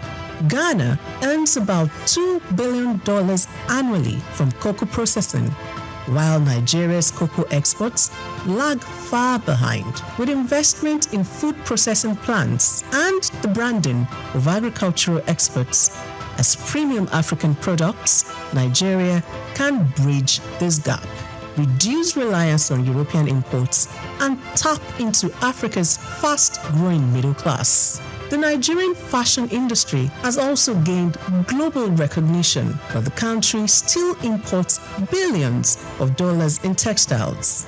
In 2021, Nigeria imported over $4 billion worth of textiles, while Ethiopia, using local cotton, earned $110 million from garment exports.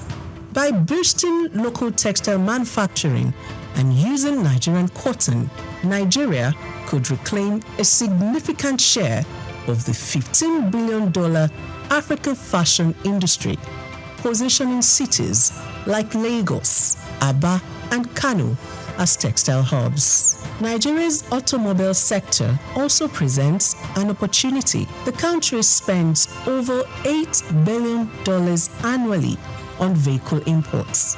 In contrast, South Africa's automotive sector contributes over $12 billion to its GDP and employs more than 100,000 people. By implementing policies that support local vehicle assembly and production, Nigeria can reduce import dependency, create jobs, and become the region's automobile hub. Nigeria's tech ecosystem, home to fintech giants like Flutterwave and Paystack, is already Africa's largest. If Nigerians prioritize homegrown software solutions, the country can reduce capital flight and strengthen its tech industry, making Nigeria a global player in technology. The leather industry, particularly in Kano, also holds significant potential. While Nigeria produces some of the finest leather in Africa, much of it is exported as raw material. If we focus on producing high-end leather goods like handbags, shoes, and belts, Nigeria can meet local demand and expand exports. Ethiopia's leather exports exceeded $133 million in 2022, while Nigeria's remained under $50 million.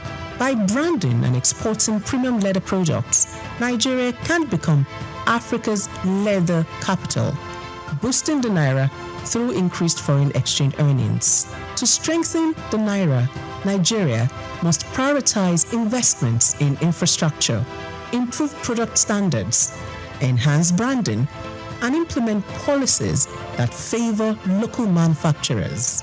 Consumers must also consciously choose locally made products to create jobs and drive industrial growth. The success stories of Ghana, South Africa, and Ethiopia show that this strategy works. It is time for Nigeria to invest in and promote made in Nigeria goods, solidifying and strengthening the naira for a more self-sustaining and prosperous economy.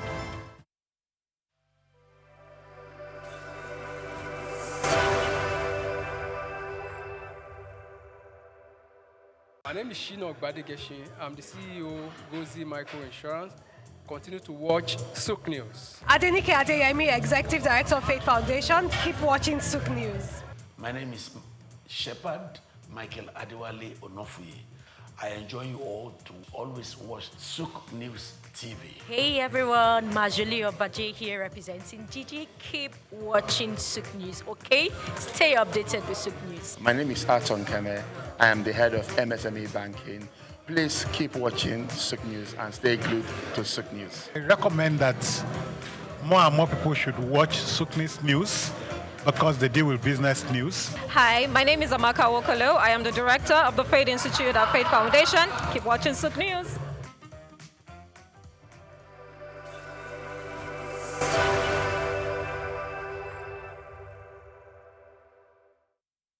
May Day is a day of pride for all workers and heroes around the world.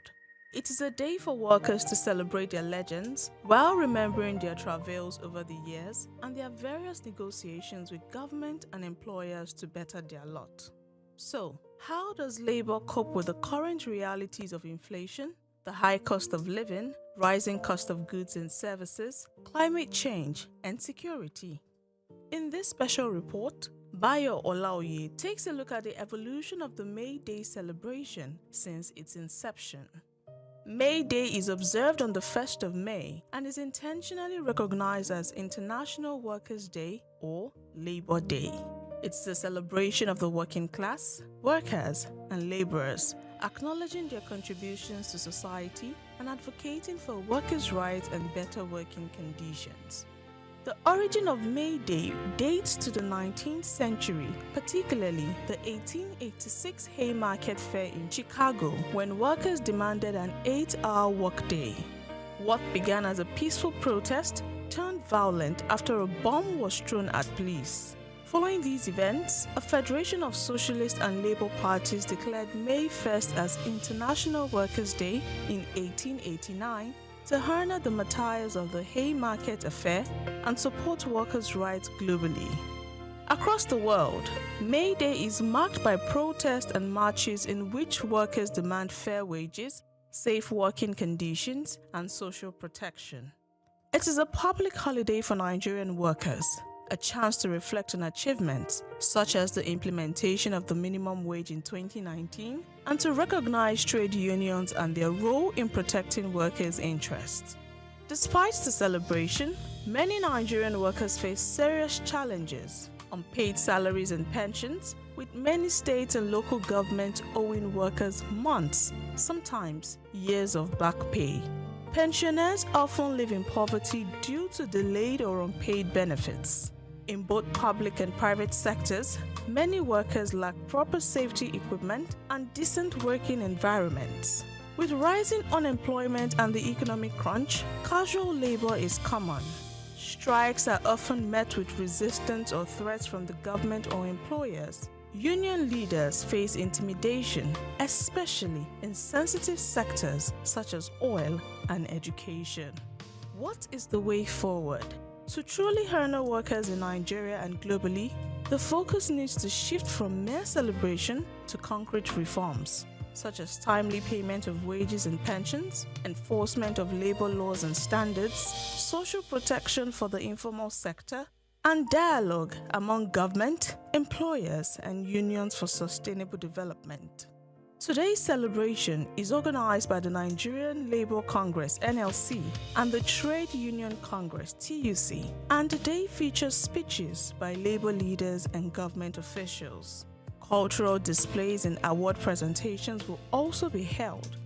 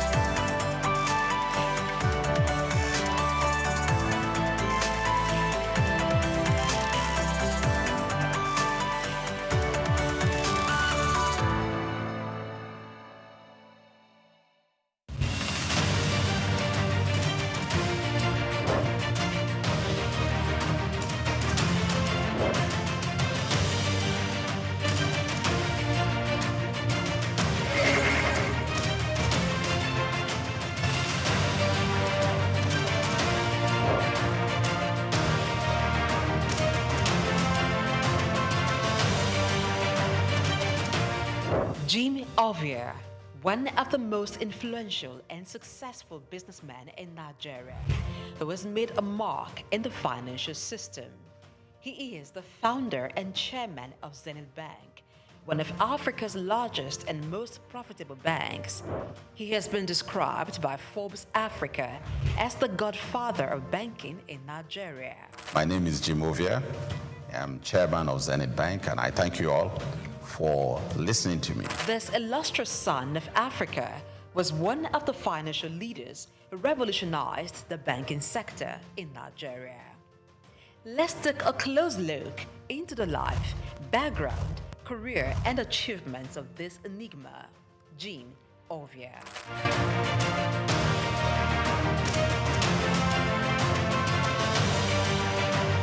Jim Ovia was born on November 4, 1951 in Agbo, Delta State, Nigeria, to a large family as the second son of Chief Obi Olihe of Agbobi in Delta State. Being one from a humble background, Jim attended local schools as he had lost his father at the tender age of 4. His widowed mother, together with his older brother, saw him through school. He had secondary education at Ika Grammar School in Agbo.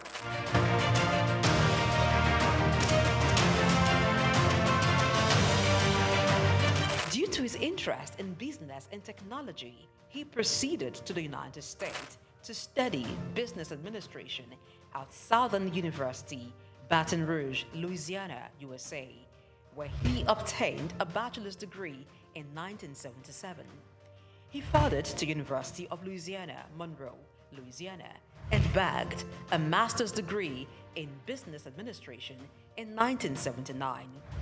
Jim Ovia is also an alumnus of the prestigious Harvard Business School.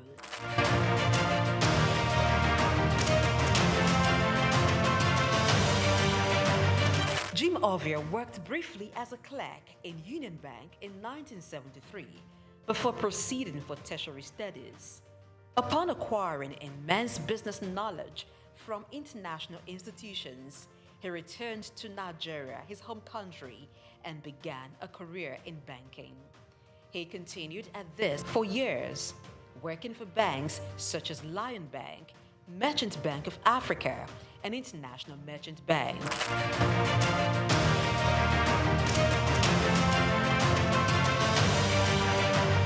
After many years in the banking industry, in 1990, Jim came together with some colleagues to found one of Africa's largest and most profitable bank, Zenith Bank. The bank was established with a vision to provide excellent customer service, innovative and technology-driven banking. Zenith Bank flourished as it drew customers who sought excellence in financial services. What started with an asset of $4 million and about 50 staff has grown into over $24 billion in assets and shareholders' funds of more than $3 billion as of June 2022. Zenith Bank is listed on the Nigerian Stock Exchange and London Stock Exchange. Jim Ovia served as Zenith Bank's Chief Executive Officer and Managing Director from 1990 to 2010, and then Chairman from 2010 to 2014.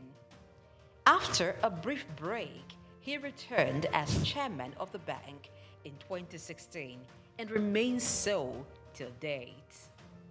Under his leadership, Zenith Bank has grown to become one of the leading banks in Nigeria and Africa, standing tall among some of Nigeria's first-generation banks of repute, a feat rare for second-generation banks established in a time of tension between military and civilian regimes and economic instability. We will build our own roads to our branches. If we're building branches in some cities, towns where the roads are not good enough. We have also bought power plants, generating sets to power electricity into our building. When we do all this, we also even had dug borehole to supply water to the building. When we do all this, what I personally call it is BYOI, bring your own infrastructure or build your own infrastructure. Jim Ovia served as Zenith Bank's Chief Executive Officer and Managing Director from 1990 to 2010, and then Chairman from 2010 to 2014. After a brief break, he returned as Chairman of the bank in 2016 and remains so till date. Under his leadership, Zenith Bank has grown to become one of the leading banks in Nigeria and Africa, standing tall among some of Nigeria's first-generation banks of repute, a feat rare for second-generation banks established in a time of tension between military and civilian regimes.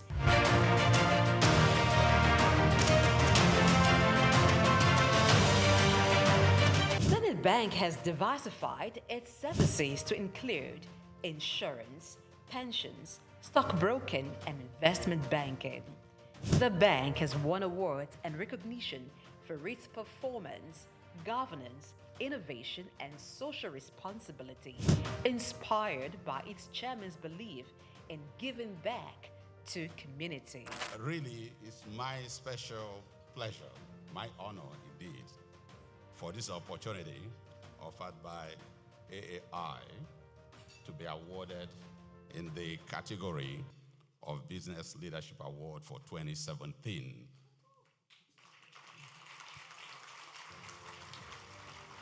As an entrepreneur, Jim Ovia has made investments in sectors other than banking. They include oil and gas, telecommunication, real estate, power generation, media, and most recently, education. He is the founder and chancellor, James Hope University, Lekki, Lagos State, which has been approved by the National Universities Commission, NUC, to offer postgraduate degrees in business courses.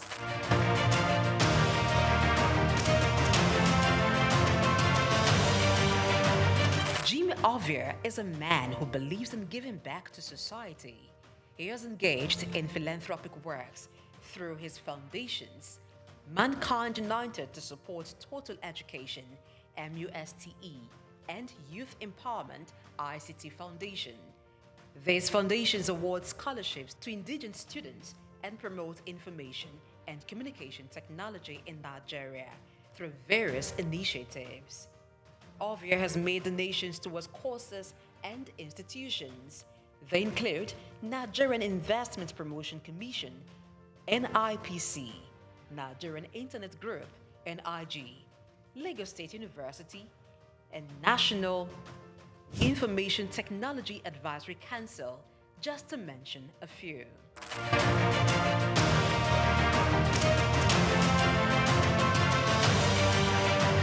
In recognition of his contributions, Jim Ovia is a recipient of many honors and awards.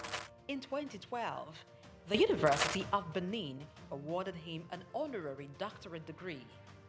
Former President Muhammadu Buhari in 2022 conferred him with the national honor of the Commander of the Order of the Federal Republic, CFR.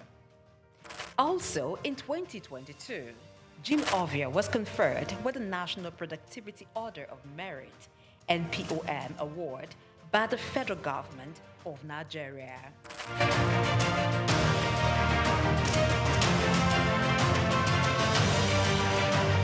Jim Ovia is a proud member of the World Economic Forum, the Nigerian Economic Summit Group, and the Institute of Chartered Accountants of Nigeria.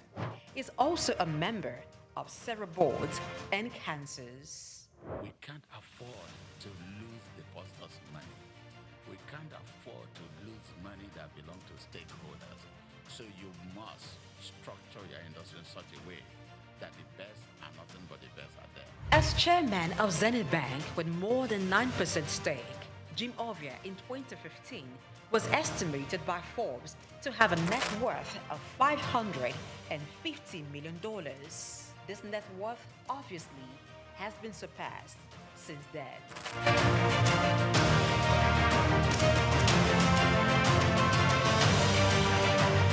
Jim Ovia, as a business person, founded 5 companies. They are Zenith Bank PLC, the Quantum Group, Visaphone Communications, Quantum Luxury Properties, Civic Center Towers, and Cyberspace Network. Jim is member, Honorary International Investors Council.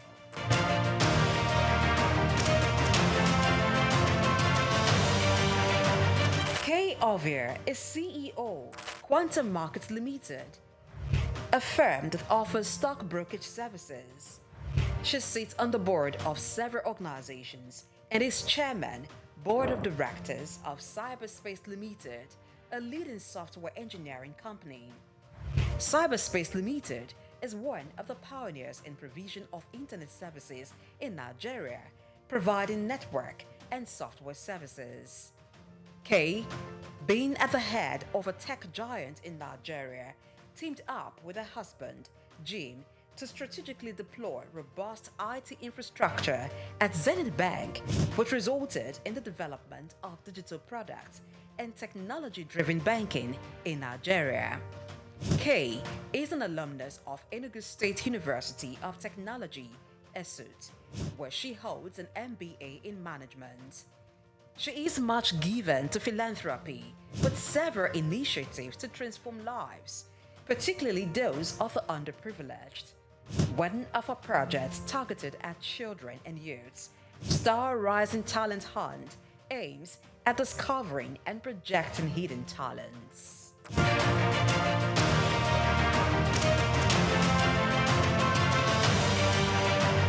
Jim is married to businesswoman and philanthropist Kay Ovia. She's also a hotelier, proudly running Starwood Hotels. Jim and Kay Ovia are blessed with 5 children: Isioma, Zephyr, Tito, Tommy, and Jesse. As a family man, Ovia enjoys spending time with his family. He also likes reading and traveling.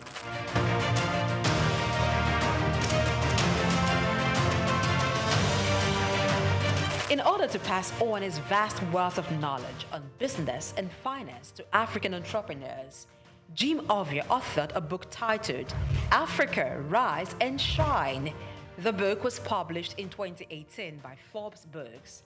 The book was written after he featured in an issue of Forbes, and it became the magazine's best-selling edition in Africa, that it had to be reprinted 4 times. The book, Africa Rise and Shine, paints the picture of his humble beginning from the small town of Agbo in Delta State, and against all odds, pushed through to become a global business icon, while providing insight on how to conquer challenges in African markets, taking advantage of the opportunities.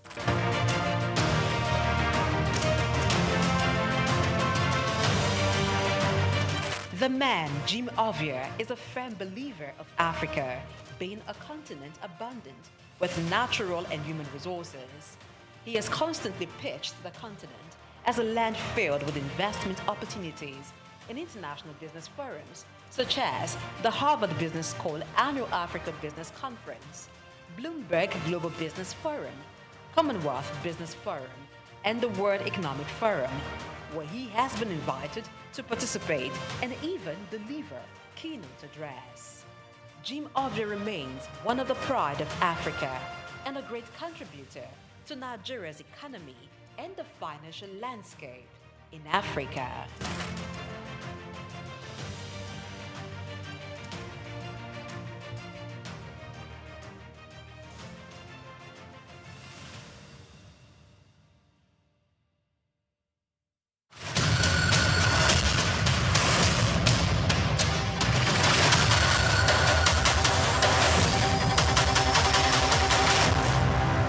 Two widely used and deeply troubling terms dominate discussions around Nigerian emigration: japa and brain drain. Japa, a word that has made its way into the Oxford English Dictionary, means to leave Nigeria for another country, often Europe or America, in pursuit of education, job opportunities, or better economic prospects.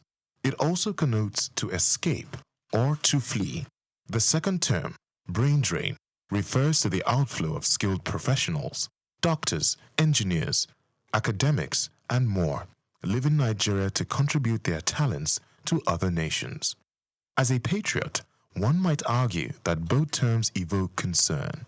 Japa is symptomatic of systemic failures that drive citizens away from their homeland, instead of encouraging them to stay and push for reform. As authors Daron Acemoglu and James Robinson emphasized in Why Nations Fail, governance thrives under civic pressure. If the youth and professionals flee, who remains to demand accountability and enforce positive change? Likewise, brain drain depletes the country's human capital. When Nigeria's best-trained professionals are developing other nations, the country is left with fewer hands to build its own future. However, this narrative is shifting. As Bayo Olaoye explores in this special report, there is a compelling case for viewing the Nigerian diaspora not as a loss, but as an economic powerhouse. From brain drain to brain gain.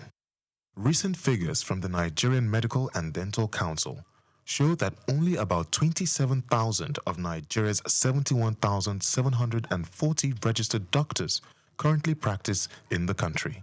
Thousands of Nigerian doctors, nurses, and health professionals now work in the UK and the US, contributing significantly to those nations' healthcare systems. It's a trend seen across professions, from teachers to tech experts. Critics argue these individuals should be at home, contributing to Nigeria's development. Yet, the picture is not so black and white. According to World Bank economists Art Cray and David McKenzie, poverty can often be a function of where one lives. For many Nigerians, staying home may mean remaining trapped in poverty. In that context, emigration is a rational choice and often a necessary one. Furthermore, the idea of brain drain has evolved into brain circulation or brain gain. Many Nigerians abroad are returning with skills, capital, and experience to invest in the country. Even those who don't return still give back. As Dr. Segun Aganga noted in Reclaiming the Jewel of Africa, diaspora Nigerians do not have to physically return to make an impact. Diaspora remittances, a lifeline for millions. Diasporans are sustaining the Nigerian economy through billions in remittances. Between 2018 and 2020, Nigerians abroad sent home over $65 billion, accounting for 4% of Nigeria's GDP. These funds uplift millions of households, offering relief from poverty, hunger, and economic despair. Remittances also help stabilize the naira, acting as a buffer against foreign exchange volatility. Yet, Nigeria is missing an opportunity to fully harness this potential. The Central Bank of Nigeria has imposed capital flow restrictions, forcing remitted dollars to be exchanged only at the official rate and in naira. This approach discourages larger inflows and stifles the remittance ecosystem. Diaspora trade and investment, the next frontier. Beyond remittances lies a massive opportunity in export trade.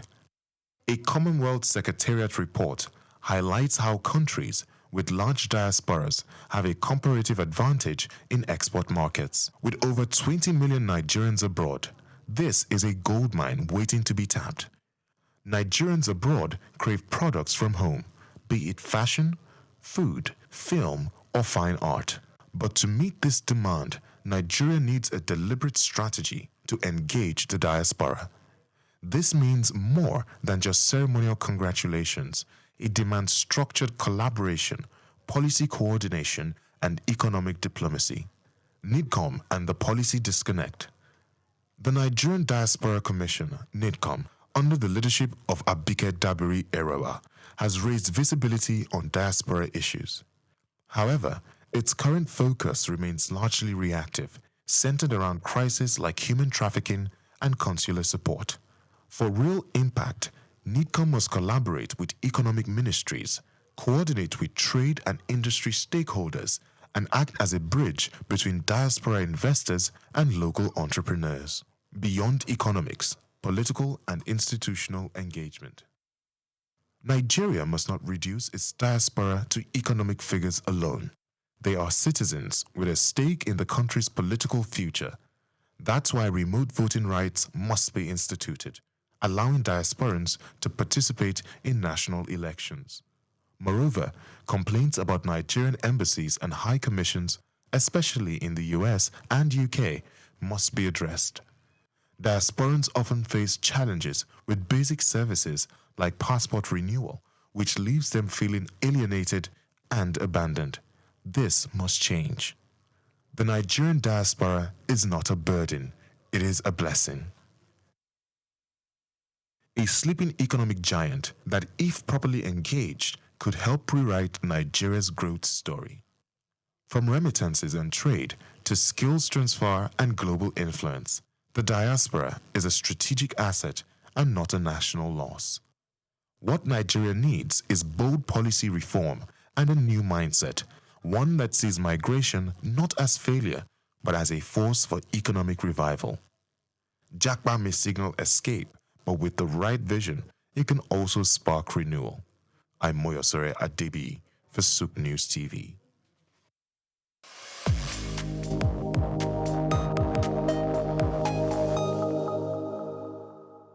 We've got just what you need right here at Femi Wash Media. Call it the Midas Touch, and you wouldn't be wrong. Let us record, produce, mix, and master your audio like nobody does. Reach us on our contact today for the best quality job.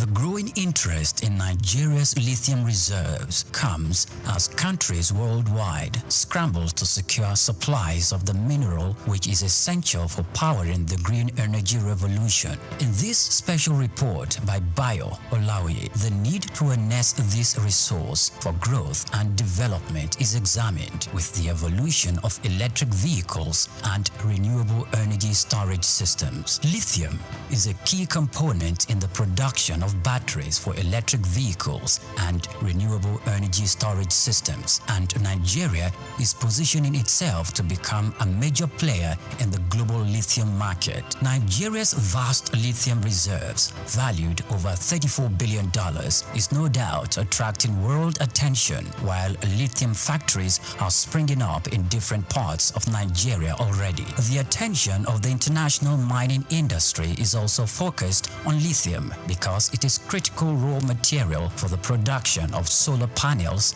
and electric vehicles. Analysts predict that global lithium market could grow robustly over the next decade, driven by the rapid adoption of electric vehicles and renewable energy technologies. Data from a Global Future Market Insight showed that the lithium mining industry has emerged as a cornerstone of the clean energy transition, driven by the skyrocketing demand for lithium-ion batteries. The surge in lithium demand is driven largely by the electric vehicles market, which accounted for over 70% of the global lithium consumption in 2024, according to an Iranian-based research firm.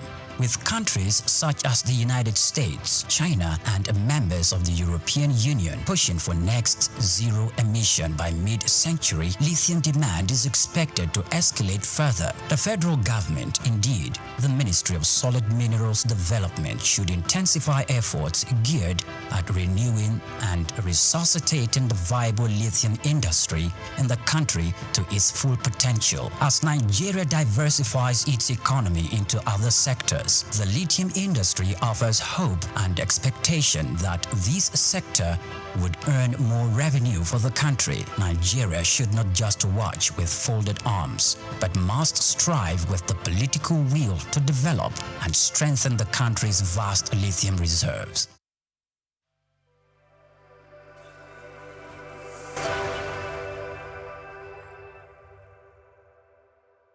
My name is Yinka Babalola. My name is Ijoma Pelokoro. My name is Joshua Hassan. I am Rotarian or Mosunde Lawson. It's Ife Yunwarita Ejeze. My friends call me Ife. My name is Rotarian Lola Dare. I'm inviting you to keep watching SOUQ News. It's the right station to tune to. I like SOUQ News. SOUQ News is good. I want to charge you all to listen to SOUQ News, watch the news. You can have unlimited news first time. Find SOUQ News. Be with SOUQ News. Never switch off. You are better for it. SOUQ News is the real thing. Listen to their coverage and you'll be glad you did. Turn to your YouTube, turn to your Instagram, turn to all your digital channels and look for SOUQ News. Keep watching. Keep watching. Please, guys, keep watching SOUQ News.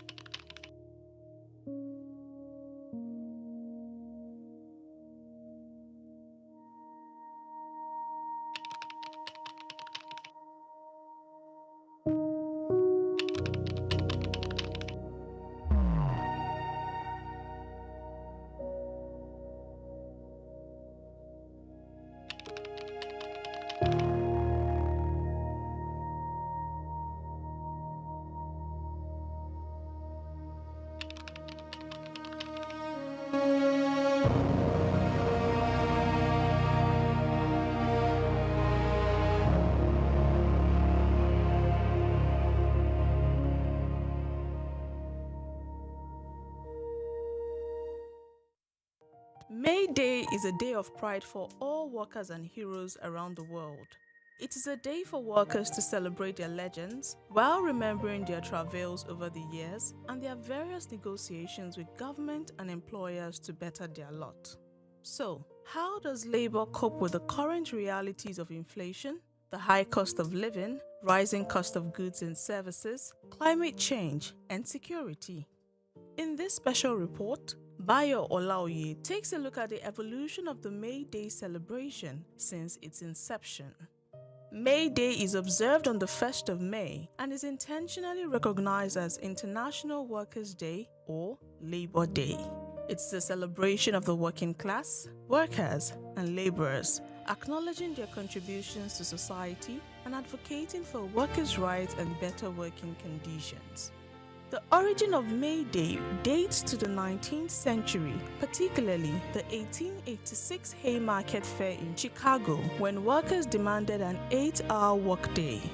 What began as a peaceful protest turned violent after a bomb was thrown at police. Following these events, a federation of socialist and labor parties declared May 1st as International Workers' Day in 1889 to honor the martyrs of the Haymarket Affair and support workers' rights globally.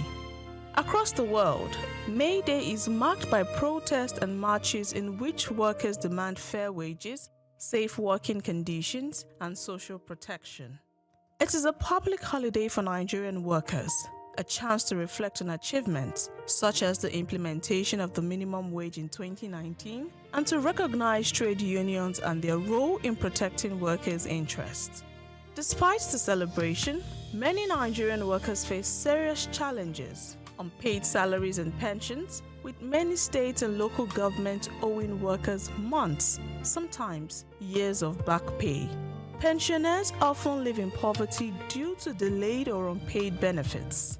In both public and private sectors, many workers lack proper safety equipment and decent working environments. With rising unemployment and the economic crunch, casual labor is common. Strikes are often met with resistance or threats from the government or employers. Union leaders face intimidation, especially in sensitive sectors such as oil and education. What is the way forward? To truly honor workers in Nigeria and globally, the focus needs to shift from mere celebration to concrete reforms, such as timely payment of wages and pensions, enforcement of labor laws and standards, social protection for the informal sector, and dialogue among government, employers, and unions for sustainable development. Today's celebration is organized by the Nigerian Labour Congress (NLC) and the Trade Union Congress (TUC), and the day features speeches by labor leaders and government officials. Cultural displays and award presentations will also be held, while labor leaders continue to call for improved welfare packages. To cap it all, inflation and naira devaluation remain major challenges, having significantly reduced workers' purchasing power. Here is congratulating Nigerian workers. Happy May Day!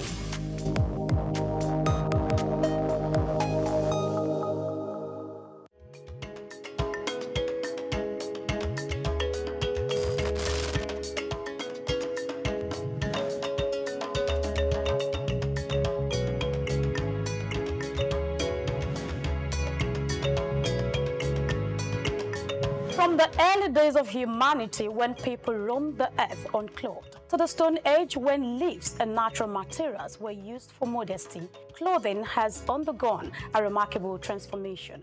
As we progress to the weaving of fabrics and the art of textile printing, Ankara emerged as one of the earliest and most distinctive forms of attire. Today, Ankara has evolved beyond its origins, becoming a significant cultural symbol for various ethnic groups, states, and nations. Ankara, more than just a fabric, it's a symbol of pride and culture for millions across West Africa, deeply embedded in their identity and heritage. I bet you've been in touch with this fabric one way or the other, but have you ever asked where and how it all began? The journey and history of Ankara is what we are about to uncover, and how it became a powerful emblem of African heritage.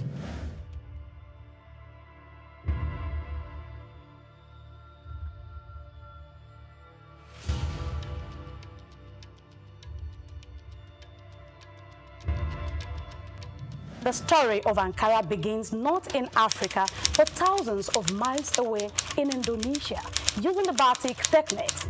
Batik is an ancient Indonesian art from where wax is used to create different patterns on fabric. The process involves applying wax to certain areas of the fabric to resist dye, creating elaborate designs. In the 19th century, Dutch colonizers who controlled Indonesia recognized the appeal of batik and then sought to replicate it. They adapted the technique using industrial methods such as roller printing to produce the fabric more efficiently and in larger quantities. Talking about its transition to West Africa, Dutch manufacturers initially aimed to sell the printed batik fabric in Indonesia and Europe. However, fabric found a more enthusiastic market in West Africa, where it was embraced for its vibrant colors and patterns. The Dutch prints, while not initially popular in Europe, became highly prized in West African countries, evolving into what is now known as Ankara. How about its cultural integration?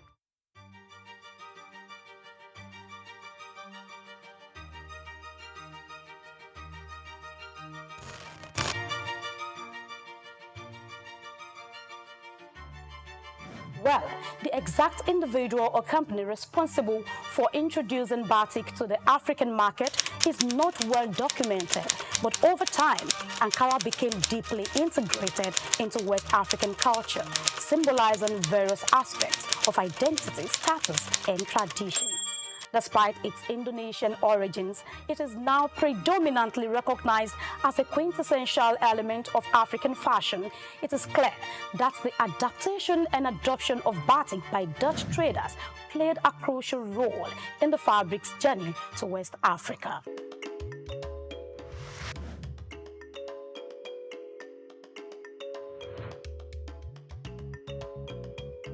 By the early 20th century, these vibrant fabrics had become deeply embedded in the West African culture, from bustling markets to family gatherings. Ankara was more than just clothing. It was a statement of identity, social status, and unity. Even today, Ankara continues to hold a special place in West African society, alongside other widely recognized fabrics, reflecting the region's rich textile heritage. Talking about human civilization and the remarkable transformation of covering our body, Ankara fabric stands out with a deep historical roots. Let's take a look at some of the beautiful collections and hear from one of the biggest retailer in Balogun markets, Lagos Island. I deal in what you call it, Ankara fabrics. We have the big one, which is vegetable block wax. That's the bigger range. You have the medium range. There are also vegetable block wax. So those are the two types of category that we sell. We buy from wholesalers, which is on the mainland. Then we resell. Like people use it for ashwebi. Some people use it for ready to wear, like tailors. They use it for ready to wear.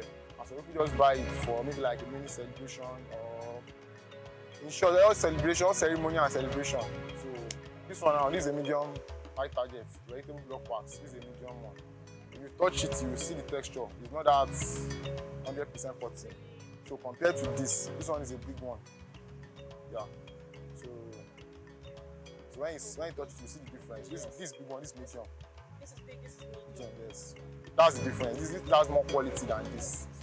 So that's the difference. And it's not that this one is bad. It's just that some people's pocket that will determine if you can go for big. Some don't like the medium one. So they go for this, they based on this. Why some that can't afford this, they just buy this. So the rest is just about design. Yes. The two types that you have here, yes. But the rest is just about design, different designs. It's not.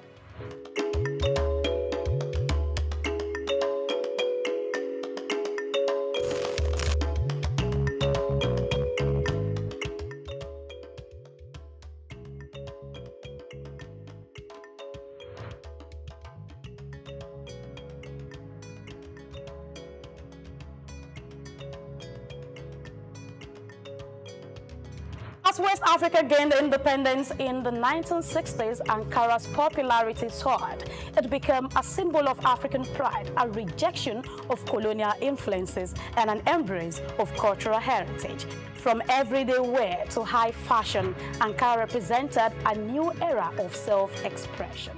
We are playing with this machine. We have this time, so you can leave it for 5 minutes, you can leave it for 3 minutes, depends on how strong you want it to be. So, and as long as you can keep it for that a couple of times, That's how it will last. Will last, okay. And another thing that make it fade off easily is washing machine. Oh. Yeah, when you are using a washing machine. So it should be hand washed, not. Not strong wash. You know, Ankara is not something that, especially when it's adult clothes. You know, it's not something that you rub on the floor. It's also some particular places to wash. Ankara is for both sex, male and female. And we have adopted it as an African one. Even some of our brothers have brought this ethnic outside to show as an African wear. A lot of people see it as the easiest fabric that you can take and make anything that you want out of it. That's why no matter how dog the market is, there are influx of going out. And you know it's not only in Lagos. When you bring it out, people will say,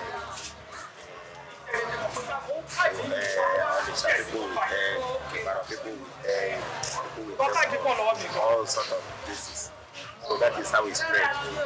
So you'll be surprised that you're sitting down here, you will see design to it when you come, you don't see it. So there are some trends in Ankara, there are some outfit that is like, well, you can't specify now because anybody can wear anything, but you see some colors that are too sharp. You say that is outside color. Igbos like dull color, yellowish, and you know there are some, like this one that is here now, an Igbo uniform. That's fragrance stuff. An Igbo uniform, you see, go to. Okay. We go to function, you see things like that. And if you go to market, it's a separate, and the price is different. It doesn't move like the others. Okay. So you have to buy with caution. Today, Ankara is not just a fabric, it's a global phenomenon, worn by millions. It graces runways from Lagos to Paris, New York to Tokyo. As a symbol of African pride and identity, Ankara continues to evolve, influencing fashion, art, and culture worldwide.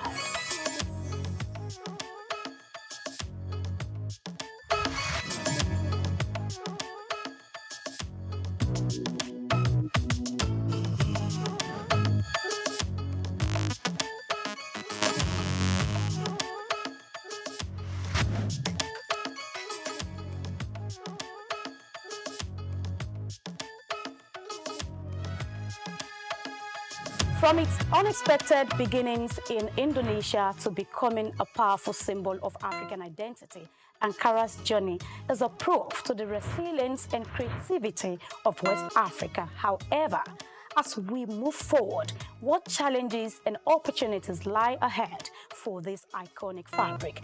Join us in the next episode as we explore the current state of Ankara production and the hurdles it faces into this global market. I am Grace Komalafe. See you again.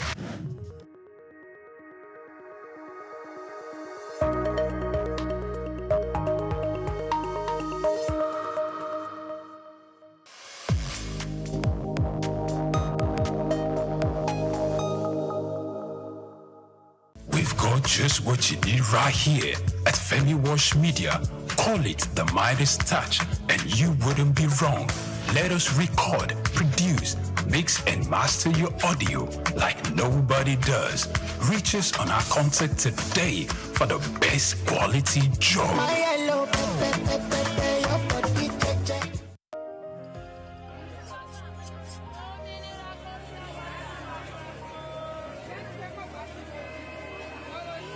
Hello, Lagos. Make we yarn. Hello, boy, this POS matter, don't pass your call. This go swipe, alert no enter. Before you know it, jump. Wait, wetin really happen? Maybe you fake alert the warriors. Okay, so wanna listen, If you dey do POS business, no expose your alert. Hello, Ogbefi. They don't walk Glaba Road where they warrior for our local government for years. This one sweet me, I no lie you. Because you know what, development wey dey work, it deserve loudspeaker. Now why we dey here be that? For here, we no dey abuse, we dey bring solution. My name, it is Ikechukwu Oyemike, aka Ogwefi Ishegwari. Make we yarn every weekday from 10 a.m. go to 12 o'clock on Top the Eye 95.9 FM. For centuries, Egypt stood at the center of power, but its wealth and strategic position made it a target. What followed was a long struggle between empires. Egypt's riches and stability drew the attention of foreign powers. Over time, control of the Nile region became a prize fought over by some of the greatest empires of the ancient world. Among them were the Persians, who conquered Egypt and brought it under their rule. Later came the rise of Macedon.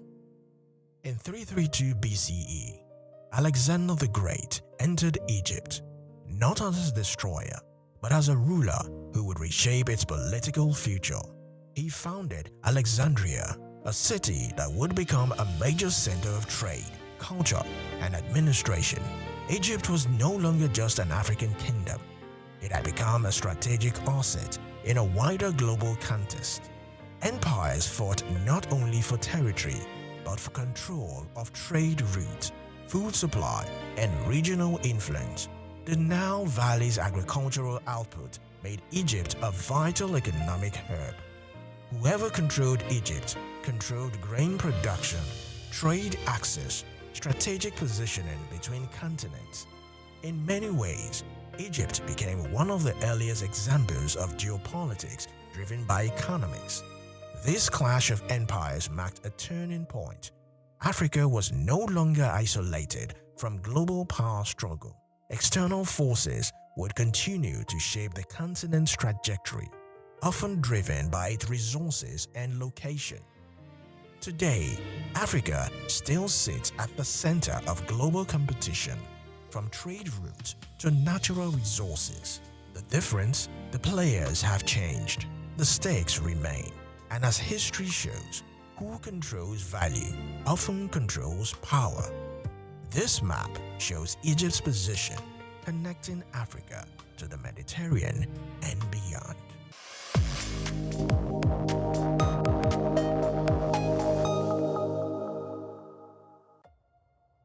United States President Donald Trump recently announced a series of reciprocal tariffs, signaling a major shift in American trade policy. This move replaces the multilateral approach that guided United States strategy for decades with a bilateral model focused on country-by-country negotiations. While these tariffs are presented as directly proportional to the barriers other countries allegedly impose on U.S. goods, they actually are based on a widely criticized formula. This formula has produced a wide range of tariffs, from 10% to 50%. Many of these rates are repeatedly revised, often for reasons unrelated to the bilateral trade balance. This approach hits the world's least developed countries particularly hard. Consider Lesotho. For decades, successive United States administrations helped the country develop an export-oriented apparel industry through the African Growth and Opportunity Act, creating roughly 40,000 jobs. In 2024, Lesotho exported $237 million worth of goods to the US, but imported only $2.8 million in return, largely due to its landlocked status. Under the current administration's agenda, this translates into some of the steepest tariffs imposed on any nation. Although an initial 50% tariff was later reduced to 15%, and it remains a serious threat to Lesotho's economy. This regime doesn't just undermine World Trade Organization rules, it strikes at the heart of the multilateral trade system. Across the continent, economies are in the crosshairs.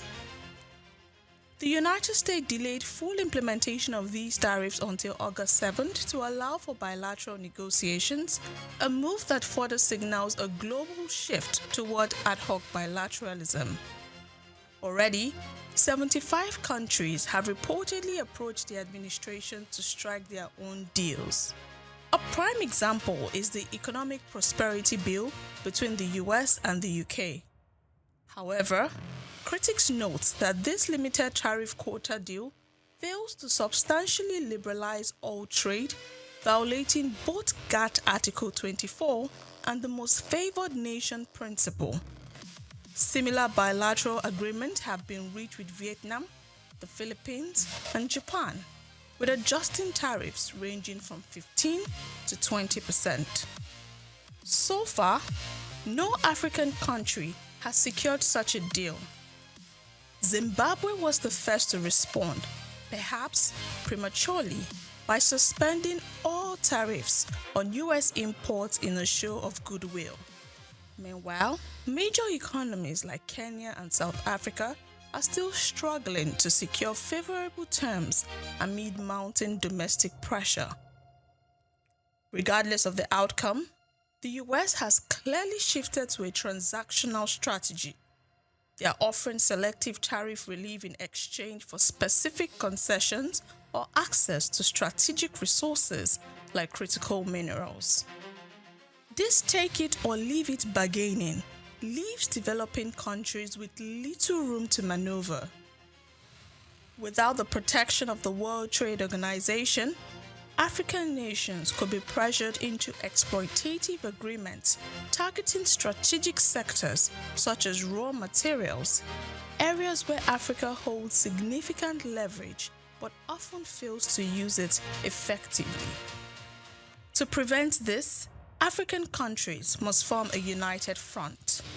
By bargaining collectively, governments could leverage their strategic assets to protect the continent's economic interests. This includes pushing for exemptions for textiles, coffee, and minerals such as cobalt and lithium. Long-term resilience will require opening new export markets, strengthening South-South cooperation, and deepening regional integration through the AFCFTA. Africa cannot afford to be a passive observer. Through coordinated strategic action and assertive diplomacy, its government can help shape a fairer and more equitable global trading order.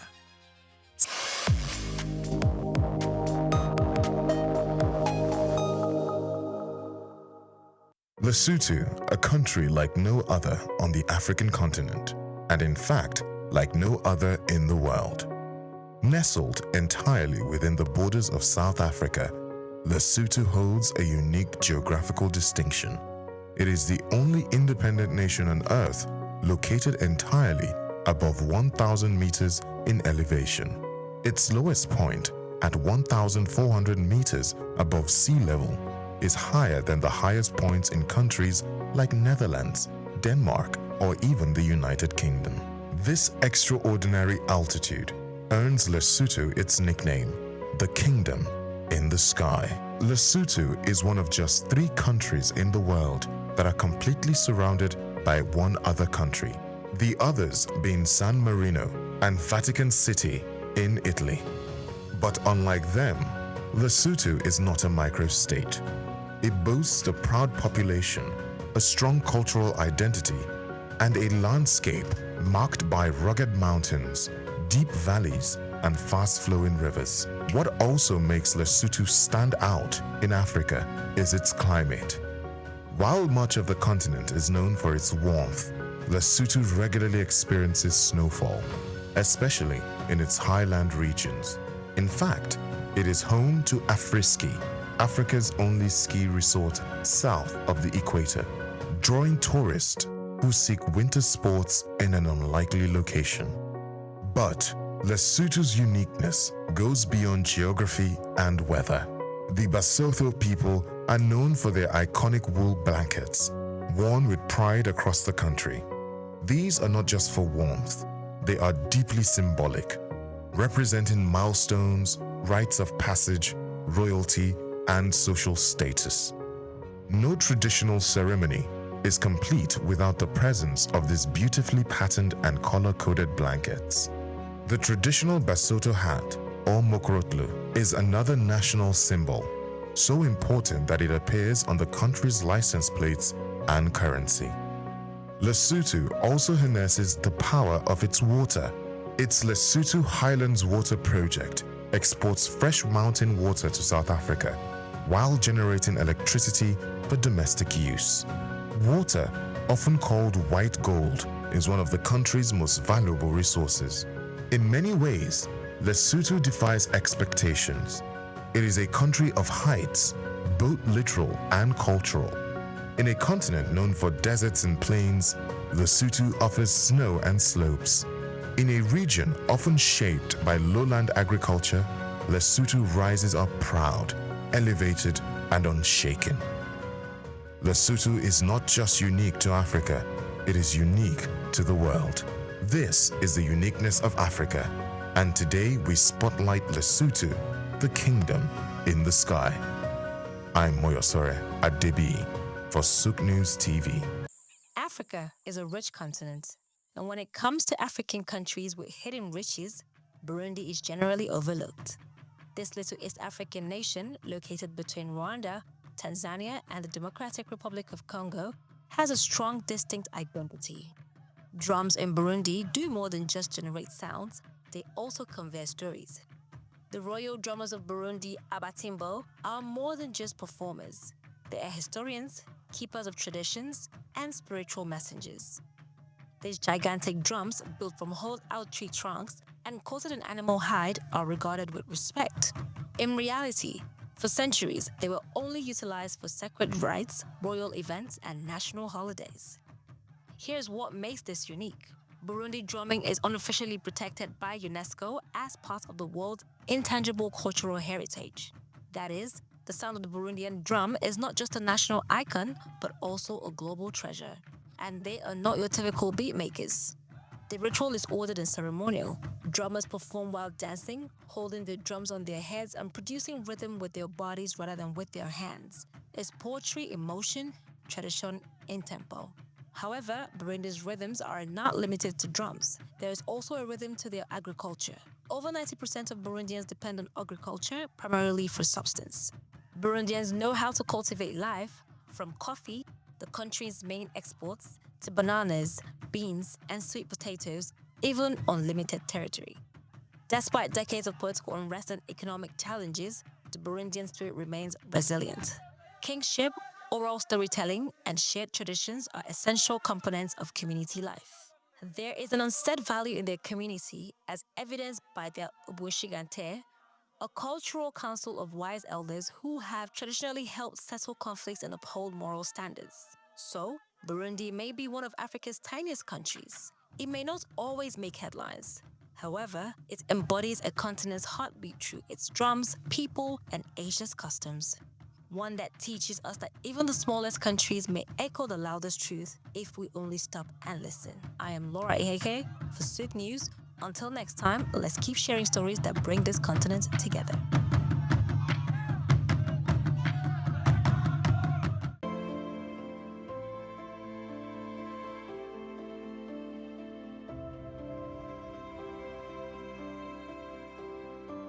When most Nigerians hear about anti-graft agencies, fear is the first response, anxiety over investigations, raids, or sanctions. But the Independent Corrupt Practices and Other Related Offences Commission, ICPC, is showing a more collaborative face, one that seeks engagement and partnership to foster integrity across public institutions. The message came to the fore during a courtesy visit to the National Orthopedic Hospital, Igbobi, Lagos, where the ICPC Resident Anti-Corruption Commissioner for Lagos State, Alexander Chukura, led a strategic conversation on collaboration, ethics, transparency, and institutional accountability, received by the hospital's acting medical director, Dr. Wakil Lawal. The visit focused on sensitizing management and staff on the importance of ethical conduct and risks of practices that might attract the Commission's attention. ICPC is the police of public agencies. I want to break it down the way you understand it. What we mean ICPC as we police MDAs,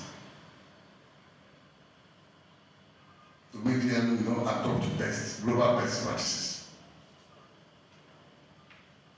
However, it is a known fact that one person cannot serve an attention and start well.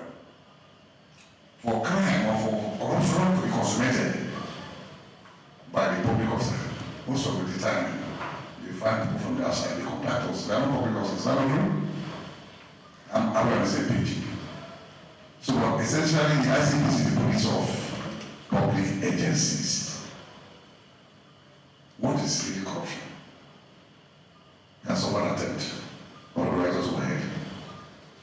And do what they want? Which one would you prefer? Okay, let me go ahead. Different people at different times from different perspectives. But I'm going to still break it down. Corruption aptly refers to an abuse or a misuse of position of public trust to confer an unfair and undue advantage to oneself, to one's relative or proxy, which may not necessarily be financial. Anything you do to abuse or to misuse that position of public trust for your own gain and for others is corruption. So, what I'm saying here is that if we have that at the back of our mind, and ICPC is the police of the public agencies, what about the EFCC?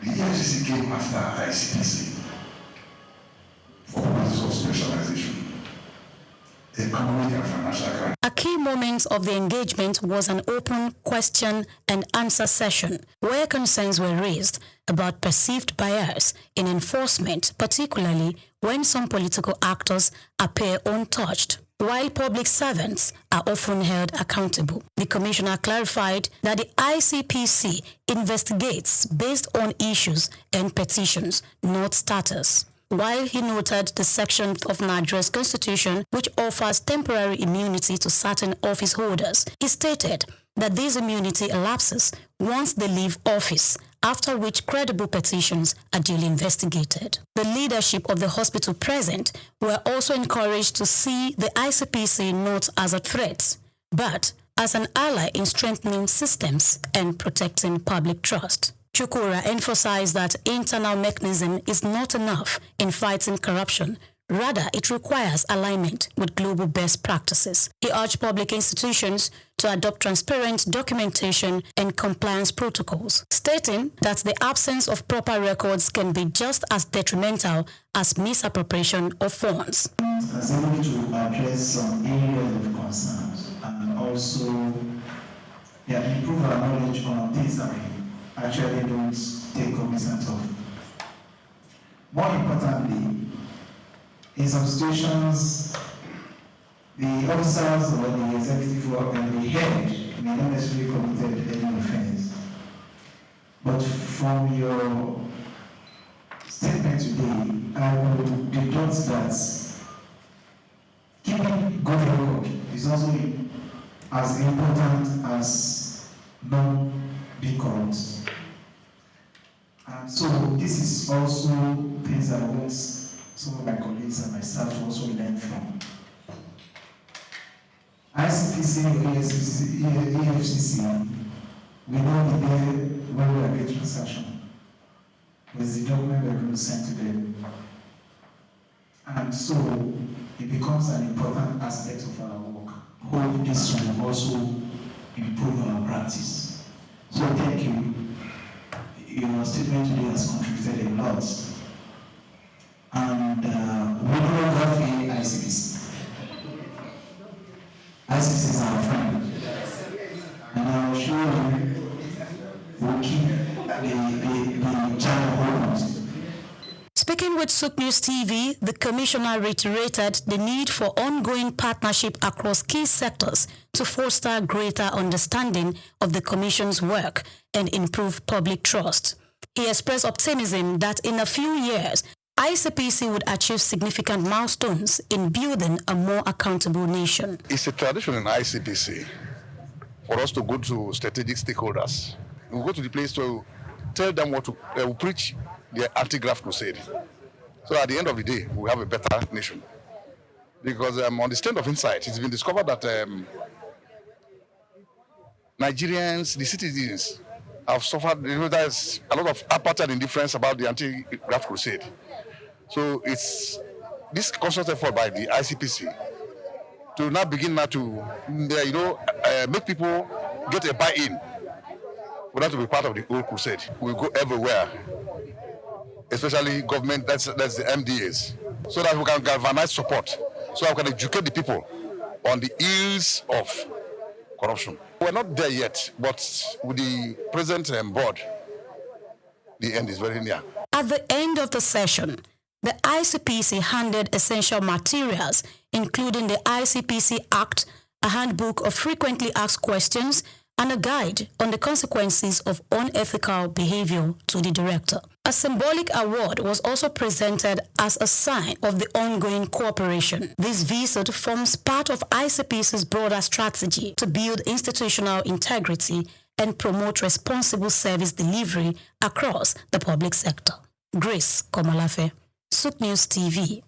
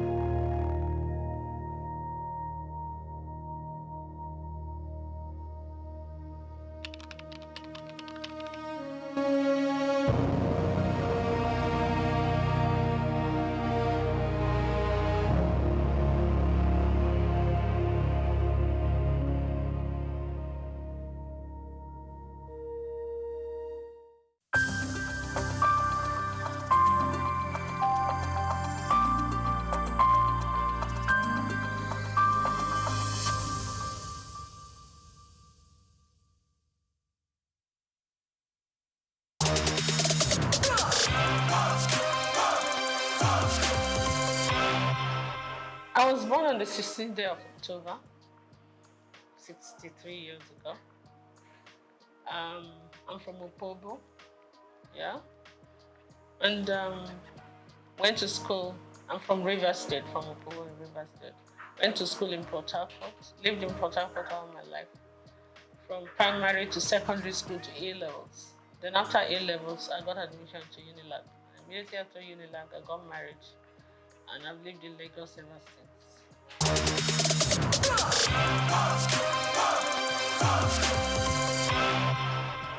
Well, it was fun for us because me and my husband were very young. My husband was 25, I was 21 and all that. But we learned on the job. We were friends. We were friends for 3 years when I was in Unilag, university. And we came out, we got married. So we're like children that just got married. But I had my parents. My parents were his very good friends. So when I get naughty, he would report me to my parents. When I didn't know these kind of duties were demands of somebody's wife, they would tell me this is my responsibility. I'm like, nope. I will agree to some, I will not agree to some. But I mean, it was fun. We had our ups and downs, but kind of pushed through it. And then the children started coming, and it was a different ballgame.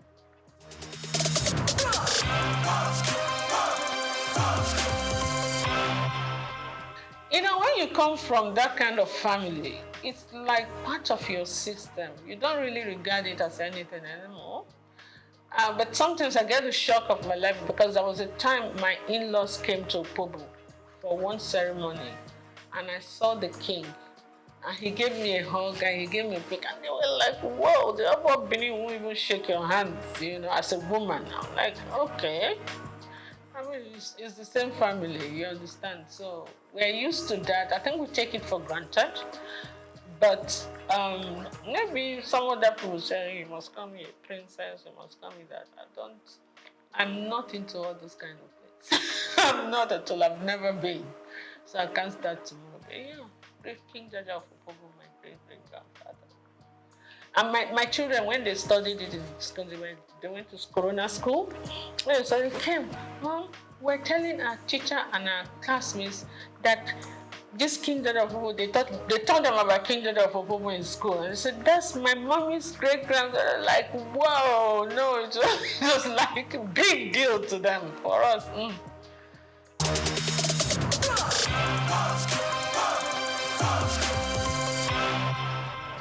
Absolutely, upbringing and my personal choice too, because you could be brought up one way and choose to go another way. You understand? One of my philosophies in life is like this: you're not the tallest in the world, you're not the shortest, you're not the prettiest, you're not the ugliest, you're not the richest, you're not the poorest. Oh, get with it. Do you understand? If you're looking for beauty, there are more beautiful women than you. So if you're looking for ugly, there are uglier women. If you're looking for tall, you're looking for it. So what is it? You understand? You didn't come into this world with anything. You're not going to go with anything. So just be grateful to God for whatever you have or whatever you are. Work towards improving on it, improving your relationship with God Almighty and improving your relationship with your fellow human beings. That's my philosophy in life.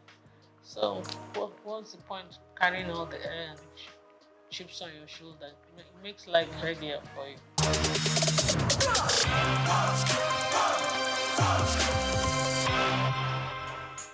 7 is my favorite number.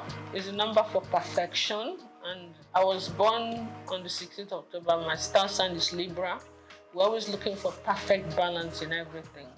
It's just an influence from the horoscopes, I'm told. But J is my husband's name, D is my name, and 7 is my favorite number. Lazy way of forming the name of a company, isn't it? So I did, and it stuck. And I knew I was going to go into couture, so that was it. Easy.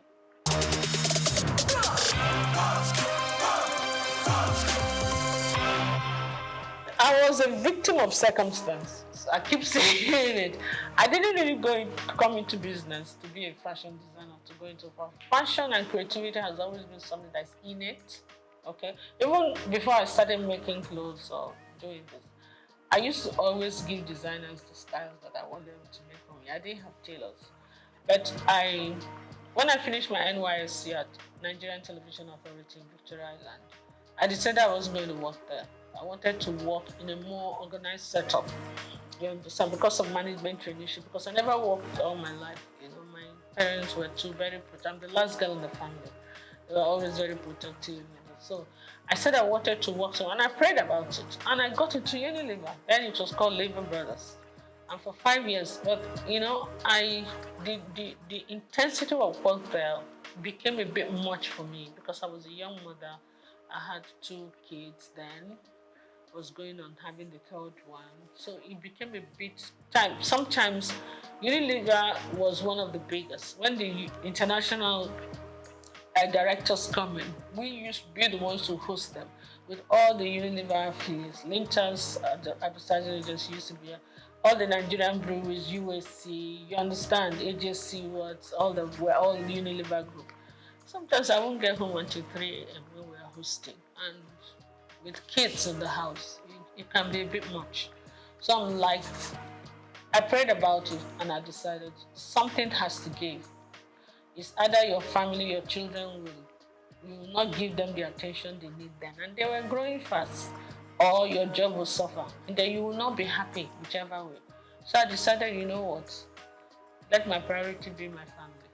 And I decided to go back, and I put in my resignation. That was not what I'm fine. When I did, my chairman refused to accept the resignation, so I had to use another way to encourage him to accept it. So I left Unilever. I said, okay, I wasn't the type of person that was suited for being a housewife. I wanted to do the kind of business I would do, but still have 100% time for the kids. So when the kids say, they're having something in school, I'm there, okay? I decided I was going to just market corporate gifts. When I was in Unilever, I was the assistant corporate affairs manager in charge of press. So, and being in Unilever at the corporate affairs level, I already knew a lot of companies. So I used that opportunity to get back to those companies and introduce my new business. And in the first year, I actually made more money than my 5-year stint in Unilever. So that was the normal encouragement. You make more money doing your own business. You have more time for your kids, for your family, and for yourself. And you travel quite a bit because you have to go and buy the corporate gifts. So it was a win-win. Then, a few years down the line, the president, Olusegun Obasanjo, came in and said they were doing backward integration and they were going to stop the importation of all this corporate gifts and a lot of other things. So we were actually forced to look inwards. And when we started looking inwards, that's when it hit me that apart from BIC that was being produced by Eleganza, we're not really manufacturing anything in Nigeria apart from textiles and maybe I think Eleganza was doing food flask or something. And which corporate body do you want to give as end of year gift? So what we had to do now, because a lot of my clientele were like Shell, Chevron, I started looking inwards. I said, okay, if I have to do something, I can do beddings, pillowcase trimmings, table covers, table placemat, napkins with fabrics like Ashok and Adira. I can do jute bags, you know. It came to me. So I had to go and buy one machine and employed one tailor. So sometimes they will call me. I did some samples. So even in Abuja, when they were going to have, like I remember the West African Women's Affairs, they had a conference. So they wanted jute bags. And we had about 1,000 or 2,000 jute bags. And that was quite nice. Plus, apart from the end of year activities. So that's it. But you know, after those periods, you have periods of lull. Like you're not using the machine and the tailor. You have to be paying tailor for doing it. I'm like, why am I going to these people to make my clothes? Tailor, oh yeah, this is the style I want. I started first by giving some of my clothes, repeat it. You did well. So I started designing. I could sketch very well. I was a science student in school, but I could sketch really well. So I was sketching, would do well. And sometimes when I wear the clothes and I go to supermarket, some women will just call me, hey, I really like this thing you're wearing. Please, where did you make it? I'm like, okay, I'll give you the address. I give them the address. They started coming. Before I could say that, within 1 month, I had over 50 women I had to make clothes for. And the one tailor was no longer enough. I had to employ 2 others. That was how we started. From 2 to 4, then I had a whole factory before you could see that. I started making school uniforms, started doing all kinds of things. And then some of the magazines, like Genevieve magazine, look at me like, are you sure you make this outfit? I thought you were a broadcaster. I thought you sell. I said, yes, I did. So I did some photo shoot session for her. And I modeled the clothes actually. And whoa, I started getting calls from Paris, from the UK. I did DC Fashion Week, you know. I was just, and they will pay your ticket, pay your hotel, please come and showcase for us. Some will even say, please come and open the show for us. Some say, we want you to close this. I'm like, okay. There are places that I would never have thought of going to, like Burkina Faso. They will back me, the top fashion designers there. When the Alfadi does this, they want every 4 years. Alfadi in Niger. The Niger government sponsors it. He calls all, including Elisab, every international designer, they will go. Especially the Moroccan ones, those North African ones, Indians. So they invite one designer from each country. So they used to call me to come because of what I used to work a lot with Ankara and Ashok, and I do international acclaimed, how would I put it, couture outfits with Ankara, big hats, funny looking, structured clothes and all that. So that was how it went, you know. And I did all the magazines. I've won all the awards. So after a while, you know, I started thinking of concentrating on exports. In the process of doing that, My husband took ill. After 2 years, we lost him. So when I came back home, I gave a lot of things a lot of thought. My kids were still in school. My daughter got married. She was in Australia already. And then my kids, my two boys were still in school. So I said, look, this fashion design thing is not going to pay school fees in pounds sterling and dollars. So I said to myself, you know what? Why don't you give the man hours to the industry, the family business that were yielding the most income? That was how I started kind of just saying, you know what, let me just minimize it a bit. My core clients were still coming. So I kept the tailors, my experienced tailors that worked with for years. I kept them. I kept few of them. And I kind of cut down on that business. I said, you know what, let me just go and face the family business and do this for the people who really know what I'm doing. And word of man goes. So I'm still doing that, but my priority is really not that now.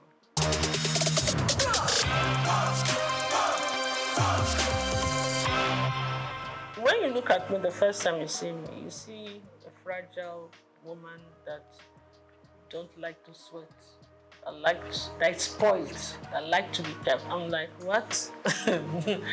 Absolutely not. My husband didn't want me to do anything. He just felt he wanted to spoil me. I said, that's not how to love me at all. Please. It's either you kind of understand the person I am.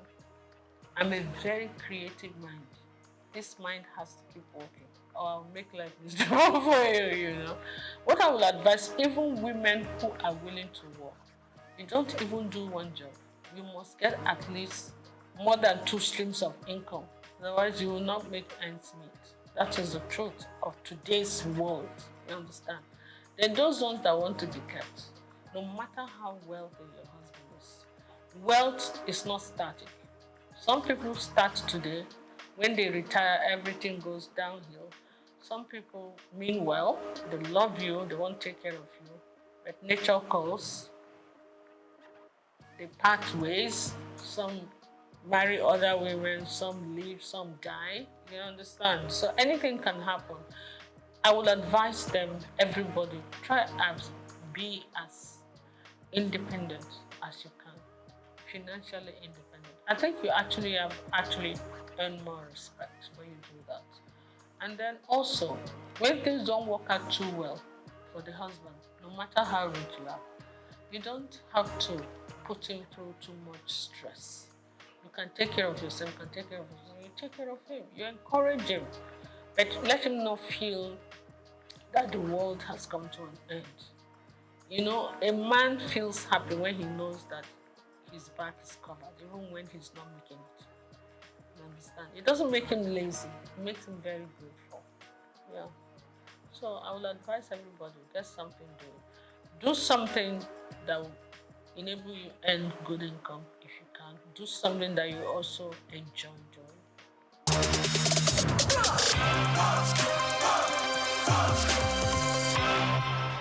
I've always believed in garbage in, garbage out. Yeah? Garbage in is the stress abound. You cannot control that. But you can control your attitude towards stress. Stress is the #1 killer and ages of everything in this world. It's your attitude to stress that you have to manage, and that depends on you. What you put in your mouth also depends on you. Your mind, your heart, your spirit, your soul. You have to be loving. You have to be forgiving. You understand? All that depends on you. So it's actually you that decides whether you're going to age gracefully or you're not. Forget about the genes first. It's true. You understand? Some people are so malicious. When you offend them once, oh my goodness. They will carry it in their chest, and the chest will be expanding, and they won't sleep well, and they begin to have problems. Meanwhile, the person you're angry with does not even know you exist. It's crazy. So for me, it's just be free and take life easy. Take it as it comes, and always be grateful to God.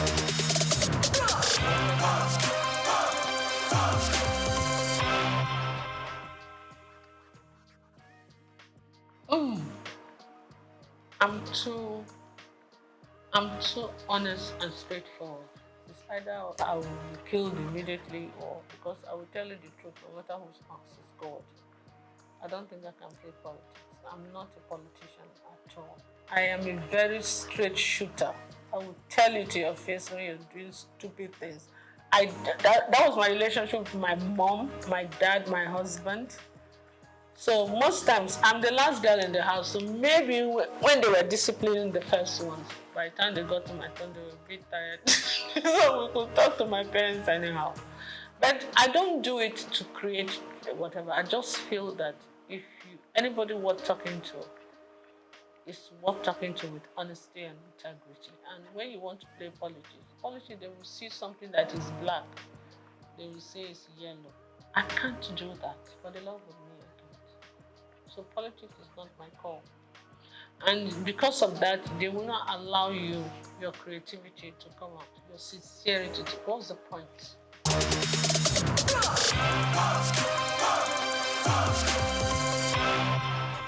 Yes. I'm actually planning some kind of, I met some of my old models that are doing very well. And you know, when you deal with a lot of these girls, some of them have traveled with me to Niger. Sometimes they'll tell you, bring 2 of your models. You know, some of them, we have very good relationship. We're going to do a reunion one of these days. It will be fun. And they are all calling, when are we going to do? I say, don't worry, we'll get a reunion done. Because we need to revamp, revisit the fashion industry, see how things are going. They're doing well. The new ones are doing well. And I just pray that the environment will not discourage them, you know.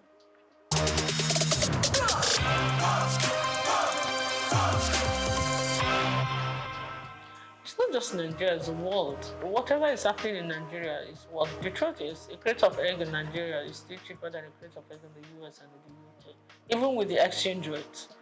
So it's not just Nigeria, the world is experiencing some kind of, the way I see it, it's like the pangs of birth before the child finally comes. You know, that intense labor. And then when the child is born, everything is calm and beautiful, everybody's happy. I think we are just towards the end of the labor pain. It's going to get better, but we're going to pass through a lot of that before it gets better. And when it finally gets better, we'll all be smiling. But right now, the whole world, not just Nigeria, is crazy. If you look at international, listen to international news, it's actually crazier than here. I just pray. Yes, I live opposite, I won't even say it, on the street. One of the big men that live on that street, his birthday was yesterday, and the whole street was filled with beggars, hungry people. It was really crazy. I felt so bad. We were pushing each other, killing each other, fighting just to get a plate of jollof rice. It was very sad. It didn't used to be that bad. There were a few people who would come hang around, but the whole street, I couldn't move anywhere yesterday because of it. But I hope it gets better soon, so that the best in all of us can come. Because hunger and poverty can actually have the worst in people.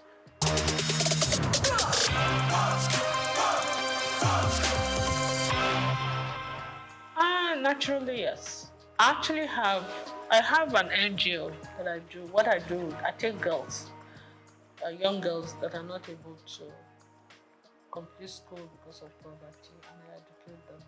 You understand? I try to pay school fees, help people. I believe in education a lot.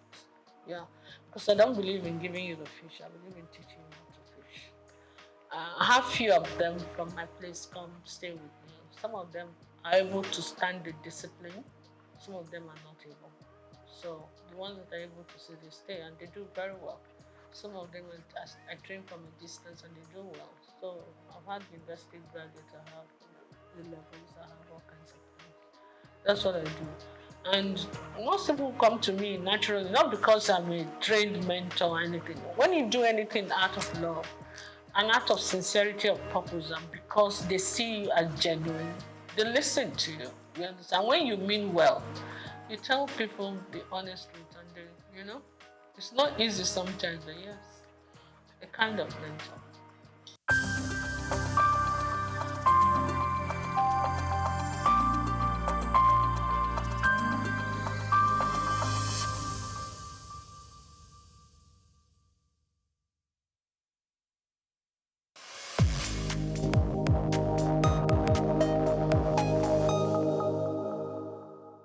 My name is Yinka Babalola. My name is Ijoma Pelokoro. My name is Joshua Hassan. I am Rotarian Omosunde Lawson.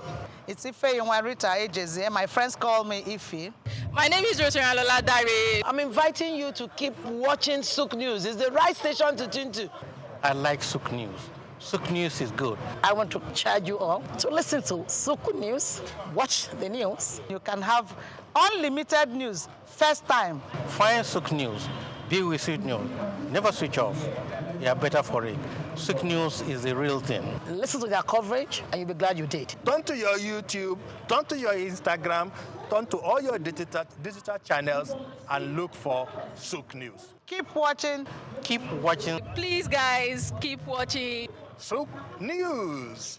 We've got just what you need right here at Femi Wash Media. Call it the Midas Touch, and you wouldn't be wrong. Let us record, produce, mix, and master your audio like nobody does. Reach us on our contact today for the best quality job. Egypt is a living museum where the past and present come together in a remarkable dance, and it is more than simply a nation. Egypt, which is well known around the world for its pyramids, pharaohs, and the magnificent Nile, is still transforming its rich historical legacy into a vital source of economic expansion and pride in the country. Egypt is a vibrant African country that is leveraging its historical heritage, tourism, the Suez Canal, agriculture, and a growing digital economy to drive its future. Let's start with tourism, which continues to be Egypt's most valuable economic driver. Egypt is home to more than 1/3 of the world's antiquities, and Cairo, Luxor, Aswan, and Alexandria welcome millions of visitors each year. Beyond its aesthetic value, the Great Pyramids of Giza, the Valley of Kings, and the soon-to-open Grand Egyptian Museum serve as economic hubs that support employment, foreign exchange, and Egypt's place on the world cultural map. Egypt has recovered quickly despite international disturbances like the COVID-19 epidemic, with current tourism receipts surpassing $13 billion.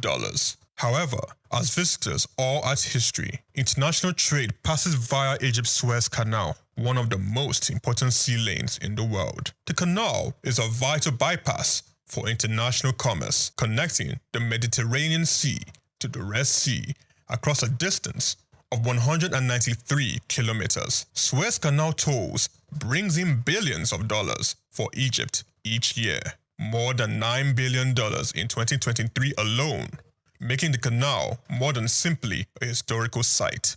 It is a vital component of international trade. The Suez Canal Economic Zone, a center for commerce, logistics, and industry, was likewise fueled by the canal. Agriculture comes next, especially near the Nile. Important products including wheat, rice, cotton, and dates are grown in the lush Nile Valley and Delta. Citrus fruits, particularly oranges, which are highly sought after in Europe and the Middle East, are among Egypt's biggest exports worldwide. Innovations in irrigation and climate-smart farming are growing, and agriculture still contributes to national food security and rural lives. Infrastructure and energy are also changing quickly. By exporting liquefied natural gas to Europe and other countries, Egypt has established itself as a new energy center in Africa and the Mediterranean. This change includes the Zohr gas field, one of the biggest in the Mediterranean. In addition, Egypt is developing smart cities, high-speed rail, and new administrative capitals, while investing in solar energy through initiatives like the Benden Solar Park, Africa's largest. Not to be overlooked is Egypt's creative economy.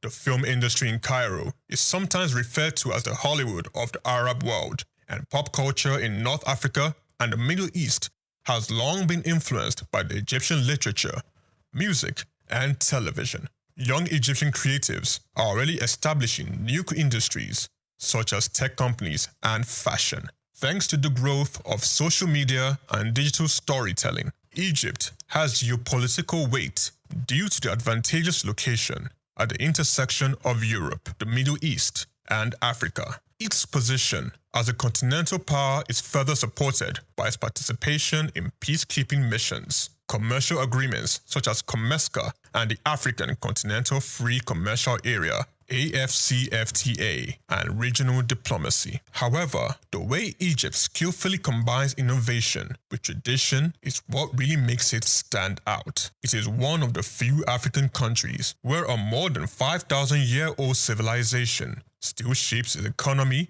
and reputation outside. Egypt continues to leverage its history to forge a strong and aspirational future, whether it's a software entrepreneur in Cairo, a relic in a museum, or a ship across the Suez. This is Just Africa, and I am Chike Okolo.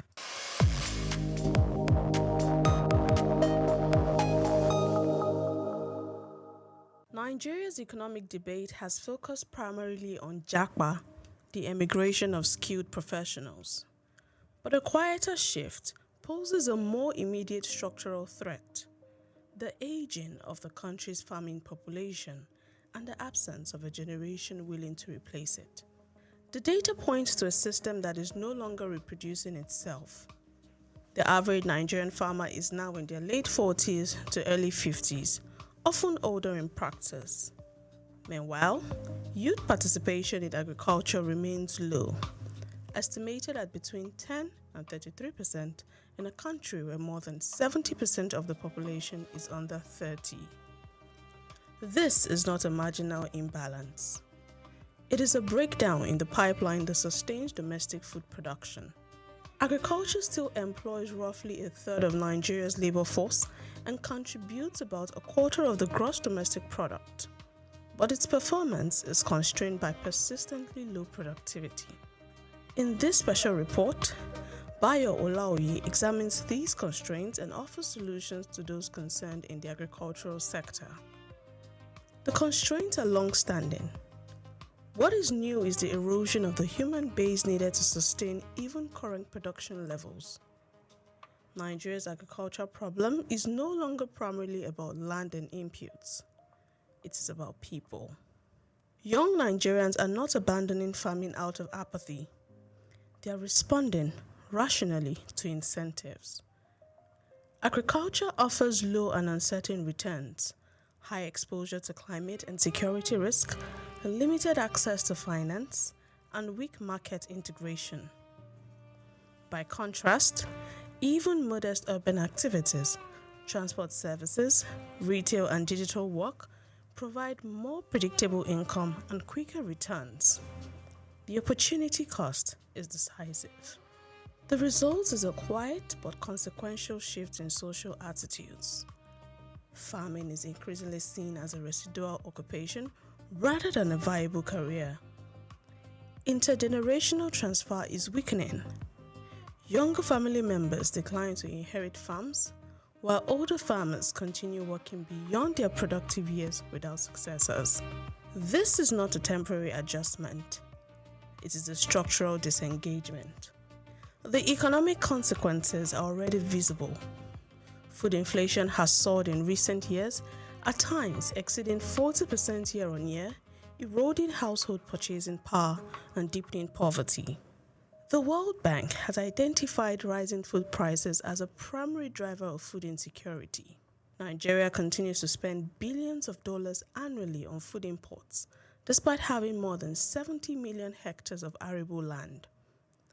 This dependence exposes the economy to currency volatility and external supply shocks. These trends point to a policy mismatch. Monetary tightening, while necessary for macroeconomic stability, cannot address supply-side deficiencies in agriculture. Higher interest rates do not increase yields, attract labor into farming, or reduce post-harvest losses. Inflation, driven by constrained food supply, is not a monetary phenomenon. It is a production problem.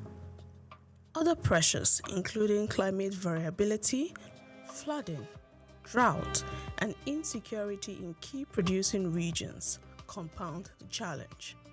But even if these were mitigated, the demographic gap would remain. The central issue is not simply how to increase output, but who will produce it. There is some evidence that participation can respond to improved incentives. Periods of favorable commodity prices have drawn younger entrants into specific crops, including cocoa, and encouraged part-time farming among urban professionals. These developments suggest that the current trajectory is not inevitable. Where agriculture becomes more profitable and less risky, labor follows. But such responses remain limited and episodic.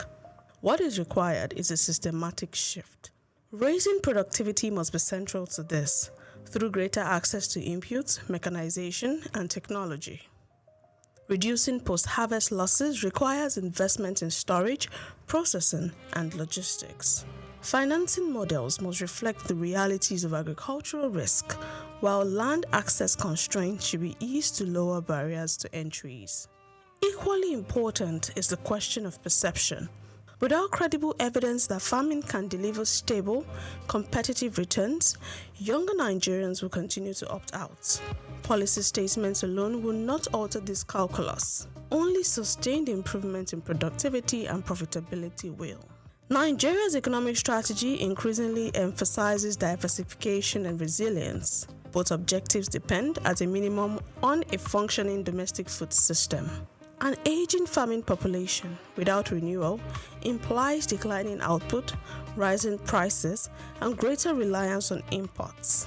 It also implies a more fragile macroeconomic position, with food inflation placing persistent pressure on monetary policy and household welfare. A large youth population is only an asset if it participates productively in sectors critical to economic stability. In agriculture, that transition is not occurring at the scale required. The question is no longer abstract. Who will feed Nigeria?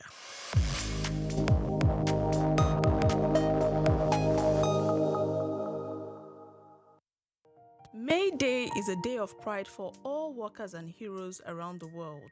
It is a day for workers to celebrate their legends while remembering their travails over the years and their various negotiations with government and employers to better their lot. So, how does labor cope with the current realities of inflation, the high cost of living, rising cost of goods and services, climate change, and security? In this special report, Bayo Olaoye takes a look at the evolution of the May Day celebration since its inception. May Day is observed on the 1st of May and is intentionally recognized as International Workers' Day or Labor Day. It's a celebration of the working class, workers, and laborers, acknowledging their contributions to society and advocating for workers' rights and better working conditions. The origin of May Day dates to the 19th century, particularly the 1886 Haymarket Fair in Chicago, when workers demanded an 8-hour workday. What began as a peaceful protest turned violent after a bomb was thrown at police. Following these events, a federation of socialist and labor parties declared May 1st as International Workers' Day in 1889 to honor the martyrs of the Haymarket Affair and support workers' rights globally. Across the world, May Day is marked by protests and marches in which workers demand fair wages, safe working conditions, and social protection. It is a public holiday for Nigerian workers, a chance to reflect on achievements such as the implementation of the minimum wage in 2019 and to recognize trade unions and their role in protecting workers' interests. Despite the celebration, many Nigerian workers face serious challenges: unpaid salaries and pensions, with many states and local governments owing workers months, sometimes years of back pay. Pensioners often live in poverty due to delayed or unpaid benefits. In both public and private sectors, many workers lack proper safety equipment and decent working environments. With rising unemployment and the economic crunch, casual labor is common. strikes are often met with resistance or threats from the government or employers. Union leaders face intimidation, especially in sensitive sectors such as oil and education. What is the way forward? To truly honor workers in Nigeria and globally, the focus needs to shift from mere celebration to concrete reforms, such as timely payment of wages and pensions, enforcement of labor laws and standards, social protection for the informal sector, and dialogue among government, employers, and unions for sustainable development. Today's celebration is organized by the Nigerian Labour Congress (NLC) and the Trade Union Congress (TUC), and the day features speeches by labor leaders and government officials. Cultural displays and award presentations will also be held, while labor leaders continue to call for improved welfare packages. To cap it all, inflation and naira devaluation remain major challenges, having significantly reduced workers' purchasing power. Here is congratulating Nigerian workers. Happy May Day!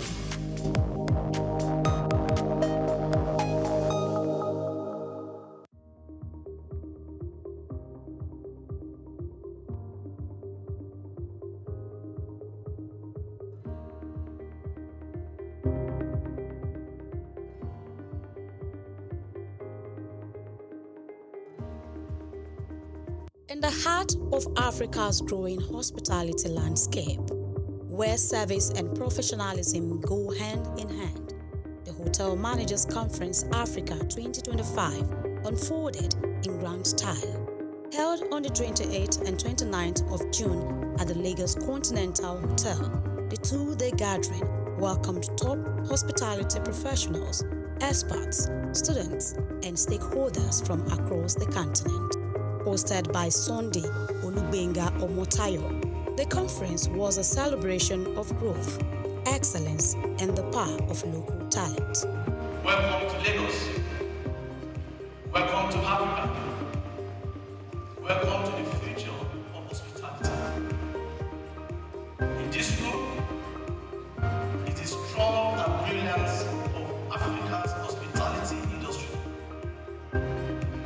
Professionals who have turned challenges into success, created unforgettable guest experiences, and achieved measurable growth.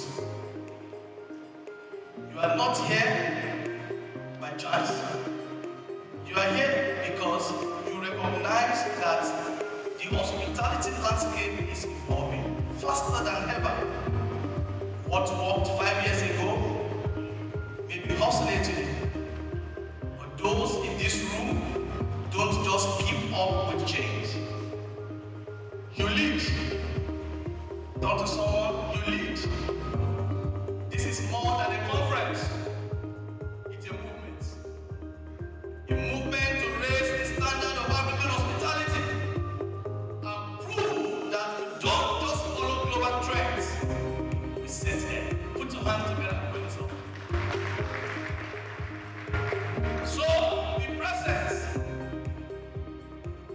Don't be distracted. I've seen distractions already. Hard questions. The first professor of hotel management and tourism is here. Professor SOUQ walked up to him and said, I asked him hard questions. Dr. Belinda is here. He was a big name when it comes to hospitality in the world. The global player. Hard. Build connections. Make abilities, make friends, not old one, not new friends, no different one. They're in this room. Welcome to Hotel Managers Conference Africa 2025.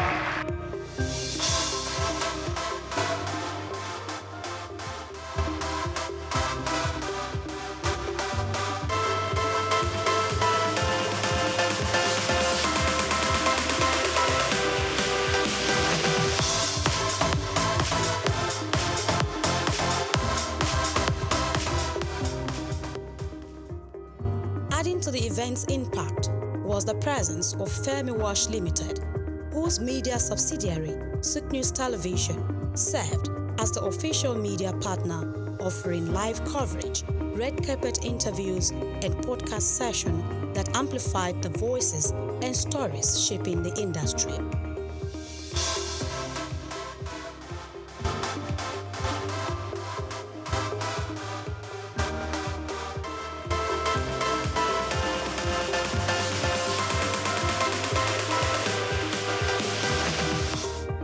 One of the event's high points was a series of insightful keynote sessions that tackled key challenges and emerging trends in hotel management. Professor Wasiu Babalola, SVP Africa at Content Worldwide Hotels, Turkey, and Academia with Atiba University, Oyo State, Nigeria, shared a thought-provoking address. Ahmed Raza, District Director, Nigeria, Radisson Hotel Group, shared insight on hospitality in Africa, driving excellence through local talent, highlighting the importance of investing in indigenous professionals for long-term growth.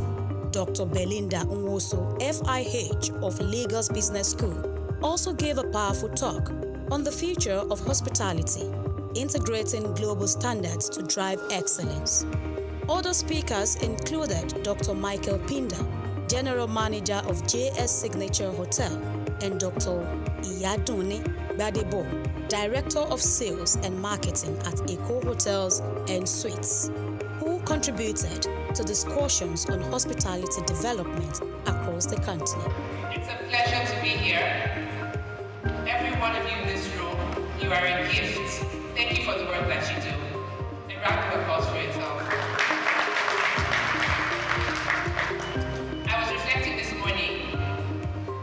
About how long I've been in the industry, since 1998. Some of you were not born. And this is just an honor to be here and to see how far this industry has come over the years, over the decades. I'm going to talk about the future of hospitality. The future is already here, like Brenda has told us. But what are we going to do on our own part to be part of that future? Global standards to deliver excellence. These global standards, we need to understand what they are and how they impact us as people and managers.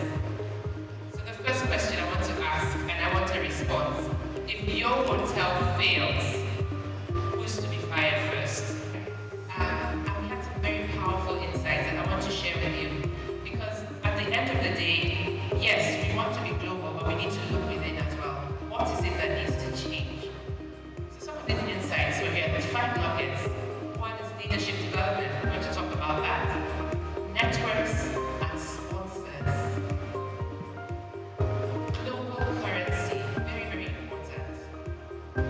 Personal integrity. The fact that I put it forth doesn't mean it's not the most important.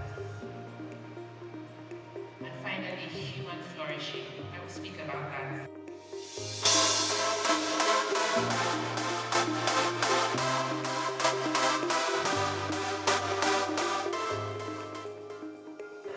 The event has been very good. It's growing every year. It's becoming dynamic, and the one place you have to come to every year to see what's going on, to network, and to help yourselves in your careers. We need to look at the future of our industry, and sustainability is important. This event is, I would cap it as a storytelling of Nigerian hospitality. Started with various events in different parts of the country, and now it has now metamorphosed into Hotel Managers Conference Africa. So we're here to tell the story of the African hospitality sector. It's been an awesome experience. Sincerely, from yesterday, we had the keynote speaker, Dr. Belinda from Lagos Business School, and she spoke quite a lot, and what actually still triggers in me is team strength and individual strength. And then today we now had Dr. Duni, who from Eco Hotel, Director of Sales and Marketing, and she spoke about storytelling. My first time was last year, and this is my second time of attending HMC, and I can tell you for free, it's been very insightful. I want a situation whereby the hospitality industry will not be a dump of where anybody can just venture into. I want it to be a place where people that know their onions dive into the system. Coming here today, I discovered that there is a whole lot to learn, and I've been learning. But what has really amazed me is the fact that Mr. Benga has been able to put this together and to ensure that there is no competition amongst hoteliers, but a synergy, and for people to work together to see that the hospitality business in Nigeria and in Africa is projected to the outside world. Being here, I think it's a wonderful thing. Hopefully we can expand it to other African countries and just unitedly just bring Africa up. We're not just here tonight. Okay. We are actually the head sponsor. Nice. So we didn't just come in first. It was a big one, so we just had to take the bull by the You want horn. to do this again and again? Yes, most definitely. HMC has come to stay already, and HMC is actually a big one. So, yeah, why not? The event also marked a significant milestone for students of the Hotel Managers School who received certificates after completing their training, symbolizing a new generation of skilled professionals ready to shape the industry. The event has been a very impactful event. It has been a very knowledgeable event. It has been an event that we need to even have it for a week long to carry on for 1 week, because it has been an event that a lot of things have been taught here, especially when I listened to the presentation of the keynote speaker, somebody like Dr. Belinda. Dr. Belinda talked so much about the hospitality, and she shed more light of some things that we have been neglecting without knowing that that's what has been. So this event has been so much impactful, and we listened to Dr. Panda speak, and it has been so much impactful, and all the speakers for this event, they have shared knowledge. The 7th edition of Hotel Managers Conference has been remarkable. It's been educating, informative, and transformative. And it's just been a wow. And a big shout out to the organizer, the convener, Mr. Lukwenga Sunday Ombatayo, the veteran consultants. This is my second time in this event, and I am very, very happy to be here, because here it's an avenue to express and get more experience, especially in the hospitality industry. We believe in growth, and I want to see the hospitality growing from this level to the next level. So we are here to learn, to relearn, and to unlearn. We've been into hospitality for years, so we know things have been evolving, things have been changing, so we are here to learn, to relearn, and to unlearn. Why we are both here is because hospitality is a very vast industry. So we see it as something that can improve us on what we are doing on our business, how to relate with people, then to network with the employers of labor, I mean the owners of the hotels, because we give them more work and we do businesses with them. And sincerely, at the conference, I've learned a lot. We've learned a lot, because when we got home, we always do briefing on it. So after the briefing, I saw so many things, and even up till now, we're still learning on it. Okay, so this is my first time at the conference, and it was honestly a great experience. I am enthusiastic about the numbers. I'm happy about the number of people that want to actually get trained in hospitality, as it's a problem that's actually plaguing the industry. We need to invest more in training, and we need to ensure that people that can't even afford this training have the funding they need to access it. Rounding off the conference were photo sessions and award presentations, recognizing exceptional individuals and organizations for their contributions to hospitality.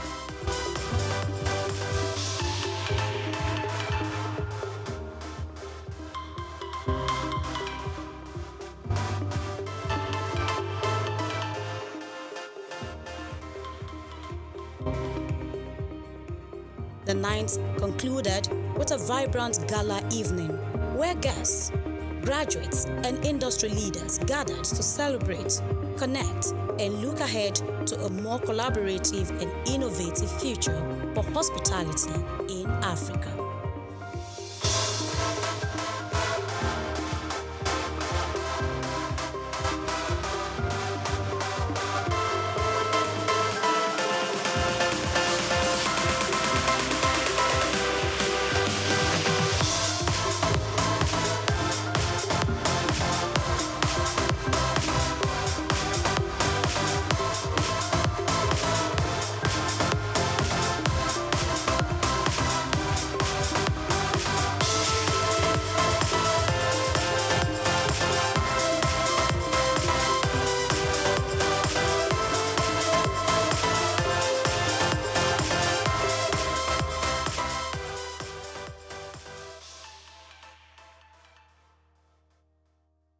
Grace Komolafe, SOUQ News TV.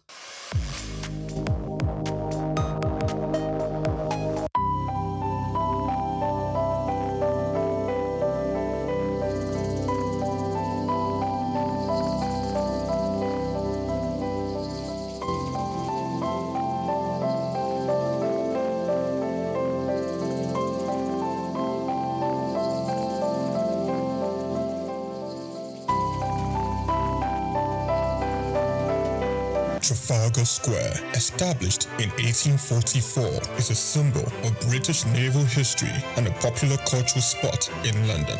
Named after the 1805 Battle of Trafalgar, it has been the site of celebrations, protests, and cultural events, representing the changing identity of the city. It houses several landmarks, like the Nelson Column, St. Martin in the Fields Church, and the National Gallery. The Nelson's Column, a tribute to a naval hero, is the main feature of Trafalgar Square. Standing 52 meters tall, completed in 1843, it honors Admiral Horatio Nelson's victory at Trafalgar. The column is topped with a statue of Nelson, and 4 bronze panels at its base show scenes from his battles. Surrounding it are 4 large bronze lions added in 1867, symbolizing British power.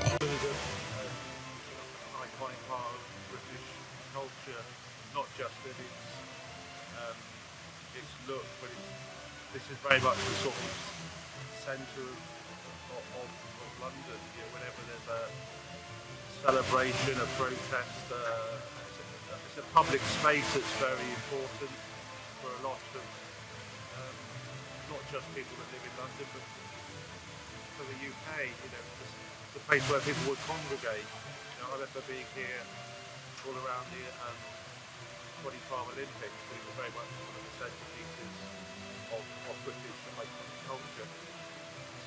Yeah, no, you used to be able to climb on the lions when I was younger, but you can't do anymore. So there you go. That's progress for you. St. Martin's in the Fields Church, reputed as an architectural gem, was built between 1722 and 1726. It is known for its neoclassical design by architect James Gibbs, and is famous for its portico and steeple, and has influenced architecture worldwide. The church also a rich musical history, hosting concerts and helping the homeless. Yeah, I actually came to London just on a little day trip, and then I remembered that this church sometimes has classical music on. So I just popped in, and there's no concert, but there were some people practicing. So there's a quartet of violins, and they made some lovely sort of practice for some classical concerts. So I really enjoyed just sitting there for 10 minutes listening to it. It's lovely. It's a really nice church, and it's nice that people don't use it much time. So maybe we used to have a nice cafe as well. I think it's a good church.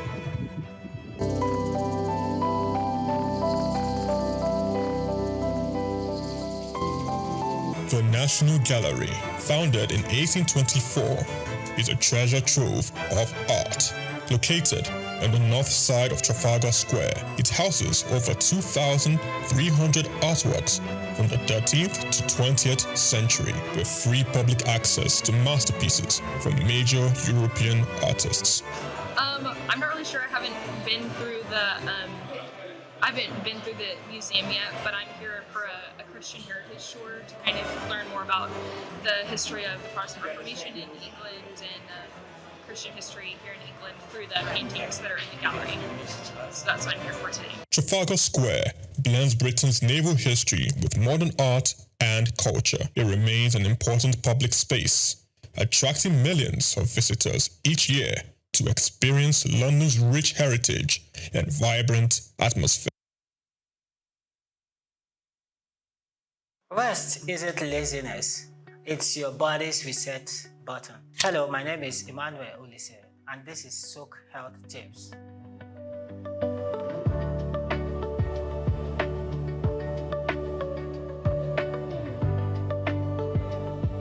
Today, let's discuss one of the most underrated health boosters, sleep. You can eat right and exercise daily, but without good sleep, your body never truly recovers. Number 1, sleep is cellular repair. During deep sleep, your body heals, builds muscles, and restores energy. It's also when your brain clears out toxins and strengthens memory. 2, stick to a schedule. Go to bed and wake up at the same time every day, even on weekends. Your body thrives on rhythm. 3, create a sleep sanctuary. Dim lights, cool temperature, and 0 screens before bed.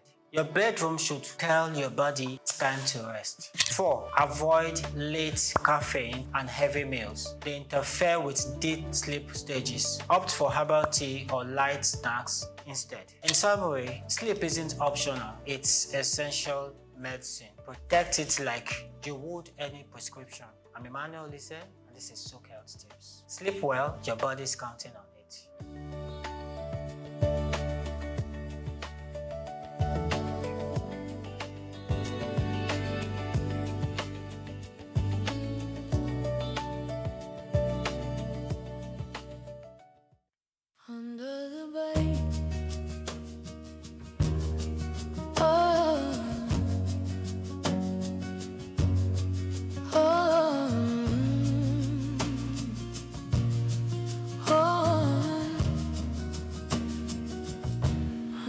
Baobab tree where shadows bend, the earth whispers tales, the wind. Human rights are a fundamental and universal entitlement belonging to every person by birth, designed to ensure dignity, freedom, and equality regardless of race, nationality, or status. These inalienable rights form the very core of global governance. International human rights law, founded upon the Charter of the United Nations and the Universal Declaration of Human Rights, UDHR of 1948, establishes the binding obligation of government to protect these freedoms. A key success of this universal framework has been the continuous expansion of its legal body to protect vulnerable groups, including women, children, and persons with disabilities. This universal commitment forms the basis of this year's International Human Rights Day theme, Our Everyday Essentials, which seeks to reaffirm these principles not as abstract concepts, but as the practical foundation people rely on daily.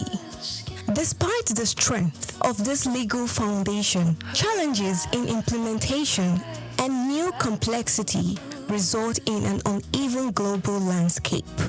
Millions are facing a critical lack of access to basic needs such as food, water, health, education due to persistent poverty and entrenched inequality.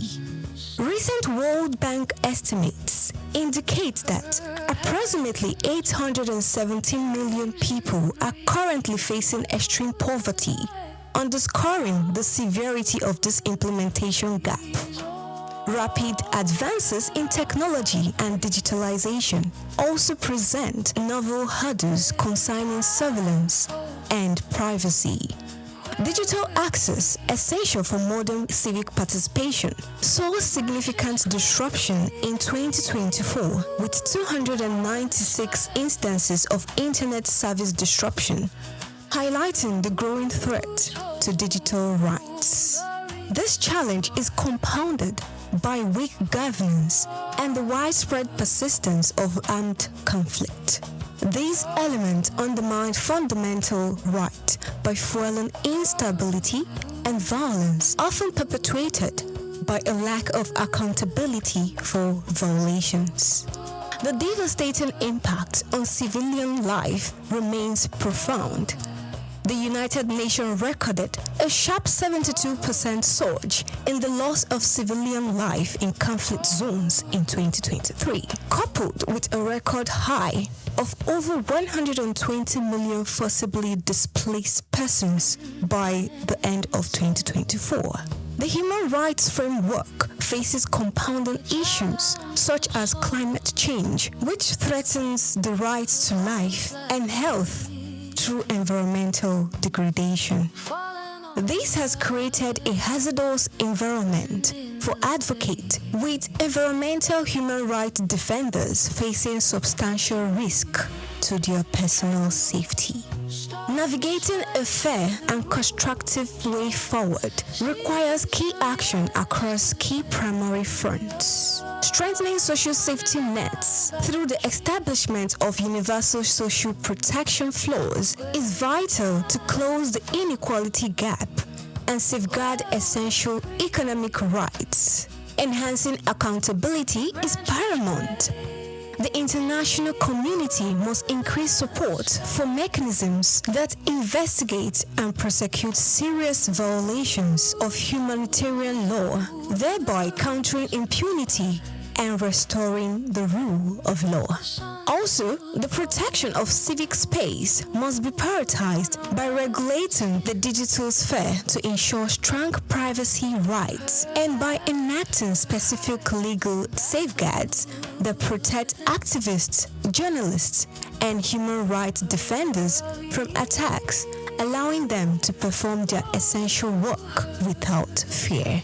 Ultimately, ensuring human rights remain an ongoing commitment that demands measurable action over rhetorical assurance. By reinforcing the UDHR's principles through strategic investment in social protection, accountability, and the safeguarding of civic and digital freedoms, the global community can successfully transition these values from legal ideals into the everyday essentials that defines a life of dignity, freedom, and equality for all people. Praise Matthias, SOUQ News TV. And the rules hold the reasons why. Hello and welcome to another edition of Cashcraft. I am Grace Komolafe. Today I have for you something that really looks ordinary, but it's more than how some people perceive it. This isn't just news, it's a wake-up call, a signal, especially if you live in or near Kayama, Kwara State, or you have any connection to the north-central zone of Nigeria. According to reports, the Kwara State Shell Butter Factory in Kayama is projected to create 10,000 direct and indirect jobs, officially confirmed by the Commissioner for Agriculture and Rural Development, Dr. Afiz Alabi. Now, this news isn't meant to bore you. It's a flashlight revealing something you need to tap into. Don't sleep on Shell butter, and you ask me why. That's because this is not just a skincare ingredient. It is a multi-million-dollar global commodity, and it starts from the word Shell 3. Shell butter is a natural fat extracted from the nut of the African Shell 3, Vitellaria paradoxa, native to the savanna belt of West Africa. It's rich in vitamins A and E, packed with essential fatty acids, and used in skincare and cosmetics, cream, balms, soaps, hair products, pharmaceuticals, chocolate industry as cocoa butter substitute.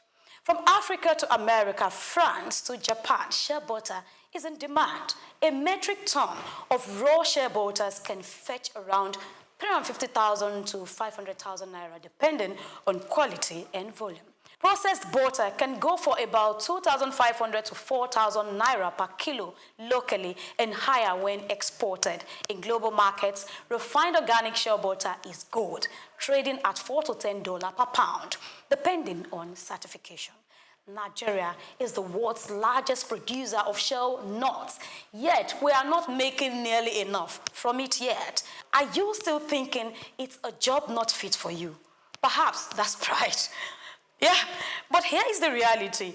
Anyone can go into this, male or female, young or old, educated or not. It's not about the job title, it's about your operational model. Now let's take a look at ways to tap into the shea butter business. 1. Shea nut collection and selling. If you live near wild shea trees, you can gather and sell nuts in bulk to processors or exporters. 2. Local processing and packaging. With basic training and equipment, you can extract and sell raw shea butter to traders, beauty salons, or markets. 3. Skincare line startup. Infuse shea butter into soaps, body butters, hair food, lip balms, brand it, sell online or offline. Let's go to 4. If you are thinking export, then join cooperatives or secure necessary certifications like NOP Organic, Fair Trade, or EcoSat to export high-value shea butter. Now we move to 5, value chain services. Offer drying, logistics, aggregation, quality testing, or training services in rural communities. If you are in Kwara and ignoring this, then you are sleeping on what could become your ticket out of poverty or your ladder to wealth. Kayama is becoming a hub, and the government is backing it with infrastructure and policy support. So why miss out? While this is not a professional advice, remember to do these things to get started. 1. Join a shea producer cooperative. Example, National Shea Products Association of Nigeria. You can search for a whole lot of them. Attend local trainings, workshops, often supported by NGOs and donor agencies. Start small. Even with 50,000 to 100,000 naira, you can begin processing locally, packaging neatly, label professionally, even if you're selling on Instagram. Now, research export guides from NEPC, Nigerian Export Promotion Council. The Kayama Shea Butter Factory is only one part of the story. You are the next chapter. Don't let ignorance or pride rob you of this golden opportunity. Whether it's as a collector, a processor, or a brand owner, shea butter is calling. Will you answer? That's it on Cashcraft, where we turn everyday ideas into smart business moves. I am Grace Komolafe, helping you start up your day and making it count. Bye.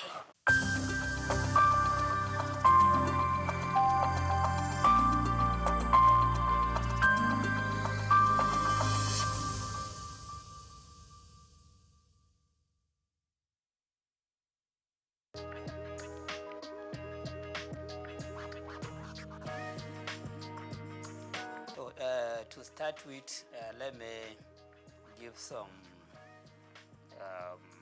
introduction to myself. As you said, I was a former commissioner of finance. I was a commissioner of finance during the Ganduja's administration from June 2015 to October 2018. I was there for 28 months, okay, as a commissioner of finance.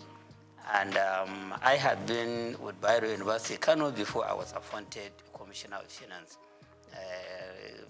Still, I'm a professor of accounting in the university, but I double as a commissioner of taxation because at the Prince Abubakar Audu University, Ayumba, Kogi State, there was a chair that had been vested there by the Federal Revenue Service in 2011. And they invited applicant for that chair, and I was the successful person, successful applicant. So I still occupy that chair, even though the chair is not functioning. But I got the privilege of serving as the elected or selected professor of taxation in that university. So I am in the area of taxation. I've done a lot of researches in that. And then I serve as the Federal Commissioner of the Tax Appeal Tribunal. So it was on 15th November that our tenure came to an end, from 2018 to 2024 November. So you can see that I have been involved at various levels on the issue of fiscal policy, tax revenue generation, tax revenue utilization.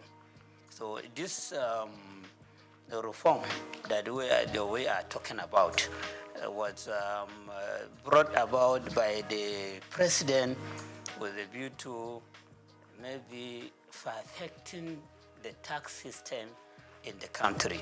So he formed a committee to advise him as to how to go about coming up with very good national fiscal policy, not just tax policy, and then how to reform the taxes in the country to make them better so that Nigeria can compete with other economies that are advanced in the area of utilization of taxation as a means of growing up the economy and achieving sustainable development. So this I know, the process and all that have gone into this project of reform. So bills were developed out of the report of that committee appointed by the president under the chairmanship of Mr. Tayo Oyedele. And for the first time in the history of forming a committee in Nigeria, we had a committee that the president has given the power of implementation. So it's not just about recommending something to him. It is about coming up with a report which will be convincing to him, and if he's convinced, he will ask them to be involved in the implementation of the recommendation of the report. So I think that is why the committee just presented the proposed bill to him without taking this bill to the public domain. Because of the trust that he has on the committee, he just sent the bill to the National Assembly for consideration, for passage into law. And in the bill, they even gave deadline as to when the bill to be passed into law. They expected that the National Assembly would deliberate on this committee, on this bill, to the extent that the bill will be passed into law before 1st January 2025. So that by 1st January 2025, the content or the provision in these bills will begin to be implemented by the government. 4 bills were developed and proposed. And then, unlike the expectation, the comment you made that people are more concerned about the administrative, tax administrative bill. What the bill that is generating the highest controversy is the Nigerian tax bill. That is the bill that has made provision for repealing about 11 taxes that are currently existing, including the VAT itself, including petroleum profit tax, including personal income tax, including companies income tax, and other taxes like capital gain tax, casino tax, etc., etc. And then about 14 laws that are related to taxation, including laws that are designed to exercise control over consumption, over production. They made substantial amendment on them, and then take the amended aspect, amended part of those laws into the Nigerian tax bill, which means that the laws have suffered from, or they have enjoyed consequential amendment. So this bill, which is expected to become an act by 1st January, is now becoming an amalgamation of most of the taxes that Nigeria is using now. Most of the taxes, those that have been repealed, part of them, part of the provision in them have been injected into the Nigerian tax bill. Those that have been considered for consequential amendment, they are also captured in the Nigerian tax bill. And then they made a lot of paragraphing, creating part, creating section, etc., to the extent that the content of that bill is about 220 pages. So you have to develop the stamina. You have to be used to reading before you read everything from the beginning to the end. And if you don't do that, you may miss a lot of things. And you may be talking ignorantly about the content of the bill. And unfortunately, that is what is happening in the public domain.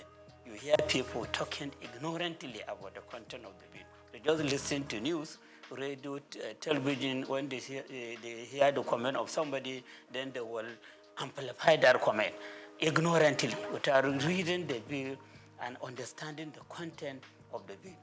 So that is the one that is enjoying the greatest controversy. Of course, others too are enjoying some controversy. The Nigerian tax administration bill, because it is in that bill that the new sharing formula for VAT was stated. VAT will have been extensively explained or described in the Nigerian tax bill. But how to share the proceeds of VAT have not been captured there.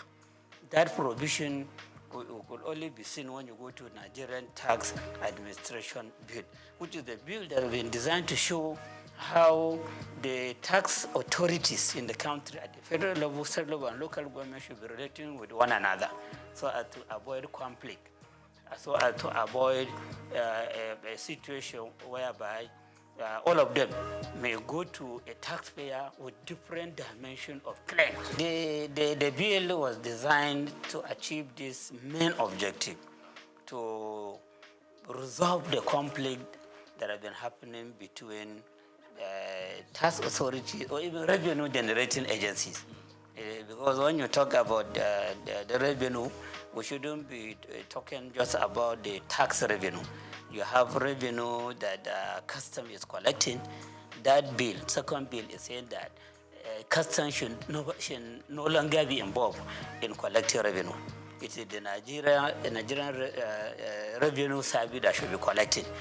Custom, let them take care of their responsibility of checking item coming in, item going out, which is another area of clash. These custom people, they are used to collecting money, okay? And they are used to, many of them, a lot of allegations are there as to how they are collecting this money, how they are not remitting the correct amount. So now, collection of custom duty will no longer be the responsibility of custom official, custom service. It's the Nigerian Revenue Service that should be collecting. The same thing with all other agencies of government that are considered as revenue centers. So that bill has made adequate provision to show that they know the moment this bill was passed into law, they don't have any power to collect revenue. It's the Nigerian Revenue Service that should collect. Let them deal with their own responsibilities of stabilizing the economy, ensuring control over consumption, over production, over whatever. But then collection of revenue is not their own. And then between the state internal revenue service and the Nigerian Revenue Service, there should be harmony. If there are revenues sources that are difficult for the state revenue service to utilize and generate revenue, they can bring in, they can collaborate, or they can reach agreement with the Nigerian Revenue Service to do the collection and then share the amount collected as per the agreement, or take cost of collection as per the agreement and then give the state revenue service or even local government revenue committee what they deserve. So the expectation of the Nigerian Revenue Nigerian Tax Administration Bill is to bring about harmony and understanding. So how that could be brought about is a question to be answered, because of the nature of Nigerian, the nature of official, and the way the people put their eyes on money. They want to be the one collecting money or keeping money or doing something with money. And now you are saying that all those that are used to that, they have to, they will be suspended from doing that, or they will be banned from doing that. It is only that agency, Nigeria Revenue Service, that will be doing it. So there are some issues there that are calling for a question, okay, understanding among the agencies involved or the tier of government involved, and then of course patriotism to ensure that whatever we do as revenue collectors, as treasury managers, as revenue utilizers for the execution of various projects, we demonstrate ethics, we demonstrate honesty and integrity. The revenue agency itself, before now, the revenue agency is behaving as if it is for the federal government. And this bill that has been sent to the National Assembly is encouraging the Nigerian Revenue Service, which will now replace the Federal Revenue Service and the law that established it. It's encouraging it to consider itself as a federation agency, not federal government agency. It is to be serving the interests of the federation. And so the concern of the state should be addressed by that agency. The concern of local government should also be addressed. It should be an agency that should be mentoring local government revenue agencies or tax authorities and state government revenue authorities or tax authority, so that they carry themselves together as a team, then ensuring that we have very good tax system in the country, that we have adequate revenue generation on taxation, which should be put to use for executing various projects that will bring about sustainable development in the country. So when you look at all the provision made in the Nigeria Revenue Service Bill, they are talking about the need for harmonious working relationship. They're talking about the federal Nigeria Revenue Service to serve as the model to state revenue service and local government revenue committee, so that they have very good understanding in implementing the provision in the Nigerian tax bill and the Nigerian tax administration bill. So all the provisions are like that. And then provision have been made adequately as to the position of the executive chairman of the State Internal Revenue Service, the need for governing board, which will have that chairman as the chairman, the need to have the technical committee at the state level, and who are to be members of that committee, the whole and representation to be drawn from various MDAs and other agencies of government and federal government into the committee, and many other issues. And even at the local government level, there is a need for revenue, local government revenue committee, which should be chaired by the councillor in charge of revenue or finance at the local government level, and who the members are and their function. So when you look at all the provision there shouldn't be any controversy. Even if there will be controversy, it should be less, and it should be something that could be resolved. For example, personally, I will not support a situation whereby the chairman of the State Internal Revenue Service should also be the chairman of the board. This is against corporate governance system. And then the same person will be the chairman of the technical committee. The same person will be the chairman of the revenue joint committee, where all the representatives for local government will be members and other agencies. So it will be as if the chairman of the Internal Revenue Service at the state level will become the alpha and omega on all revenue issues in the state. And that person may even be seeing himself to be more powerful than Commissioner of Finance. When I was Commissioner of Finance, I was serving as the supervisory person on all the activity in the Internal Revenue Service. The chairman of Internal Revenue Service should be reporting to me, should be taking orders to me. He shouldn't be going directly to the governor. But the provision is showing that the chairman of Internal Revenue Service is equal to the commissioner. And in fact, they were even saying that governor is just to nominate him and has to go to the House of Assembly for clearance. Just as commissioner will go to House of Assembly for clearance. And there is no provision to show that this person should be answerable to the Commissioner of Finance. So something like this, I think many people may not see it.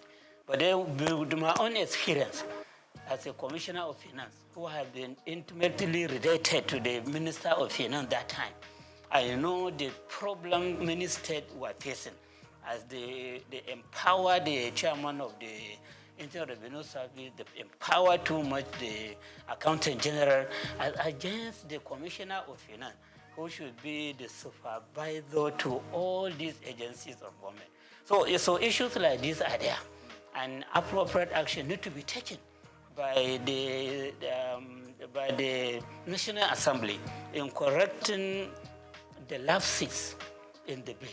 Then the last one, which is about institutionalizing revenue board.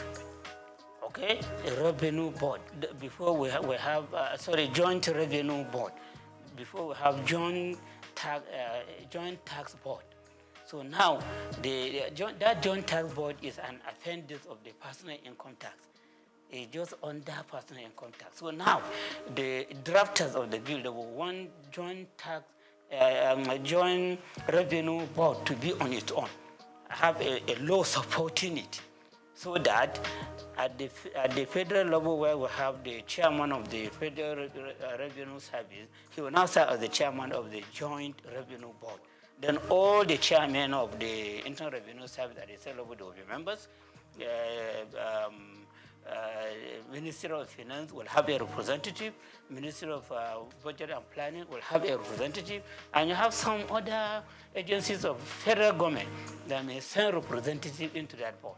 So that board will be taking decision on monthly basis on where improvement should be made, how to solve problems between one tier of government and another, and many other things, which will be very, very beneficial to the president or the Federal Executive Council, and then beneficial to governors and the various state executive council on fiscal policy and on utilization of taxation to generate revenue and on utilization of the revenue being generated by these agencies. Because many people are having the feeling that the agency, they collect this money and they spend the money. But in real sense, they only collect, but they remit to the government, into the treasury of government. So while they collect, they have the responsibility of collection, they don't have the power to spend a kobo from the amount generated. It is the government that takes care of that. So the Joint Revenue Board has been given a lot of responsibilities in that bill.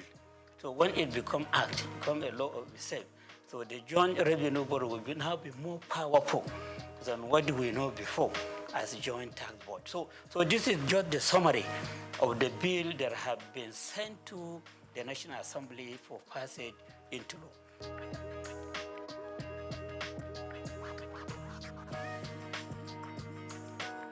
Yeah, my son is that we need reform in our tax system. As a student of taxation, I have the belief that no economy can make any progress if it doesn't have a good tax system. Most of the economies of the world, or I can say all of them, all the developed economies of the world, they are tax-based economies. And most of the natural resource-based economies, they are among the backward economies in the world. Look at it. All the members of OPEC, none of them is part of the G20.